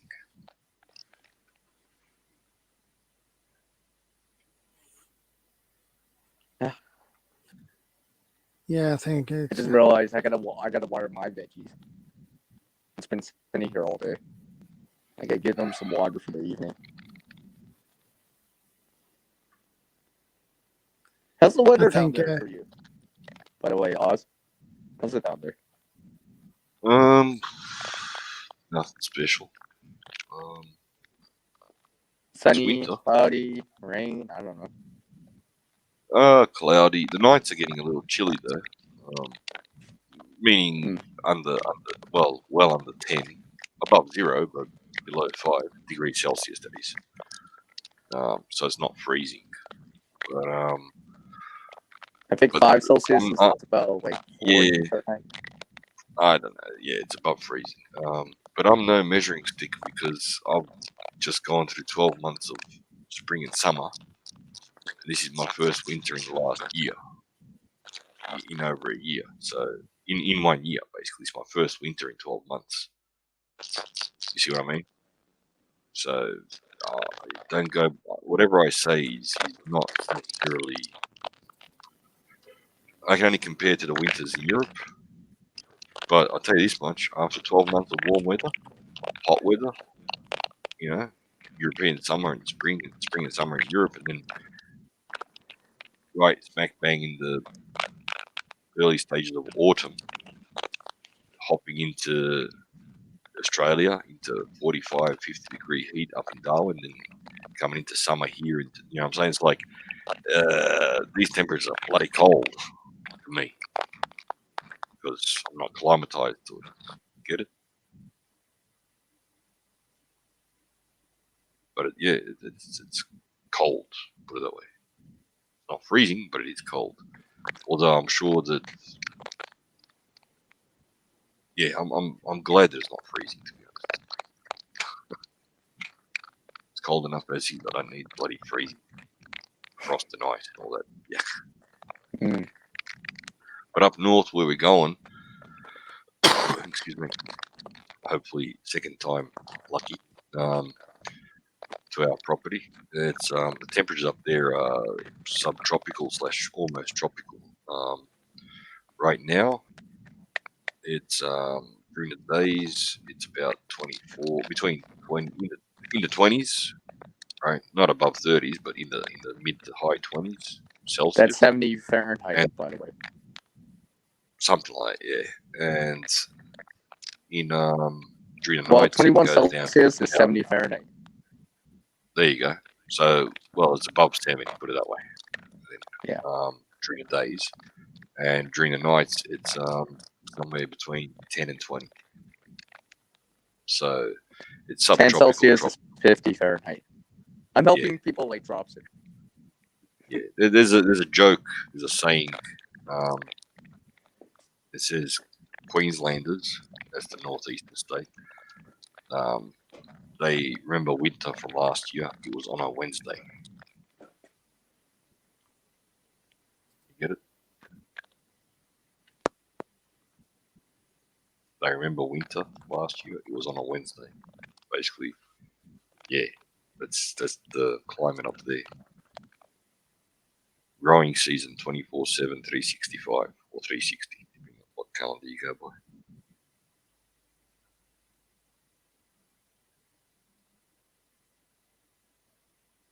No ice, no snow.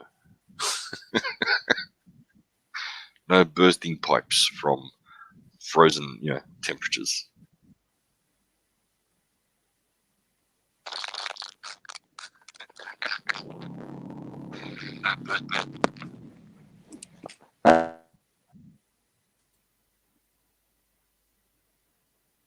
That looks like CR's going robotic.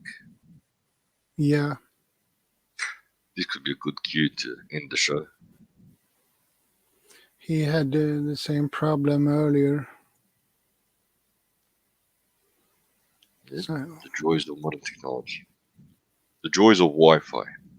4G, 5G. yeah, and 6G. Oh, I don't want to imagine what 6G is, because 4G was out of this world as far as what it offered. 5G is crossing the border.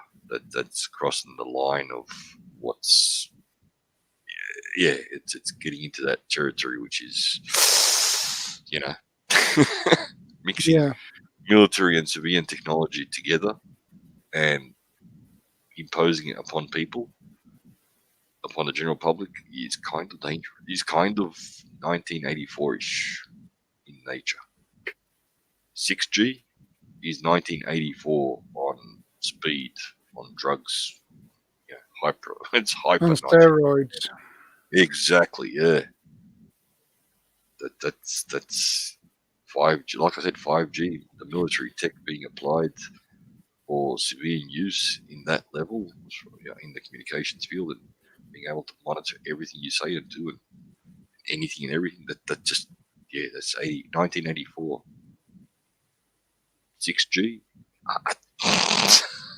Sorry. I have heard about 6G, but I don't know anything about it. So I don't want to imagine it, because this is way above and beyond what anybody would have thought acceptable by any standards of privacy less than a decade ago, or a decade or two ago.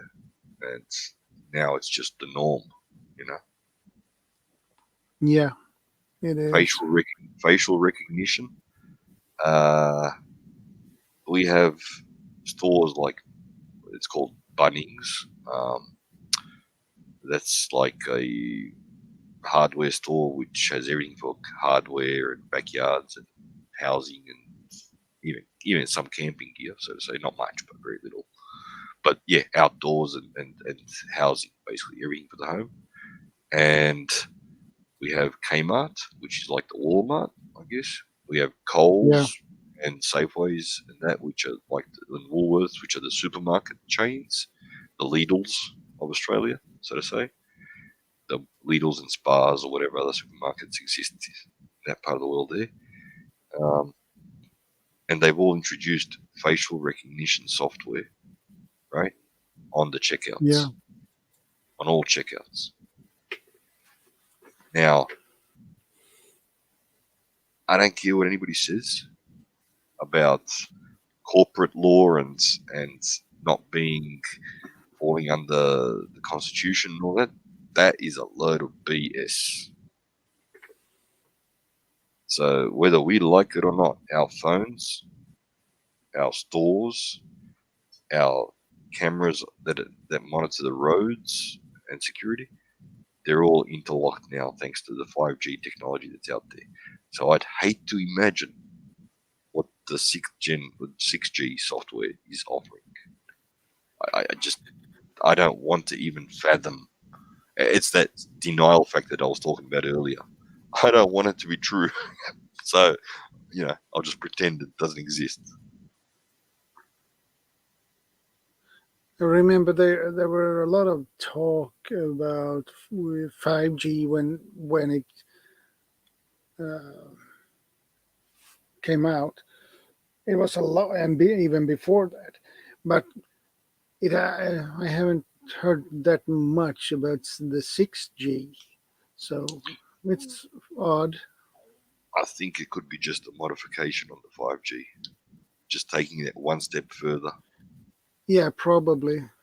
Okay, the 5G tech, and I'm not talking about no conspiracy theory, I'm just talking about fact. It's applying military crowd control technology along with military communications technology, right? As far as collecting data goes and so on, not to go into the details too much, but enough to get the message across, get the right picture across, and applying it to everyday life. And if we look at all of our appliances that we have today, they're all from smartphones to smart TVs to smart washing machines to smart ovens to smart cars. Yeah, it's crossing that line that the novel 1984 was warning about.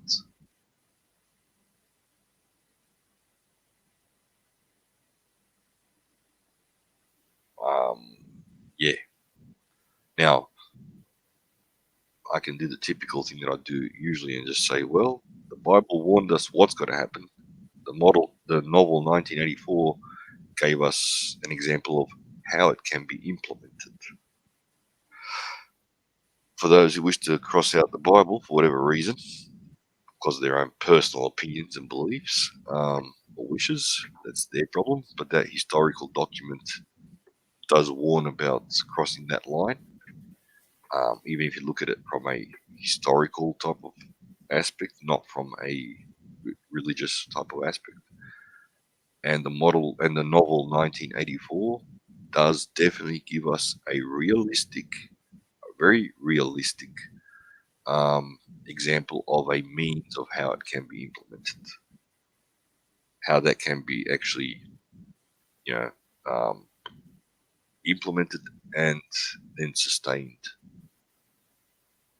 And if you look at the 5G, even the 4G was knocking on that door, but it was still limited in just, it was limited in the control aspects. But after introducing the military, the military know-how, the tech that the military had for their own, for their own purposes, and the 5G rolled out, it did cross that line. It made 1984 reality. Although we like to say it's not, or we like to say, oh, it's still not there and it's not happening. Yes, it is. Just look at the tech around us.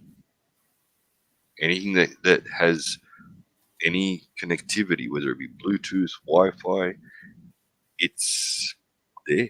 We're there. We are literally in the novel 1984 without any conspiracy theory attached to it. Just looking at reality. London, look at any city in the world, there drops. Your red light cameras, they're all hooked up to the Wi-Fi.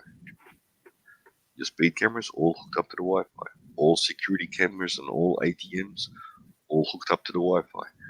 Look at all the cameras in all the stores, all hooked up to the Wi-Fi. Every single phone hooked up to the Wi-Fi. Every single radio with Bluetooth capability on it. Every single front gate that has Wi-Fi or Bluetooth capability on it. Every single smartwatch, every single, you name it. It's all hooked up. It's all part of the reality of 1984 as described, as defined. Yes, and the sad part about Alexa is it's not that gadget in the house that's doing the work. That gadget in the house is just like a microphone and a speaker. All that data is being processed by Google / by supercomputers elsewhere, AI, as we like to do it.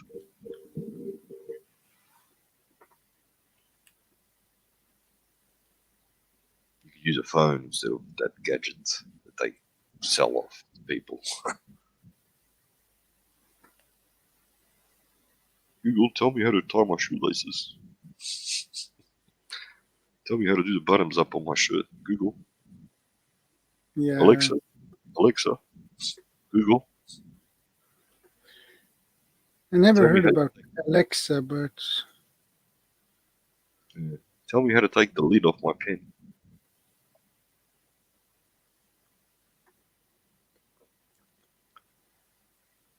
Old technology. Pens. Pencils. Oh yeah. When talking to people who just throw away the Bible for whatever reason, because of their own personal choices in life and inability to accept the possibility of being judged for their mistakes at a level which is metaphysical, to use the scientific term, modern day term. I often say to them, but you can't brush off the lessons from the historical value of, oh, it's not real. It doesn't matter. A lot of things. Shakespeare was not historical events, but it may very well have been historical events that it was based upon. The lessons are there to be learned. So when you say the beast system, yes, the beast system. Whether you believe in what's the Bible is warning us about or not, at a metaphysical level, if you're one of these materialists who just believes in the physical things around you, and that's it, there's nothing else there, the Bible still is an excellent source of information about humanity and our good and bad side. But like I keep adding to that, good old Orwell gave us a real life example of how it can be implemented and sustained. So the beast system, call it what you will. Call it 1984 or call it the beast system. It's here. It is happening. It is not in the process of being implemented. It is our daily, day-to-day life. It is everything around us. How many of us have a radio in the car that has Bluetooth capability? Just about everybody. Not everybody, but just about everybody. How many people have a mobile phone with Bluetooth capability? Not to mention Wi-Fi. We're hooked up. We're hooked up. That's it. You don't have privacy. That's why it's better to talk about it openly than to try and pretend, or use quasi code words as if, we're hiding it. You can't hide from the system. You can confuse the system, but you can't hide from it. When I say confuse, meaning throw disinformation out there and disinformation, throw alternative information out there that isn't fact, and that way confuse the system, but you can't hide from the system. It's literally on every corner. And it doesn't have to be you. It doesn't have to be you who has it. It can be your neighbor that has it. It can be the guy driving along the road that has it. So you don't have to have it. You can go, totally off grid. But if some Yahoo driving a 4-wheel drive through the countryside with the tech on him or next to him is doing it, too bad, so sad.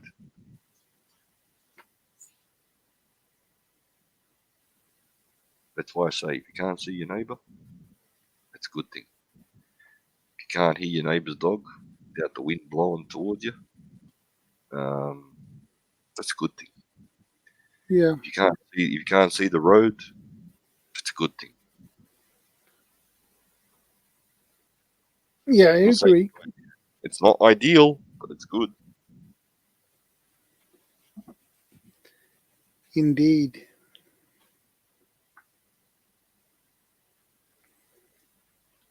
I mean, we can all enjoy these luxuries, these little quirks about, quirks and perks out there on the internet. But guess what? Do you really need that? Will the internet feed you? No. As a regular person, not so much. Not even. No, I'm not talking about money. For the corporations. Yeah, I'm talking about actual food. Will the internet put food on your table? If the supply chains are down, yeah. If you're dependent on the internet to get to your food, your daily supply of food, guess what? Yeah. Depend on the system, then, aren't you?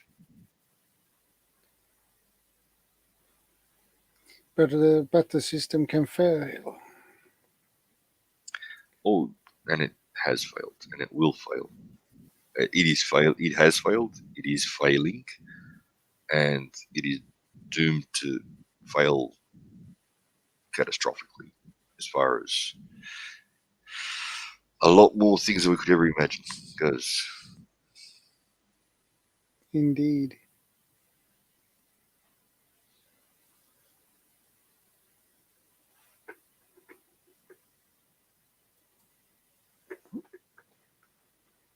It's falling apart as we speak. No doubt. Like I said, we're lucky if we say months prior to mega changes happening or starting to happen. We'll be lucky if it's months. The way things are going, it's rolling downhill and it's gaining momentum way too fast. Days or weeks would be maybe too pessimistic, not unrealistic, just not optimistic. But month to what we're June, we're almost in July, so July-ish, August-ish, September-ish, even October. If it starts happening in that period, it's not something that wasn't foreseeable Oh, the mushroom clouds in particular. But yeah, let's not go down that road. That may or may not happen. But the economics of it all, the supply chain, yeah, it's all crazy. Just crazy. Indeed. I agree. It's crazy.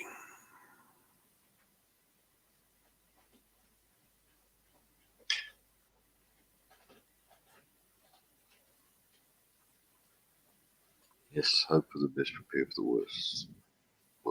Yeah, that's a classic.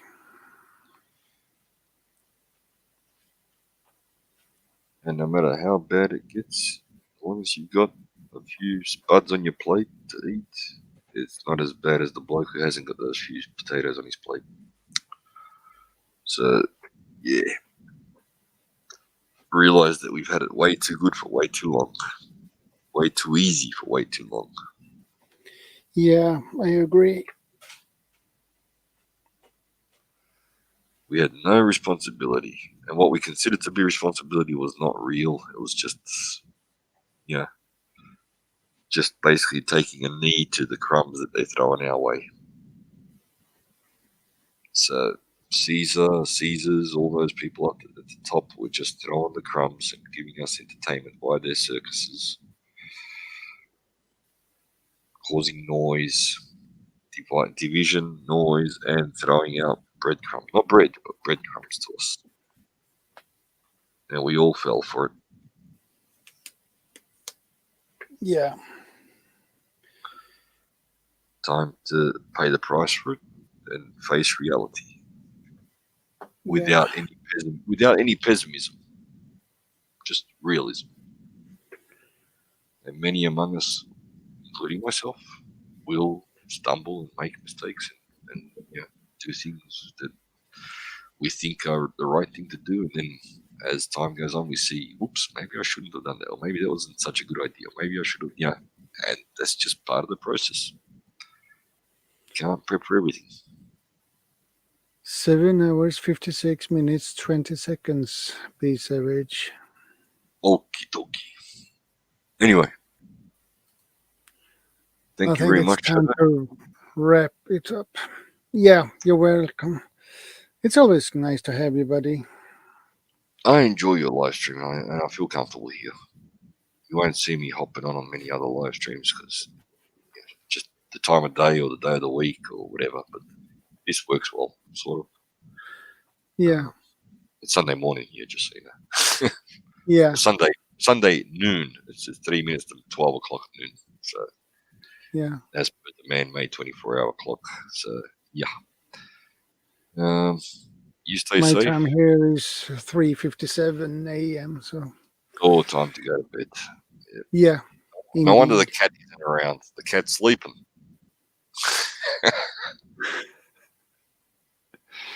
So anyway, you stay safe, brother. Yeah, you stay safe God too. bless the King of Sweden. Yeah. God bless the Queen of Australia. Yeah.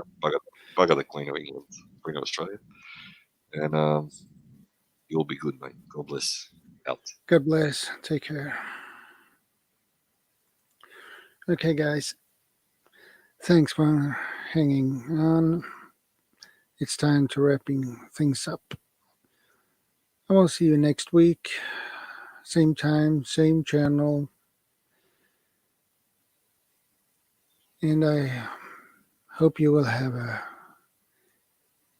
great upcoming week. And I'll see you guys. Take care, stay safe, and God bless.